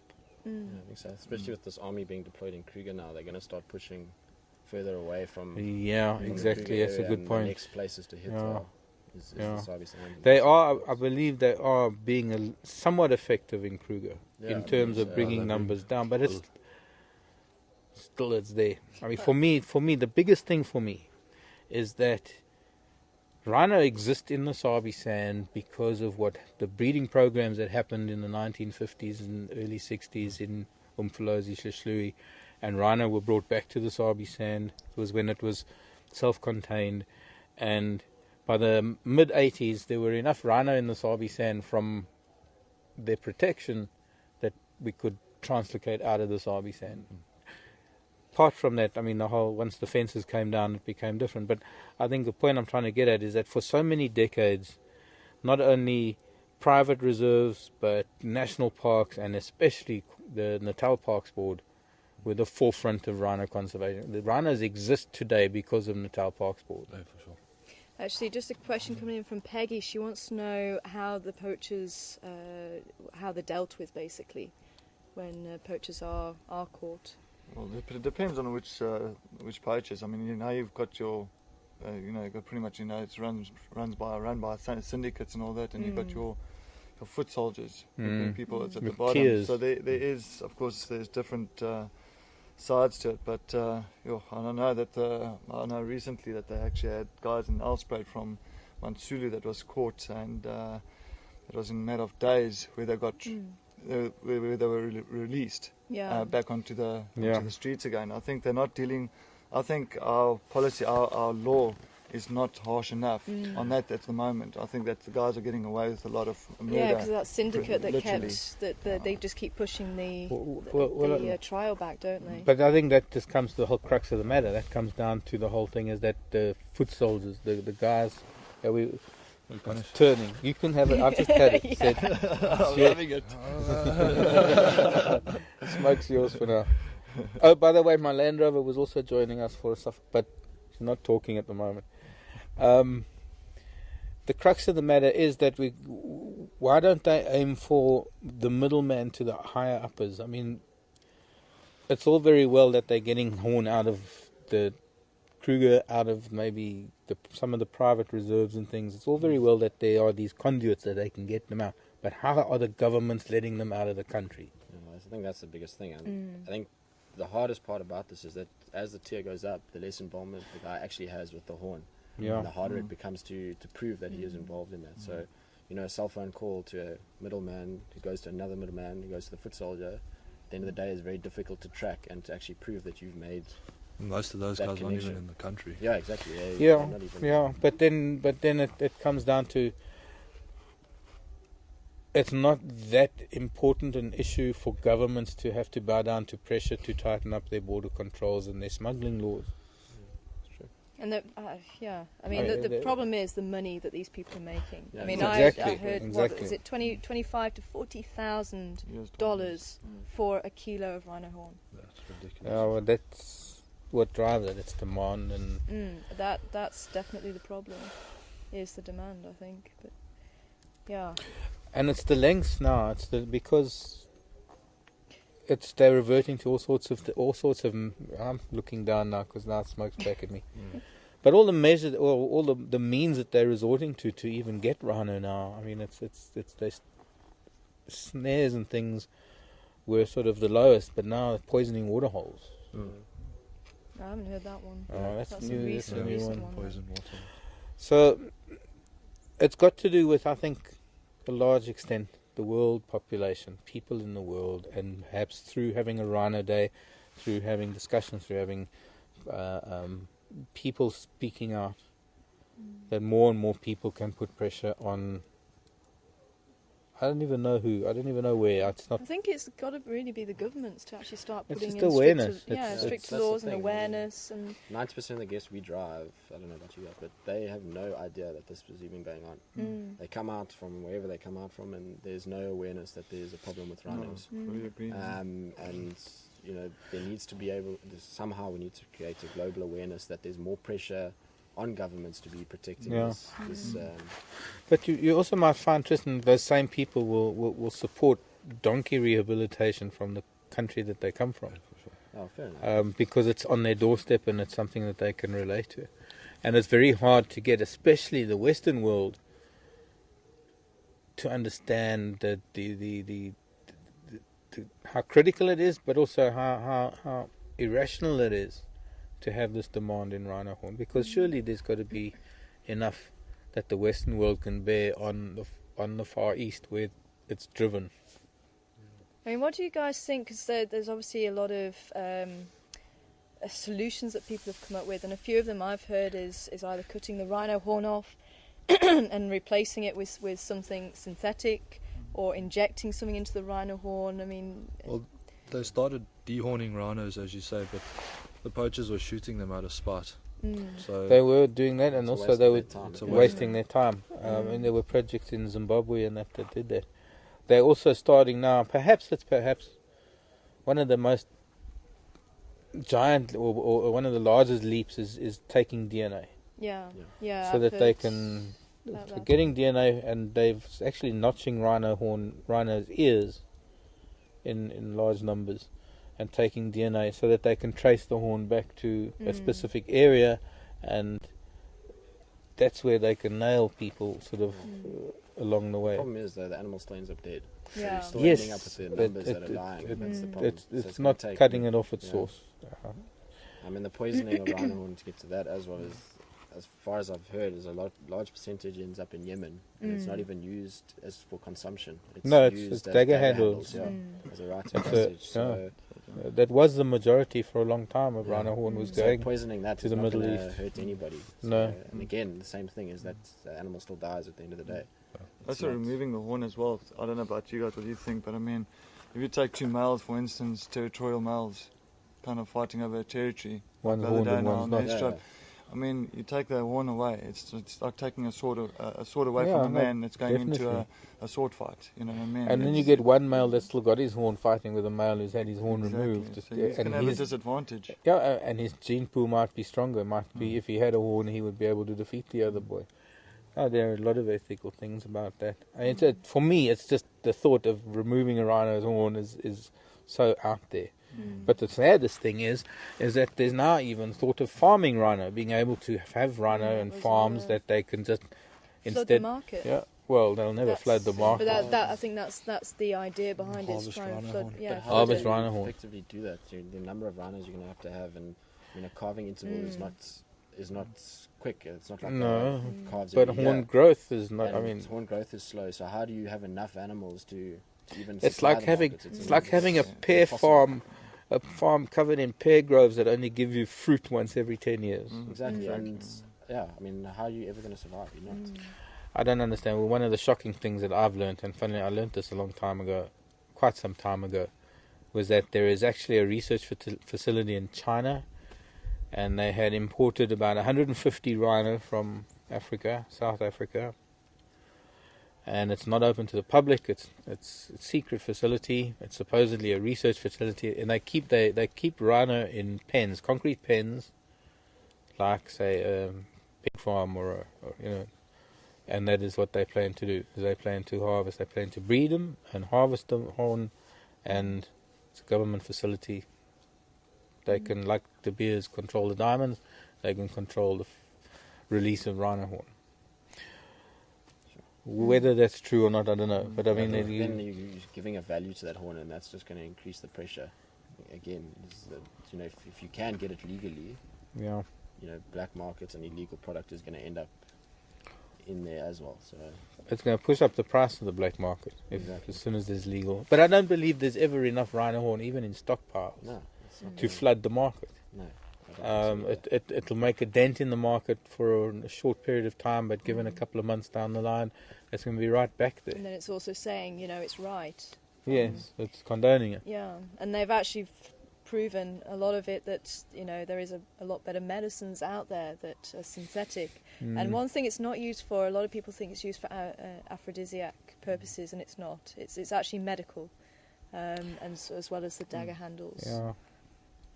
I mean, it's like if you go into a witch, for what we would call a witch doctor. I've been into Zulu Muti man's shop, and it's just a cornucopia of skins and skulls and bones and herbs and spices, and if you want a particular thing for an ailment, you'll open up a piece of newspaper and you'll put a sprinkle of this and a sprinkle of that, and it's very similar in Chinese medicine, I imagine.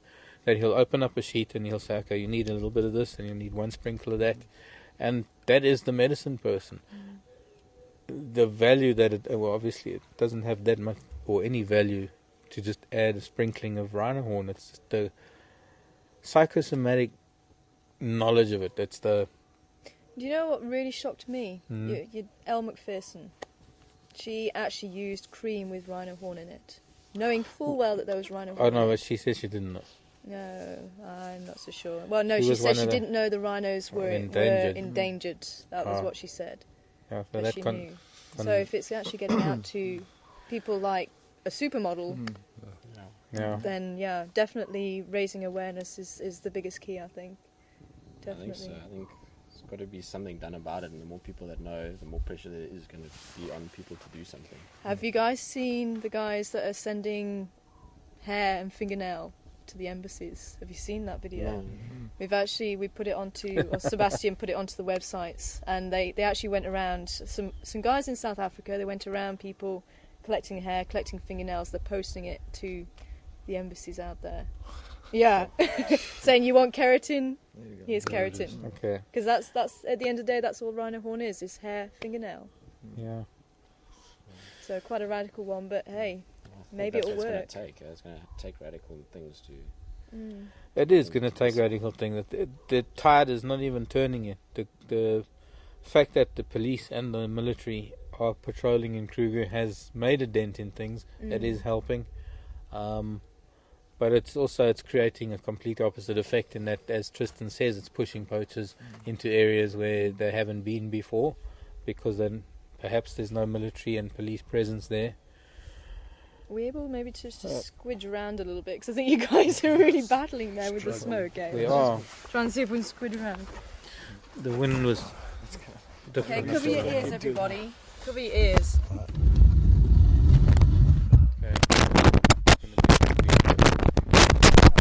Is that alright? Is that better?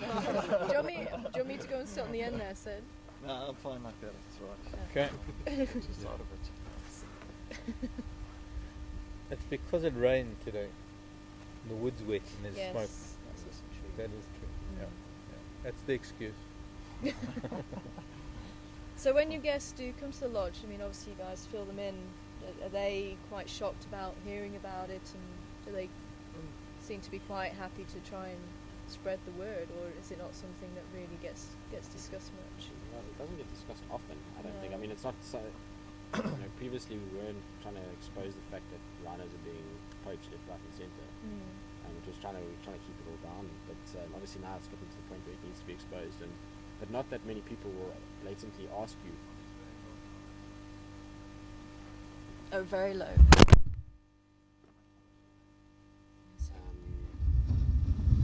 Sorry, I lost where I was. Yeah. Yeah, people don't just generally shout out, what's happening with rhinos. Yeah. You've almost got to bring them into it, and you run the risk of sounding like there's no safe place for them, and that's, people then think, well, you're not doing anything about it, and they start getting cross with you as to why you're allowing this. And that's true. At the end of the day, it's not that we're allowing it; it's just we don't have much defense against this. It's a new trend that's happening, and as we said earlier, these guys are so well equipped that we're almost playing catch up with them now to try to figure out ways to stop this whole thing from happening. That's a good point. It's a very good point. That as much as we can do, and as much as we might be driving around armed and be vigilant, we have no defense. I think the numbers speak for itself. The numbers, even the government can't deal with the numbers. But I think it still comes back to the whole thing. How, at what level, or where must we get to for something to change so drastically that this stops? Well, I think it's happening now. I mean, I've just heard, I've missed who it was, but apparently it's over 300 now. It's like 311 to date. 311 was what I heard this morning. 311 to date. But I think a good thing is, a big thing as well, is to make example of certain people. I mean, get the poachers or get the guys actually make examples of them.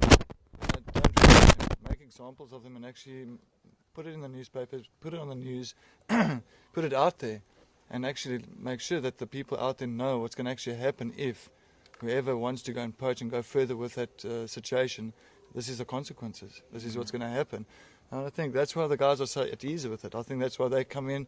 They haven't got a sock, because they know for them, if something does go wrong, they're going to get away with it easy. Back, give it a week, give it 2 weeks, they'll be out there again. It's not a problem, because there's a lot of money being dealt there.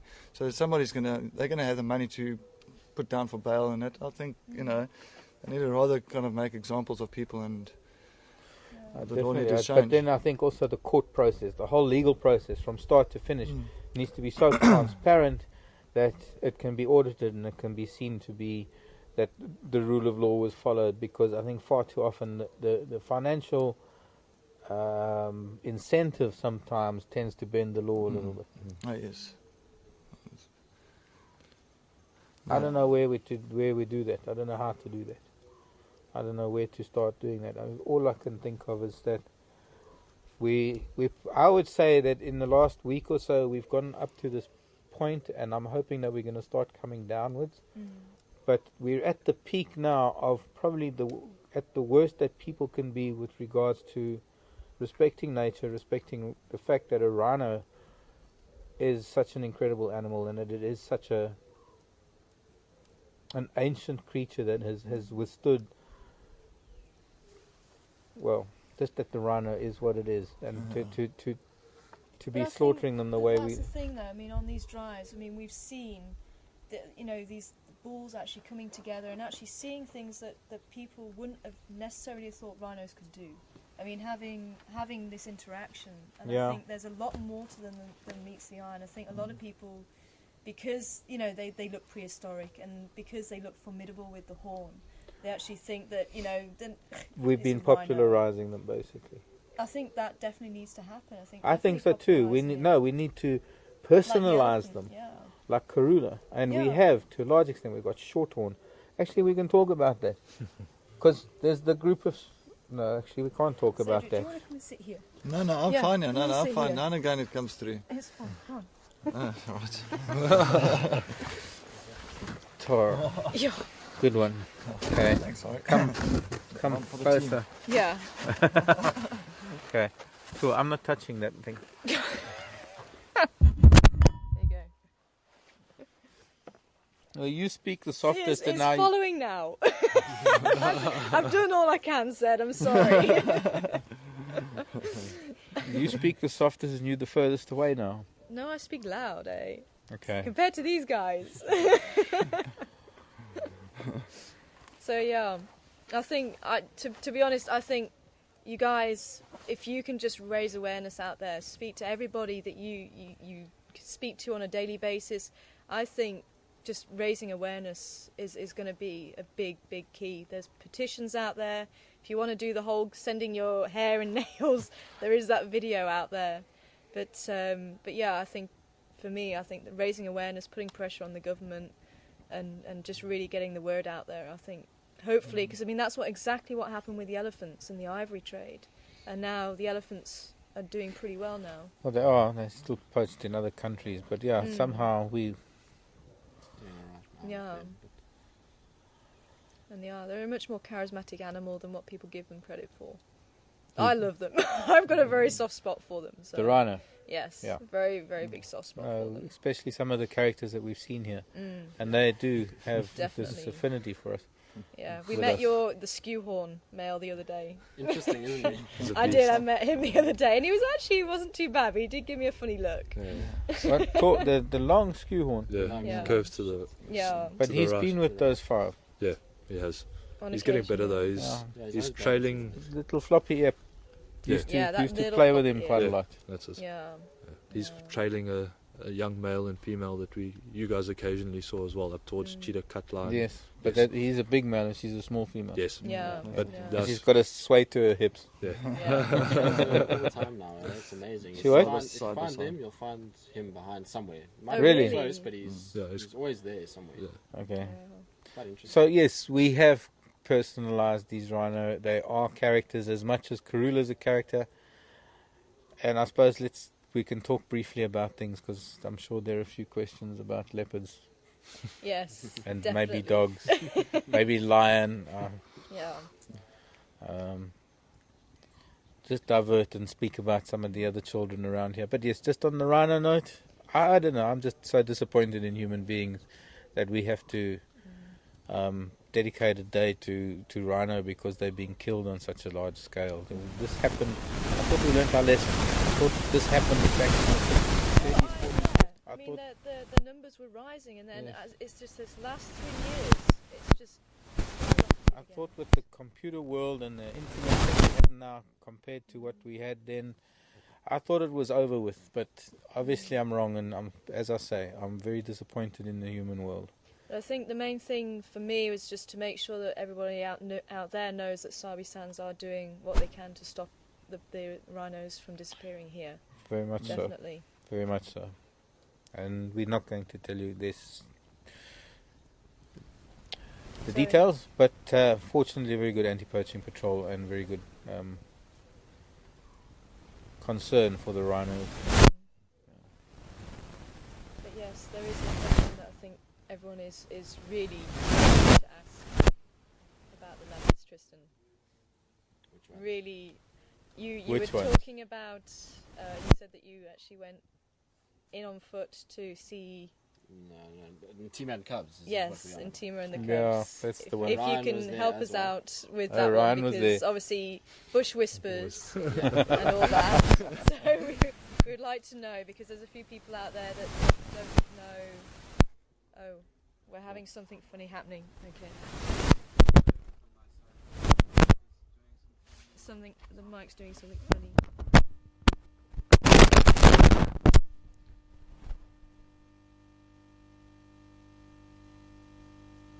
Anything better? Why is it so bad? Because the decibel level's too high there. I can hear Say that myself again. talking and No, we don't have any rain out here, Alex. Nothing.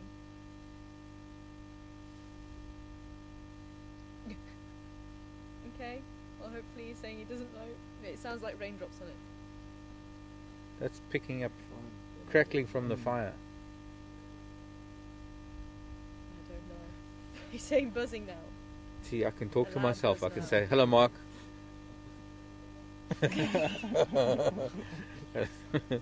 And then I hear it. Okay, yeah, I think we're just going to have to carry on, unfortunately. Yes, I know. We should probably start winding it up. So yeah, I think everybody wanted to know about that. Yeah, basically what happened was Ryan, myself, and another ranger who, between us, were following tracks for Mafufanyan and Intima and the Cubs. And eventually those tracks came together at some point, and obviously Mafufanyan was trailing behind the three of them. And the tracks went into a drainage line, and the guys came from both sides. And what we saw is a male, which was Mafufanyan, on top of a termite mound, and we saw her go in. And so we went to go fetch vehicles. By the time the vehicles were there, we still thought that there was cubs, and it was only a one vehicle sighting. So Ryan was the first one in, and all he could see was that he could smell that there was a kill there, and there was a very old, well, not an old, but a finished bushbuck. And Mafufanyan was on the top of the termite mound, and Tima was kind of tucked in under a worry bush. And essentially, we sat there for a bit, and then Ryan saw Mafufanyan come down, and Tima picked up what looked like one of the cubs in the mouth that was already dead and was eating it. And then, yeah, Mafufanyan walked and grabbed the other one, and it was already dead, and started eating that one. How big were they? 13 That's weeks. 18 weeks old, yeah. Little. Yeah, it was tiny. I mean, the photos I put up on Facebook on Chipper's pages, that was about 5 days ago, before the day got killed, so it wasn't long. So was there any possibility that the cubs could have actually died and he just happened to come onto the scene? No. The Their tracks were on top of our tracks. They were on Yeah. top of our vehicle tracks for the morning.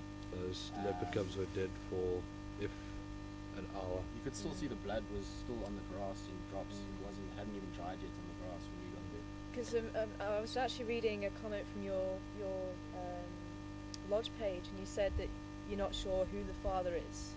It could be Mafufanyan from Interaction, or it could be Nsingwena. Yeah. She mated with both males. She actually mated with She both. mated with both, and we thought Mafufanyan was the male that fathered them just because of the interaction that had happened previously. There had been times where he had been very close to the cubs. In fact, there was even a sighting where he was in the same tree as one of the cubs. Sure. And so there was hyenas there as well, which could have made that situation happen. But there was lots of times where he was very close by, and there was a situation when we had Msukweni and Mafufanyan together, and it was almost like he led Msukweni away from the den site. They had a bit of a fight and a scrap. I don't know. It's a difficult one to explain. We've been talking about it amongst us, and yeah, we don't know who's fathered them and why Mafufanyan was killed. And maybe the presence of food there. Well, I mean, the strange thing we did notice while tracking them was the way that he was salivating while tracking the female with the cubs. He was constantly salivating. You could see the dripping in the tracks, so we're not sure why. What about rabies? I think it was more terror. He said not, obviously the leopards. He's not limping anymore, is he? No, he's no, fine. it's fine. It's fine. Unless he's, I I mean, he has been known obviously to kill his own cubs, his own male cubs. Yeah. He has been known to do that before. So what But age you know, has he done that though? What age? He's pulled them out of den sites. Oh, is it? Safari, yeah. Safari, he also did it to Saseka. Saleh's brother was killed by Mafufenyan. So yeah, quite a few. Well, you know, as much as we've spoken about how the leopard behavior is changing in terms of seeing families together on kills, there is the cause of that is very similar to the cause of what you're talking about. There's just the bottleneck of leopards here, and it's just bound to happen. The leopards here cannot breed unaffected by infanticide, unaffected by other leopards killing them, or unaffected by the concept of them getting to the point where they're going to have cubs killed by others. That's where Karula does so well, is that she's in an area where there's pretty much one dominant male. I mean, Karula comes every now and then, but it's pretty much the Don or Milo. Yeah. He's the only one really around her, whereas where Tima is at the moment, she's got such pressure from Umsekwen and Mafufenyan, and they're both pushing each other all the time. And Jordan. And Mvula. And Mvula's not far off as well. So she's got four big male leopards that are all pushing each other at the moment. So it's like her kids are doomed. Yeah, exactly. And the fact that she's almost in the heart of the Majinga ones and the sticks. Well, that's another thing that I was going to say about Karula, is that she's not. She's right on the fringes of the lion, and that also gives her so much more security. The only thing she's had to deal with is these hyenas. She's got a hyena den to deal with. But you know but what? they like Floppy Ear was actually sleeping a few meters away from Shavenzi the other day. She was almost like several she was babysitting. times. No. She was. This was the other day. There was no kill. Karula had obviously left them, and she was lying down. She could see where Shavenzi was. She was just lying there. I'm just waiting for Karula to come back, take them to a kill, so that she could follow. There is definitely a situation with there's certain places with too many males. When you look for instance, Shadow. I think Shadow had how many young males? He had white class young male there. Had Nani and Tyson and Mafufenyan and Don. Even Duna was seen once or twice outside as well at that time. Even Mishu was on stage. And then Tandi, for instance, Tandi's got no one except Mvula that side, and she's doing well. She's got still a cub, 10 months old. 10 months old now. So so it just actually shows what if it's really, it's just by the lack of the territory for those females. Just to give you an idea of how bad and Tima's luck has been, her last surviving cub is Kwatile, who is now 4.5. She has lost 8 litters since. We've seen 8 litters come and go. She lost in February. She lost. How long have the periods been between litters? When she loses this, some litters have lasted like 5 months, and some litters have lasted where we've seen the tracks of the cubs and never even actually seen the cubs. Wow. Okay, but have you been able to sort of estimate that when she loses her cubs, how long after she comes into estrus? It's varied. Last time was about a month. She was in estrus again. I mean, she mated very quickly after we saw, because we saw those wounds. Remember, she had all those wounds on her, and there are no cubs anymore, no tracks of them. So we assumed that was when she lost them, and she mated maybe a month after that. So she was mating with Mafufenyan already, and then a few weeks later with Sept. So it's a short period. It's not long at all. Yeah, that's quite incredible actually. I can only imagine that somebody might ask, well then why, if a leopard's under so much pressure, why doesn't she move? And obvious answer there is just to say, well, she's boarded, there's nowhere to move to. She's got a hotspot. Yeah, she's bordering on territories of so many other females as well as the males. Well, I mean, as far as our females go, she's by far the largest. She's a big girl, and she's got, with the exception of the males coming in and going, she is an awesome territory. As far as a leopard we go, I don't think she could ask for much more. She's got she's got the whole little white through.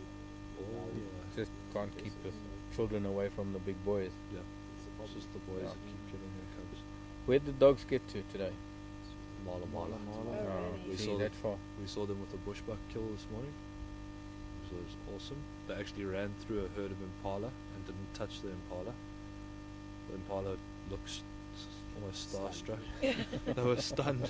They just stood there and didn't know what was going on. busy morning. They chased those wildebeest on the airstrip as well for a good 20 minutes. That was quite interesting to watch how the wildebeest actually got together, and the bull actually defended those young wildebeest from yearlings.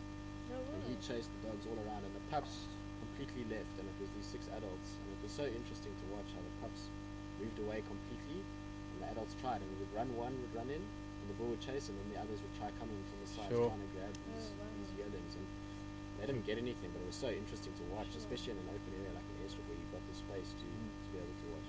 I'm glad you brought that up. Do you know more or less the composition of that herd? That's the one with the collar, the herd of the pack. 3 females and the male. Oh, okay. We've seen the collared wildebeest on the cut line once. Must be that one. Got to be the same one. But I'm the one wondering where our herd it is, and the one With the chevron on the nose.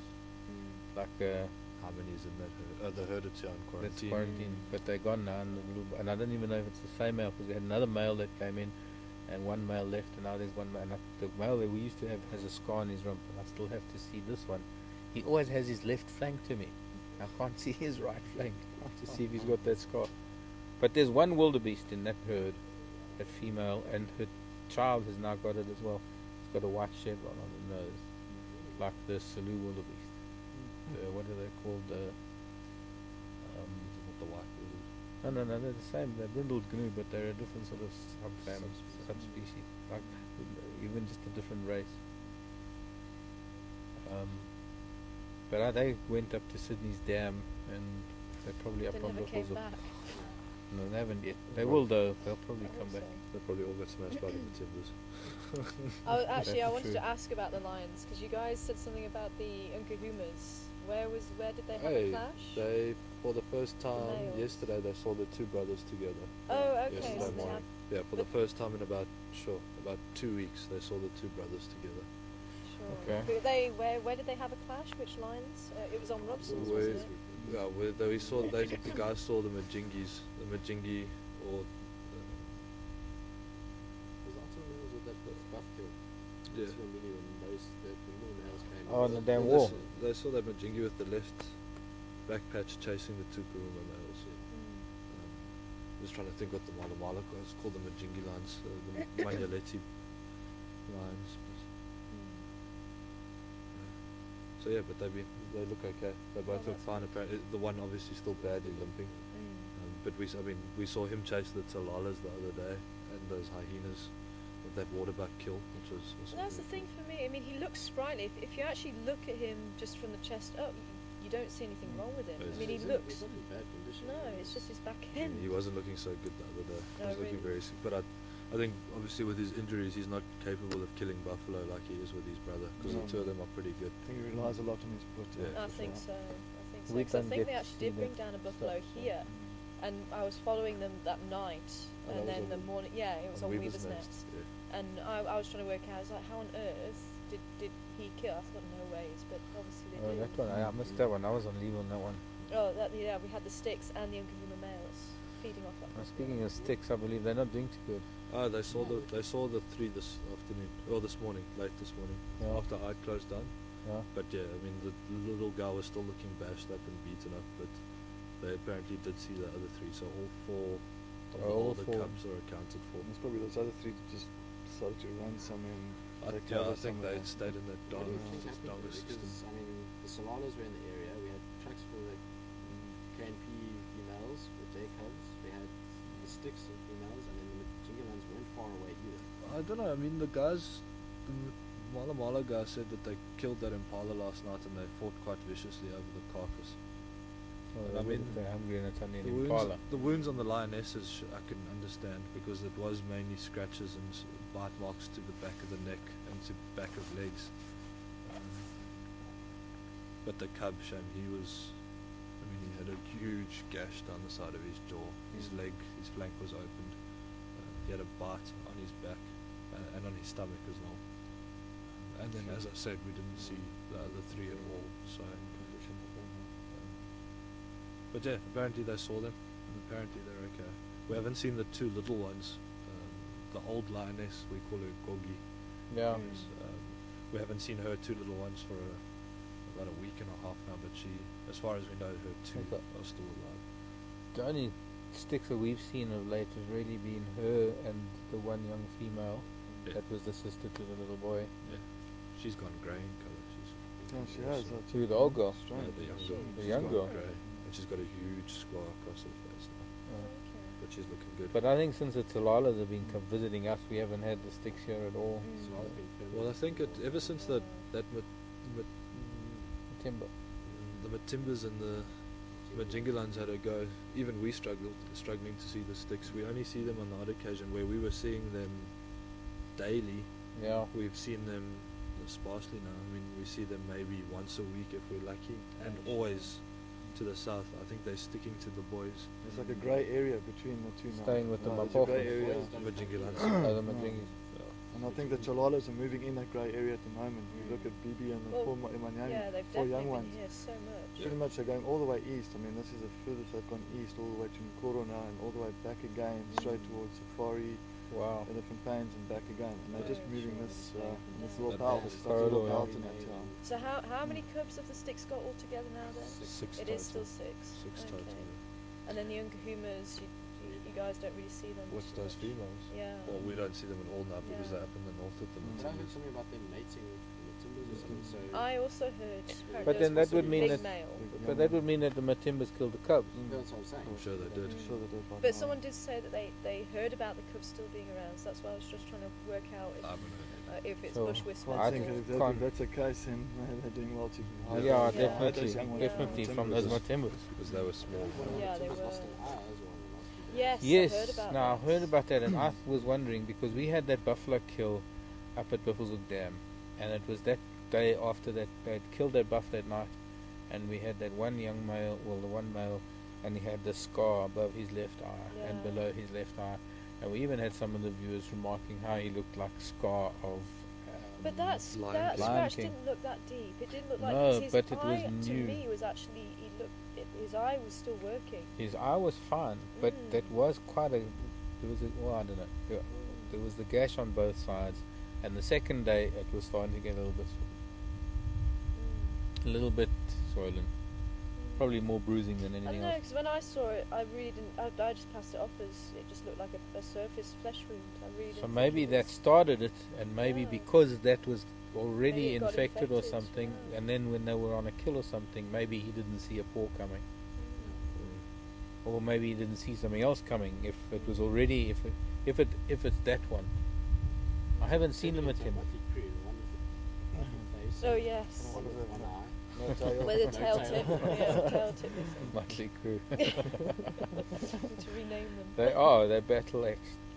We But it saw would- some new males today as well. Some of our males. Four of them. Oh, They've really? come once before, but sure, big Nice- lions. nice they're lions, very, yeah. very big boys. They're going to be quite a handful. I wonder if they weren't when two of the lions that we saw and there was a cut down ones couldn't have been them. It was before the Matimbas arrived. It could be. Could But be these that guys, one, but these yeah. guys are they're quite young. There's two that are a little bit older than them. One's got quite a big mane, and then the two younger ones that hardly have a mane, but they are seriously They're big big boys. lions, They have yeah. big heads and big necks. I'm sure that could have been. If anybody They did- remembers, there was a time on Gary Cut Line, there was a cut line on the fire break coming through that drainage line. On the dip. Feels like I've got an insect in my ear. Anyways, That'll be the bats. Hmm? Nothing. pardon? Carry on. Distracted me now. Mm-hmm. We're letting the fire burn out.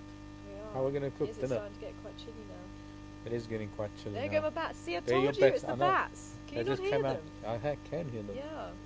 Just flown out of FC. The ones that Drive me batty. Yeah. drive. You were Betty already. They just Oh drive you. yeah. through the They just definitely drive me even further. Yes. But anyway, I think we're I going to think- have to start saying goodbye. I think. But thank you very much for joining us. Actually, if we can just say, because I think some viewers missed where you guys were from. So Ryan from Arathusa, then we have Cedric from Nkoro, and Tristan on the end there from Chitwa Chitwa. So quite a diverse. That covers the northern Sabi Sands. I Yes, think we could very much probably so. do with maybe some input from Elephant Plains, perhaps. Look at these bats, they're having fun here. Yeah, I don't know if you guys are picking them up on the camera there. No, See the increasing insects wow. at night. Chum, chum, chum. I know, but I'm watching. Tonight. Yeah. But I watch Just the moths emerging out of the leaf litter. But You can see them now when you're driving the lights. It's now starting to happen when you get open up in the eye. and the golden orbs have hatched, and the garden orbs have hatched, and they. That's the very first garden. I remember last year you and I saw that garden all together. Yeah. You showed me. I saw them this year. You see one already? Yeah. Oh. Little one. Yeah. They're out and starting. they're So out. yeah, life is bursting out. Tomorrow we're going to look at flowers. We're going to look at what else we can find that is so spring, because from next week we're not going to be here, and we're going to miss a nice little patch of blooming and growing. And well, I'll take photos in the Timbavati because we will still have it there. But thanks, guys. Thank There's you. probably 1,001 questions we can all ask. We'll just have to do this again and make it more of a regular, just to sit down and say what's happening on your part of the world, your part of the world, and your part of the world, and that covers pretty much what the boundaries around us. And when all of our animals disappear and they go across our boundaries, we get these questions on drive. What happened to so-and-so? And we always have to say, I don't know, I haven't spoken to anybody. So it's nice hearing from your perspective where these animals are gone and what their lives are like. And maybe answering a few questions of what happened with the Fuffinyan as well, I think. Because obviously that people start asking us, and we're like, we just heard it through the bushfire. You know, Yeah, things like that. Those are important events, and so many of our viewers, as you know, follow these cats. Yeah. But also, just in a closing note, as far as the lion are concerned, it might be nice that if the Matimbas are sticking around, we might actually get cubs that will survive in the northern. That'd be A good chance if all 6 stay together. That will be. They can defend this area. I don't think many lions are going to challenge them. Be a good chance to get population growing and get cubs for a change. That will see through to their 3rd or 4th year. World Rhino Day. Think about it. Think about how rhino are being slaughtered by their hundreds. It's just wrong. It's just how can we be humans and do this? It's wrong. I'm sorry. I'm flabbergasted. Thanks for coming. Thanks for your input. Bids See. will be opening just after drive or just after fireside chat, should I say? Bids. Yes. T-shirts. Yes. These guys didn't see the T-shirts. But they can We have a saw look the through them. t-shirts, Yes. Oh, you saw them. Oh, you were here already. All right. So yes, to help raise awareness and help raise money. And you can do Next that time straight we're after here, we'll Fireside all Chat. have the table. We'll all be doing the T-shirts live on Fireside Chat. Considering how long it took us today, I don't think so. You need a Okay, whole, that's whole true. afternoon. That's true. Stop. Yeah, stop. Yes, definitely. You don't want to know how long it took us to use. See you for morning game drive. My name is Mark. That's Tristan, Cedric, Ryan, I've forgotten. and she's forgotten, but I'll remind her is Tara. Seb's been on camera, and believe it or not, we've had a director in the back. There's Alex. Alex has been on. Alex! Hi, Alex. You gonna come out and say hello? Tara. Alex! Alex. Alex! Alex. Alex! Alex. No, that's all I got in my ear. No. No. Okay. He's very, But also, very busy right now. thanks to Jess and Nick We and tried. Shan for helping with the fire and the chairs and definitely. setting it up as well. Thanks And- to Jessie for a star performance and Yes. a cameo appearance. Definitely. And just the staff at Voyatera as well for coming up with the idea. It was actually Nikki came up with the idea for the t-shirt. Indeed. So thanks, Nikki. Yes. Good one. Yeah, we had fun. Yes. Still got paint on my fingers. I want to Yes. do more. So before we get smoked out, I think we are going to have to say goodbye. But thanks, guys, and we'll see you guys hopefully tomorrow. Bye. Okay, bye. Okay, bye.